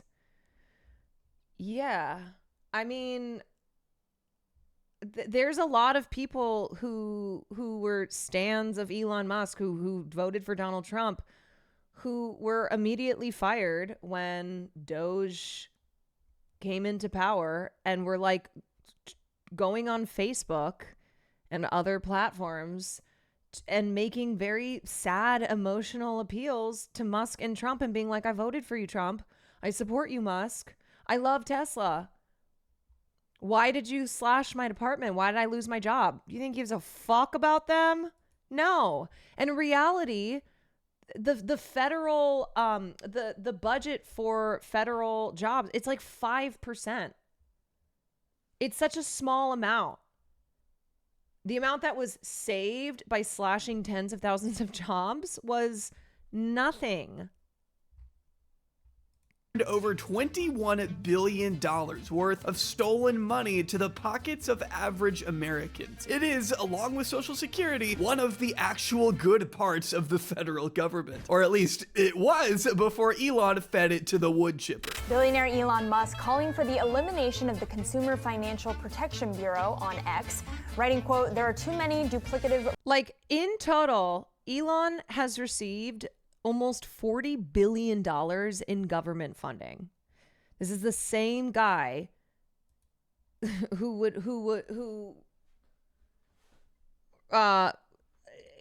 comes in and causes people to lose their jobs when they're making $50,000 a year so that he can get even more money for his businesses. He has $40 billion. His business empire is built on $40 billion in government funding. Regulatory agencies. That's right. After being ripped apart by Doge, the CFPB is pretty much on life support, unable to go after predatory entities in the way So that like those contracts, those loans, those subsidies, those tax credits, all things that you as a normal person will, that's not your reality. That is what has helped him to grow into becoming the world's richest person. Rich people can exploit the system because the system is built for them. So they don't even have to break the law. That's the crazy thing. They don't even have to break the law because the laws are made for them. So no, Elon did not become the world's richest man because he worked 400 billion times harder, because he's some great genius. it once did, it is now easier than ever for bad actors to scam people. But why do this? People may not be as familiar with the CFPB as they are with Social Security, but if they do know about it, then they absolutely support it across party lines. Why wouldn't you? Even people on the And also, that 40 billion, that's only publicly available, or not the 40 billion, the, yeah, the 40 billion, it's probably even more than that. That's just what is publicly available. Are right like them, as they've historically prevented right-wing influencers from being locked out of their bank accounts over political views, no matter how heinous. How a bipartisan bureau so unilaterally committed to fighting on behalf of all people can be classified as waste, fraud, or abuse might sound utterly confounding if we didn't consider what's in it for Elon. You may already know that it's been Elon's lifelong dream to turn Twitter into X, the everything app, with one primary goal being to introduce an in-app payment service by the name of X Money, which would essentially function as a sort of e-wallet that could send and receive currency. Well, for Twitter... Okay, where are we at? 419. I think I'm gonna stop there because I can't stream super duper late tonight because I'm planning to stream tomorrow morning because tomorrow night is Cutie's birthday. So I will be going to that.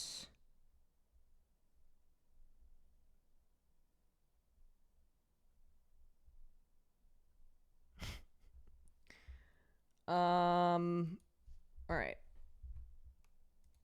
Okay, so we're going to put a pin in here. Well, I'm not done. I have a couple other things that I wanted to look at. Okay. All right. So, we're putting a pin in Elon. Plus it's been like 4 hours talking about Elon Musk, so I need a break from it. Cutie was born on D-Day. Yes, she was. I love you, B. Thank you for the 24 months. Alrighty. Okay, so real quick.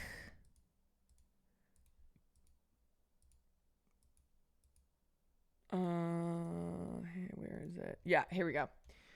The San Antonio police have walked back a statement dismissing possible hate crime in Jonathan Joss's shooting death. So I have covered Jonathan Joss's murder on a couple streams this week. And it was insane that the San Antonio Police Department immediately said, oh, no. There's no hate crime here. Like, nope.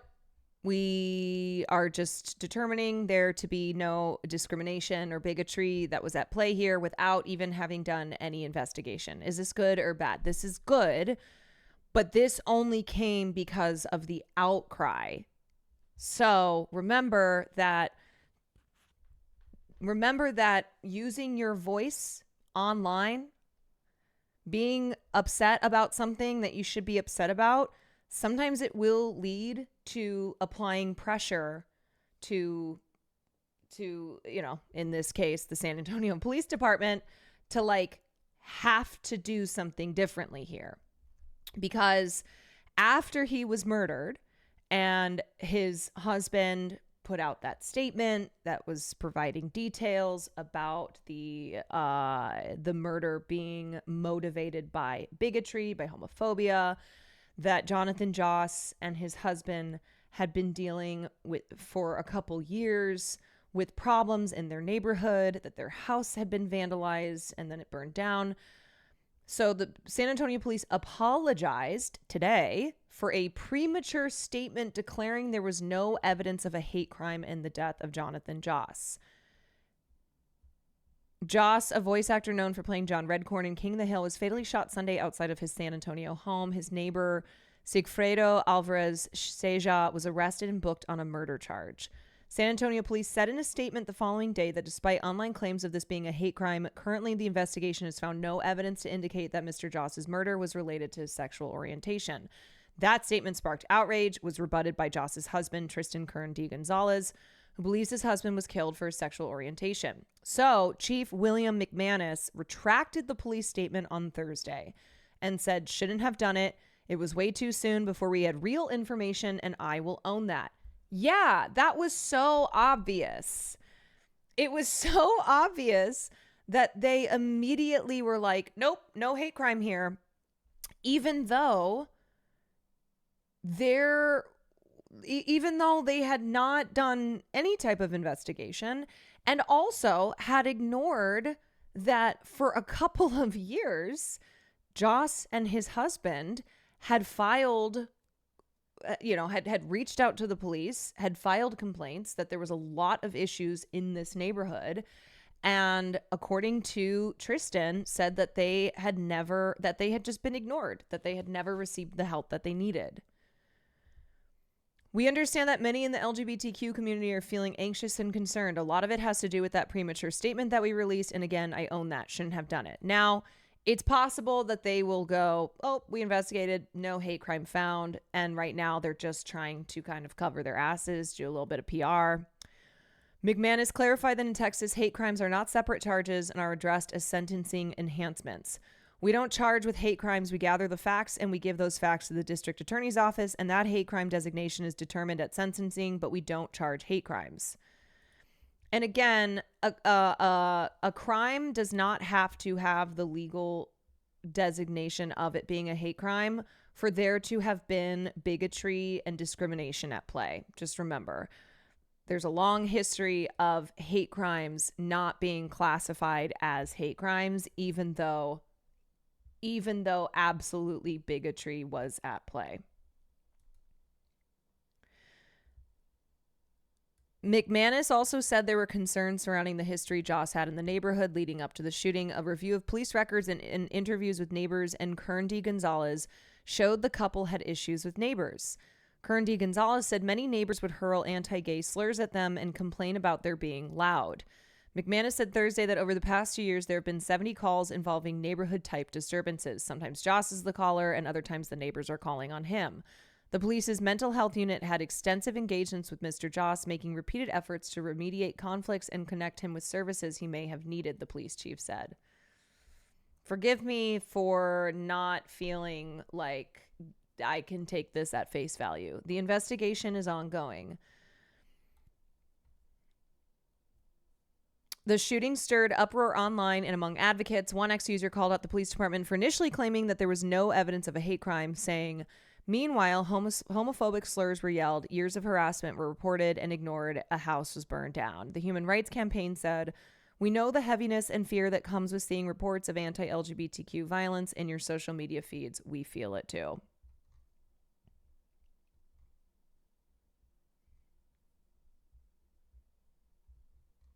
W, public pressure. L, requiring publicity to do your fucking job. Right. And I think too, as a reminder, important not to lose sight of the fact that Jonathan Joss was not just gay. He was also indigenous. And there are super duper high rates of violence directed at the indigenous in this country. The genocide of indigenous people never stopped from when the colonists came over, settled in what became the United States of America, killed a lot of people who were living here, forced them out off their lands.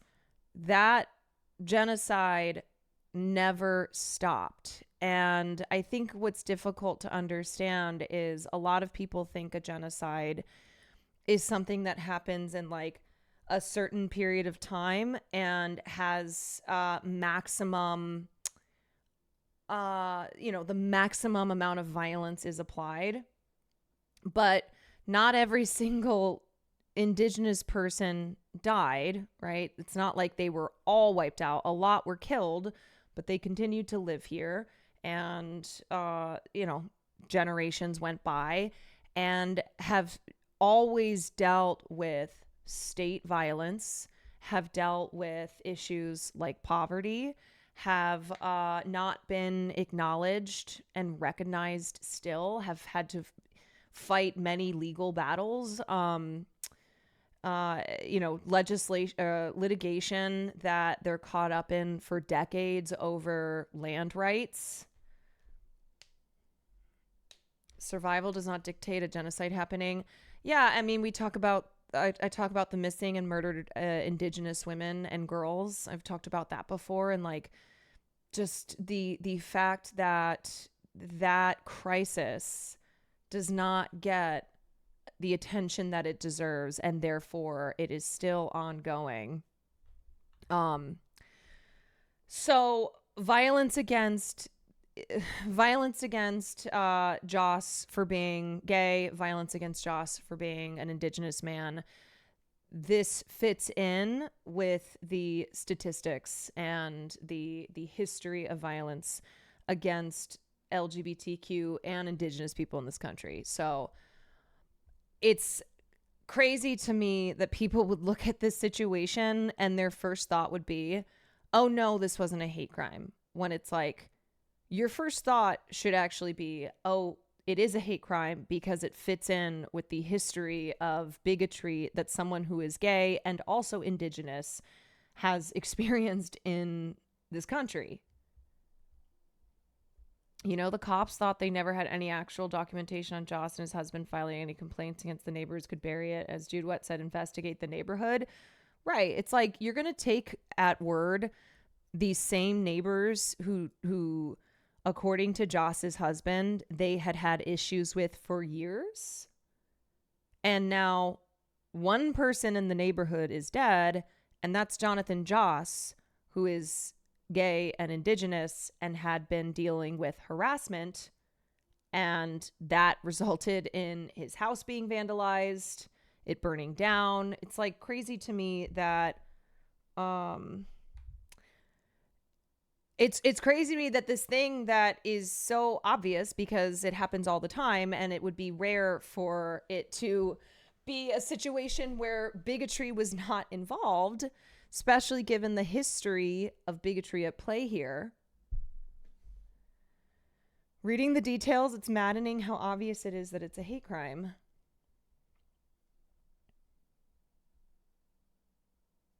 They wouldn't walk back these statements if there was not such a big public outcry. Right, which is why it's a reminder that using these platforms, using your voices, making sure that this kind of stuff gets attention. And the reality is that the reason this got attention is because Jonathan Joss was,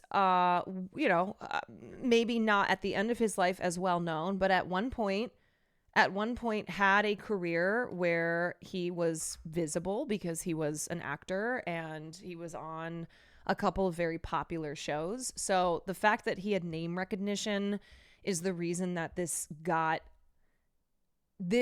attention. And remember how many people experience something like this and don't get any media attention whatsoever. So the fact that it took this much still to force the police to walk back their statement And that's only because Jonathan Joss was a known person. As Chris Pratt says, damn, R.I.P.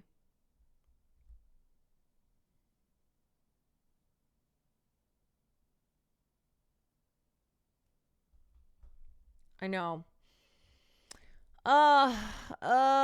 So anyway, that's the update there. They've already caught the main perp. I don't understand what they stand to lose by adding on a hate crime charge.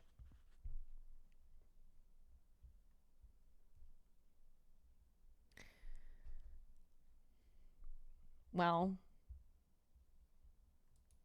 the reason the reason that bigotry would be ignored is because bigotry has always been ignored. That if you remove that element, then you don't have to reckon with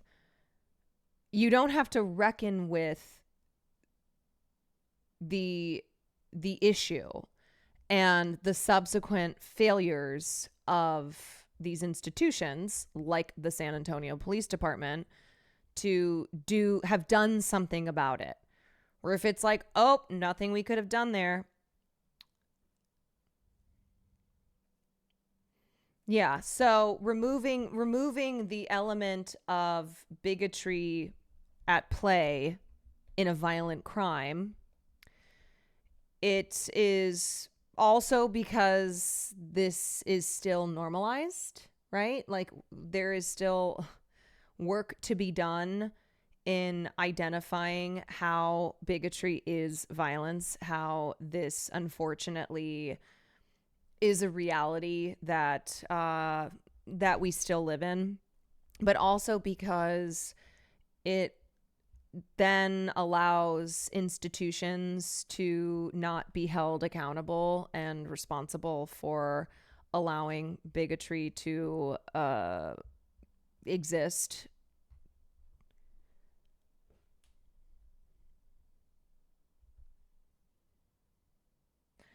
Yeah, you gotta do more work. you gotta do more work if it's a hate crime. And do the cops want to do more work? When he spoke, I know, we watched this before. I've been dealing with the city of San Antonio for the last 6 months. I've had 4 neighbors basically say that my house is not worth living in. The house is in my name. Since then, they have changed. No electricity, no gas. They took everything out. It's been so cold lately that my partner and I have been doing a fire inside to stay warm. Because for whatever reason, the city of San Antonio wants to tear my house down. 4 neighbors. I don't know if you guys know this or not, but your neighbors can say that your house is not worth living in. While I was out of town, it was vandalized. They took wires out. They knocked my pole down. So the city, no electricity, no gas. So in order to stay warm, we did the best we can. I was just told that one of my dogs died. Yeah, it's just please, people of San Antonio, you guys need to know that we in Texas and San Antonio lead the number of homes to be demolished. If you have a neighbor that says your home's not worth living in, this neighbor over here has pulled a gun on me 3 different times. An AK-47 he pulled on me, and the court did nothing. The police did nothing. These kind of things happen when people have to do things to stay warm. It was my mistake. We checked over the fire, and we thought there was no fire burning, but evidently it was one that burned. My name's Jonathan. My name is Jonathan Joss. I do film and television. I'm the voice of John Redcorn and King of the Hill. Yes, I'm the voice of John Redcorn and King of the Hill. I have 8 million views with Sylvester Stallone. I'm not saying because of what I do is important, but people need to understand that people are being kicked out of their homes because neighbors don't care. Neighbors will turn their face or they'll say that something's wrong with your house. These people over here. And I think he mentioned, like, I'm a TV actor, to be like, hey, maybe this will get some attention. They have kids that live there. They have kids that live in this house, and you can tell the electricity wire's hanging. For whatever reason, I'm coming down on. It's okay. This is a house I grew up in. I'm more concerned about my dog that died. But you know what? The good Lord will protect us. I don't know which one is dead yet, man. They won't let me go in the house. But all I know is that if neighbors want you out of your house, they'll push you out of your house. There's times around here where they say, let it burn. They say negative things about my partner and I. I'm gay, man. And for some reason, the people don't want me here. That's fine. It was my mistake.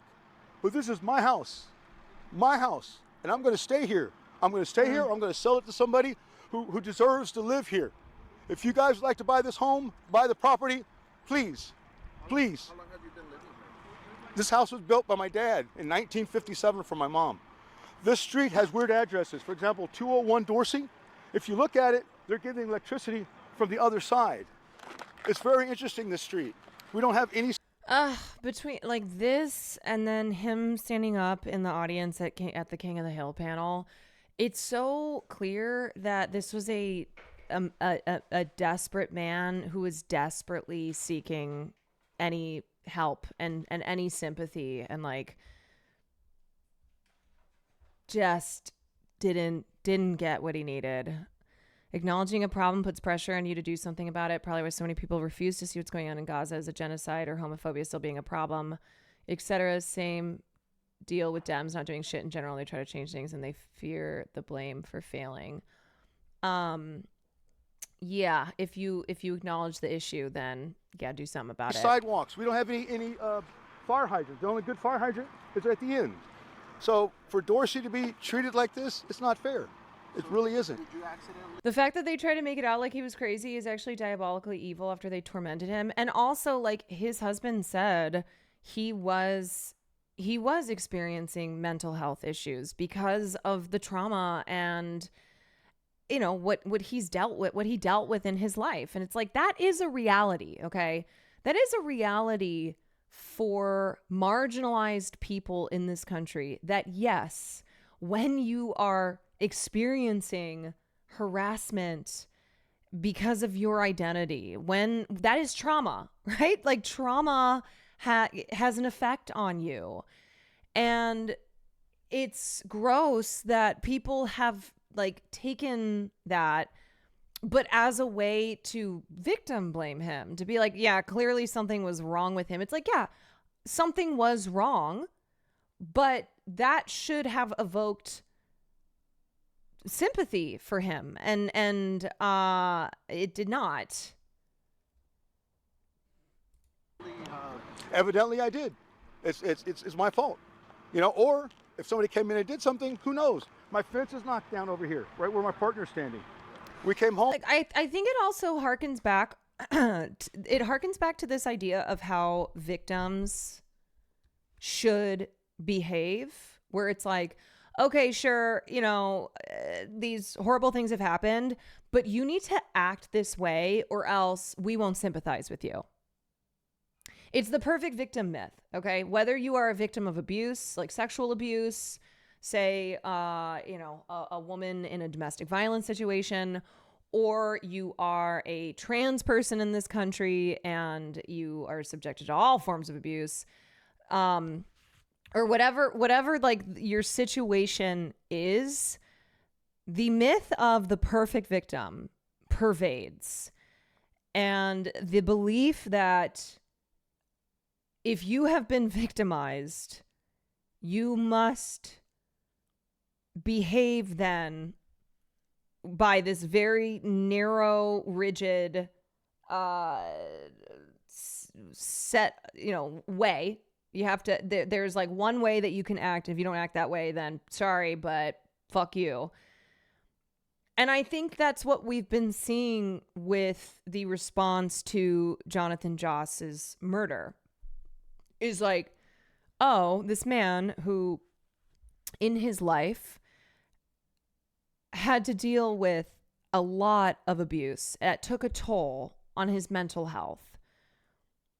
And that still being so stigmatized, that reports of him from neighbors being like, oh yeah, well, he would be, you know, walking around, like making sure no one was walking past his house, or he would yell and yada, yada.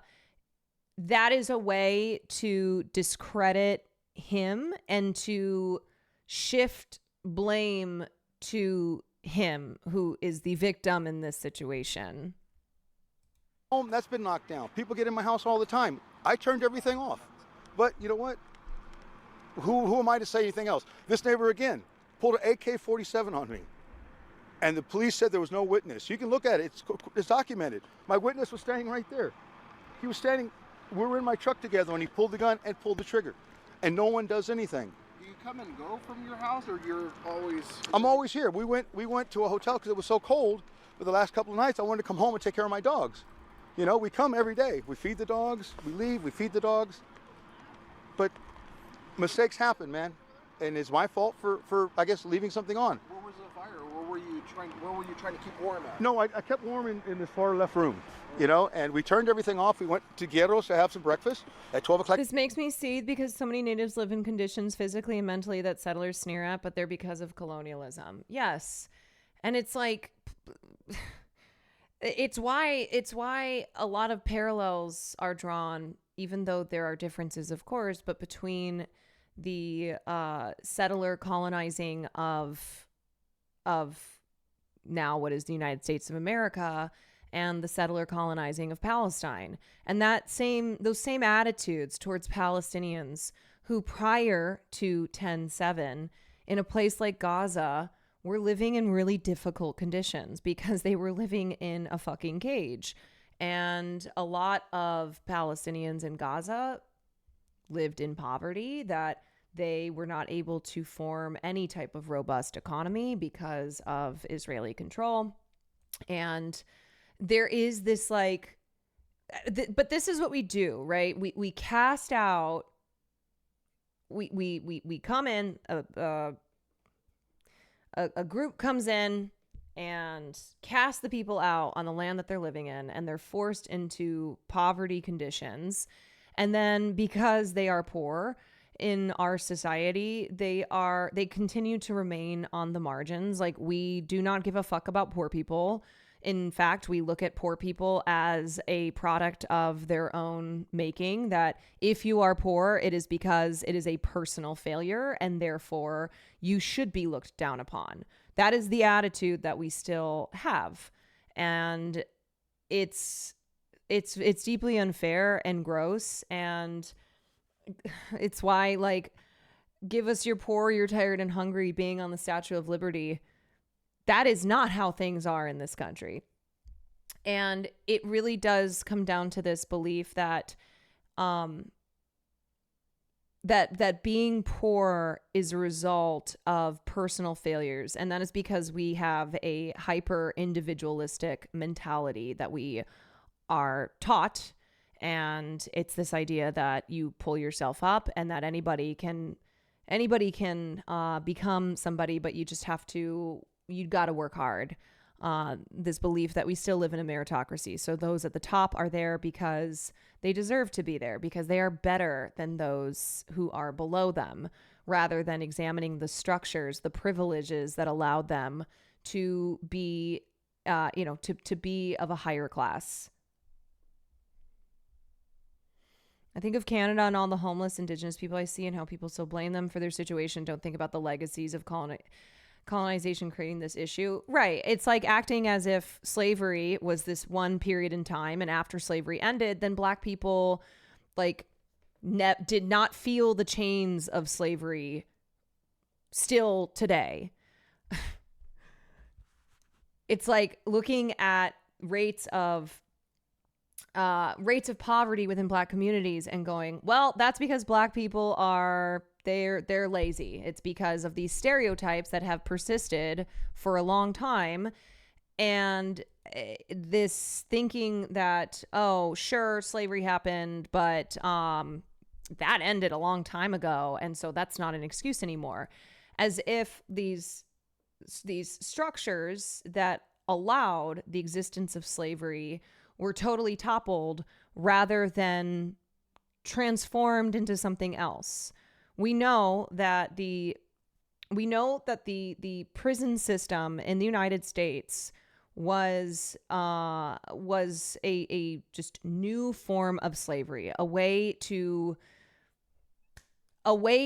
enslave Black and brown people legally when slavery was no longer legal. How can we produce free or practically free labor off the backs of the vulnerable in society? Oh, we'll create this mass industrial prison complex system. like to have lunch at noon. We turned everything Gaming off. tonight? Yeah, I asked Will if he wanted to do a little night rain. I'm waiting to see. You know, what things he happen, says. man. Things happen. But again, What was it that you were burning that made it happen? Like if it did burn, like what was it? oh no. It was mesquite. I had mesquite, and I had my propane tank to help light it up. We turned it off, but things can happen, man. And that was inside the house? Yes, sir. Because it's been really, really cold, man. And when you don't have electricity, when you don't have gas, but like I said, they pulled my gas out. They pulled my electricity out.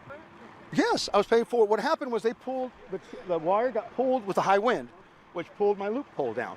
I called the city and asked them, could you please turn off electricity so I could straighten my loophole? The guy told me no. So I straightened the loophole out myself. So what did they do? When they raided the house, they said that I worked on it. I was working on the house and working on electricity without a permit. Now, I can understand the electricity, but to do repairs on your house, you have to have a permit? Because I was doing repairs on the house. What do you think, what was the reason of the fire? Por pendejo. I left something on, man. That's the only thing I can do. I can't point fingers. And why point fingers? I don't have a job. I don't have children. I'm missing one more dog. But all I know is that if anybody wants to buy a house, wants to buy some property, let me go. Layeme needs to buy a home, I will sell it to them at a discount price. Because I want somebody on the street that can get respect back to this street. I've seen so many people online run with that. Maybe I left something on to completely blame him for the fire, completely disregarding literally everything else he's saying. That's him clearly trying to make sense of everything. Yeah, what he's saying is my house was vandalized. My wires, the electricity and gas, wires, outlets were fucked with. I reported this. We had to turn off the heat. We left. We came back to check on the dogs. And what he's saying is maybe I turned something on. I don't know. I can't point fingers. All I know is that my house had been vandalized, that we had dealt with these issues, that we had to turn off the heat, and then the house burned down. So I cannot point directly to who, I know for sure that this person that I had problems with, that they came in here and burned it down. So that's what he's saying. Not just for me, but for other neighbors. I'm one of the only people on the street that have been here since the beginning. Organizations like Layeme, they buy things left and right. Everybody has a good part, everyone has a bad part. Like the old saying says, you got the good wolf and you got the bad wolf. What comes out? The wolf that you feed most. And right now, I'm going to feed the bad wolf. But because also, I don't understand why people are so eager to gotcha. They're so eager to gotcha this man who's dead. The city of San Antonio has treated me wrong and has treated my partner wrong. And now I get to go find out which one of my dogs is dead. Where are you going to stay now? People pointing out the catastrophic mental health support system in the U.S. and how it failed this man entirely. And then victim blaming his hate crime murder is honestly the most disgusting thing coming out of this. Americans are broken. Yeah, it's like, how do people hold both things as to be true of oh yeah, our mental health system is fucked, it's broken, we don't have the support for people who need it, and then also be like, yeah, no, but I don't have a place to stay. His crisis I'm was gonna stay here. of his I gotta own go see my doing. dog, man. This is my home.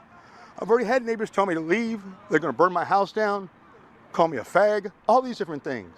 But no one's gonna say a damn thing because for whatever reason, everyone's sticking together. But you know what? I have fans. I just need one fan out there to understand where I'm coming from. Yeah. I've posted videos on Instagram. I've posted videos on my TikTok. Videos that don't quite look right. Videos that look like they've been altered. I haven't altered them. Even the judge said that the video that these people provided when they had service said that I wrecked up fence, right? Even my attorney said those films look doctored. So they're going to try to throw that case out. But how do you say I'm knocking down a fence? Look at these fences. They're 8 feet on each side of me. Even if they saw something, who's going to see anything? I can't see around the corner. I can't see around that corner.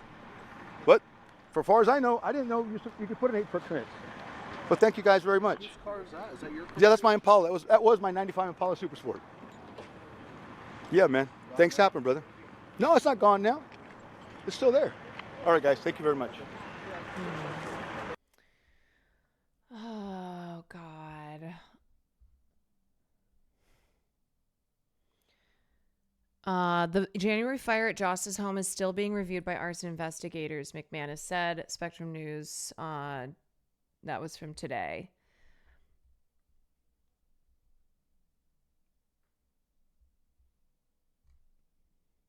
A chatter said he had other issues.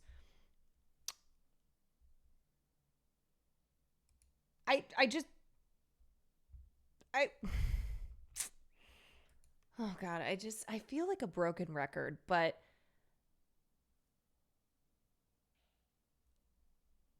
I think I think if you are a person who looks at a situation like this and you're like looking for a reason to cast blame on somebody who experienced a very violent death, ask yourself why.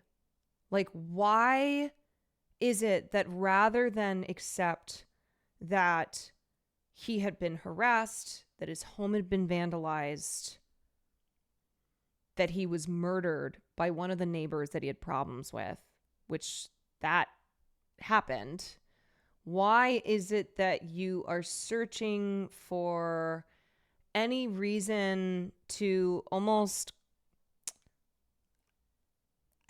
searching for a reason to make it seem as if actually he caused these issues himself?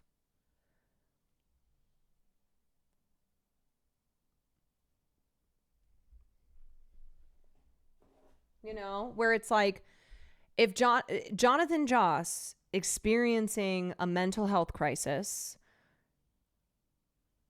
you are looking at that as the cause rather than as an effect of experiencing just a lot of hate and harassment, most likely his whole life.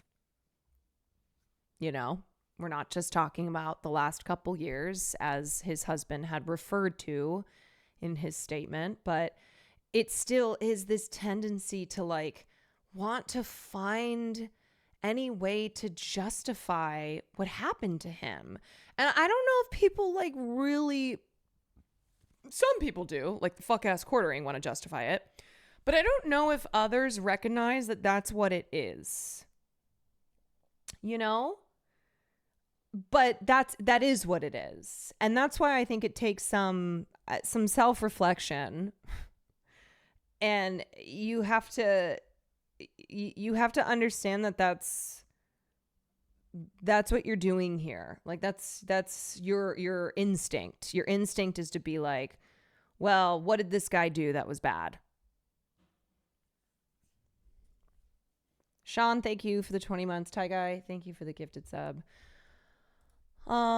Yes, please keep your LGBTQA friends and fam close, chat. And the other thing too is I think if you share an experience, I think if you are a person who relates to the experience of someone like Jonathan Joss, I think you understand this just because you share those experiences. Like, you don't have to have someone explain this to you.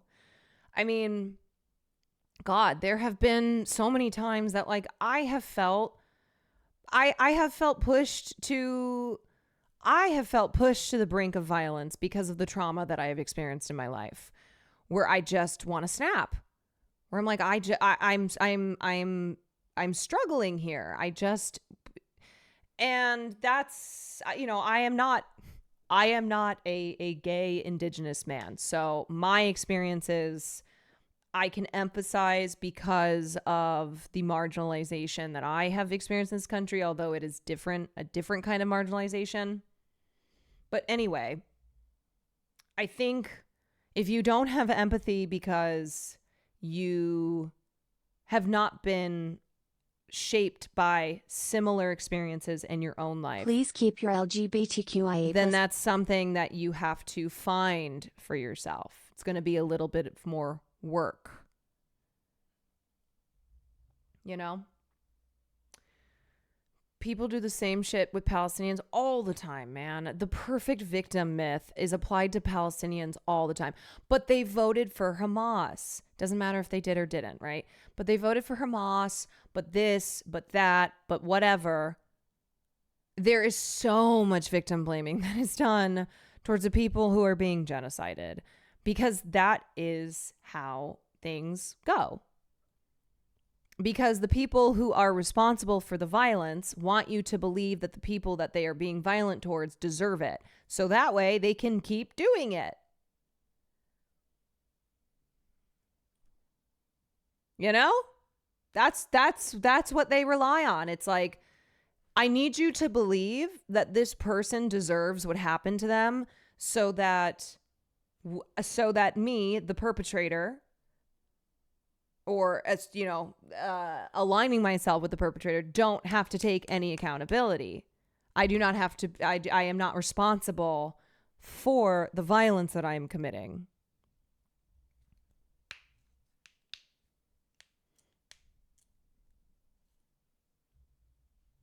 That's my favorite. Israelis voted for Netanyahu too, and people have voted for Trump. Like, regardless of what your views are on Hamas, this idea that if you vote for this political party and that political party is perceived to be bad, then anybody who voted for them deserves to be killed. So by that logic, then a lot of people in this world would then deserve to be killed because of who they voted for in an election. So so for Netanyahu, then the belief that everybody who voted for him, we should just take him out. I also think some people find, and I don't really want to do that comparison because I don't want to make it seem as if all of these political entities are of equal, you know? I'm just trying to make a point.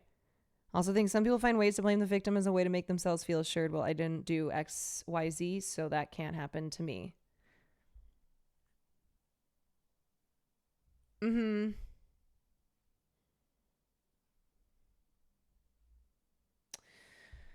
Oh, yeah. Anyway, all right. Let me see if Will wants to jump on for a little bit. If not, then I'm going to do something else.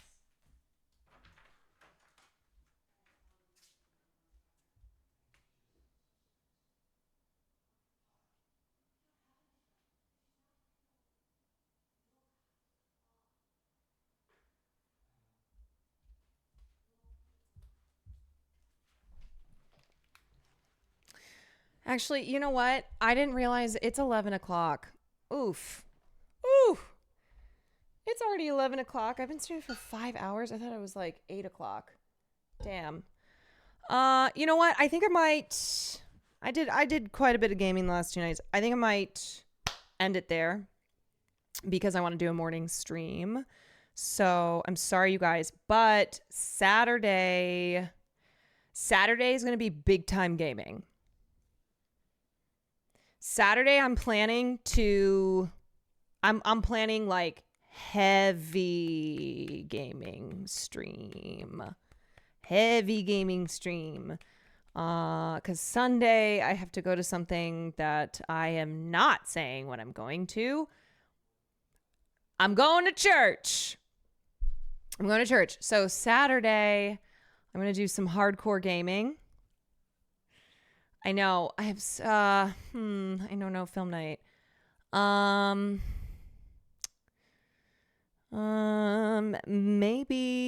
Maybe we can do it on Saturday. Maybe we do film night and gaming as well. I'm getting ready to be the next pope. Shh. Don't tell anybody. Can we end with everything is stupid? I did promise that we would play that. Does anybody have a quick link? Can you please post recent VODs? I took down the VOD from a couple nights ago. I will repost it. I will repost it in like 2 days.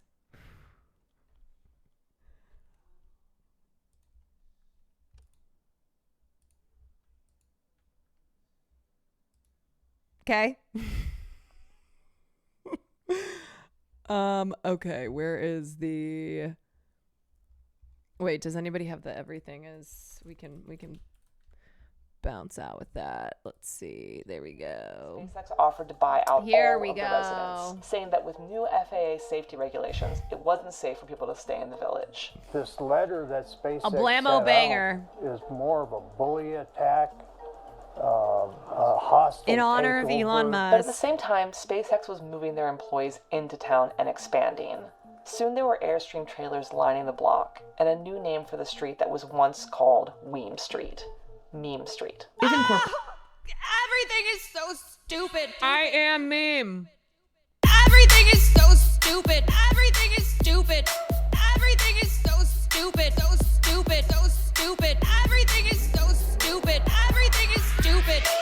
Everything is so stupid. So stupid. So stupid. Everything is so stupid. Everything is stupid. Everything is so stupid. So stupid. So stupid. Everything is so stupid. Everything is stupid. Everything is so stupid. So stupid. Stupid, stupid. What the fuck? I wanna die. Die. Die. Everything is die. So stupid. Die. Die. Everything is die. So stupid. Die. Die. Die. Die. So stupid. Die. Die. Die. Die. So stupid. Die. Die. Die. I wanna die. Die.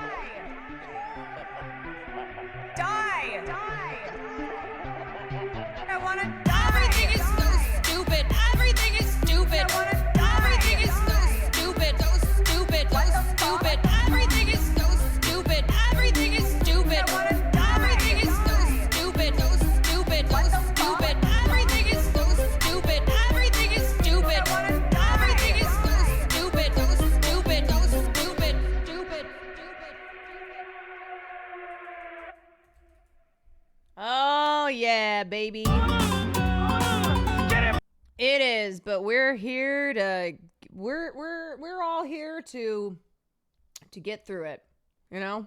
We're going to get through it together. It is very stupid, but we will get through. We will.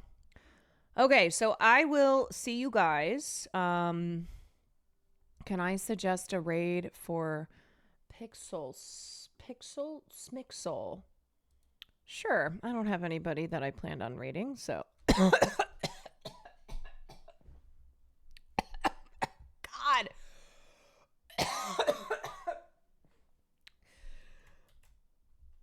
Jesus, hopefully I can stay alive. I think I have a grain of rice stuck in my throat. Hopefully I can stay alive to get the raid through. Please live. Well, wouldn't it be the stupidest thing of all if I died? Oh my God.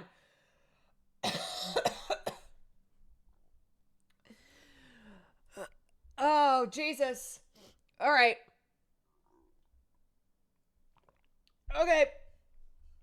Anyway, death by a grain of rice. My ancestors would be so embarrassed. My Chinese ancestors would laugh at me if I died from one single grain of rice. Single grain of rice may tip the scale. Yeah, lost a rice as an Asian would be horrible. Anyway, I will see you guys tomorrow morning. More Elden Ring this weekend. Non, I gotta get into something else. I'll text you though what it is. But maybe. Okay. Anyway, I'll see you guys in the morning. I'm sure some more crazy shit will happen by then. We'll take a look. And excited for the Rumble stream. Yes, I will be multi-streaming on Rumble and on Kick. That's the world that we live in now.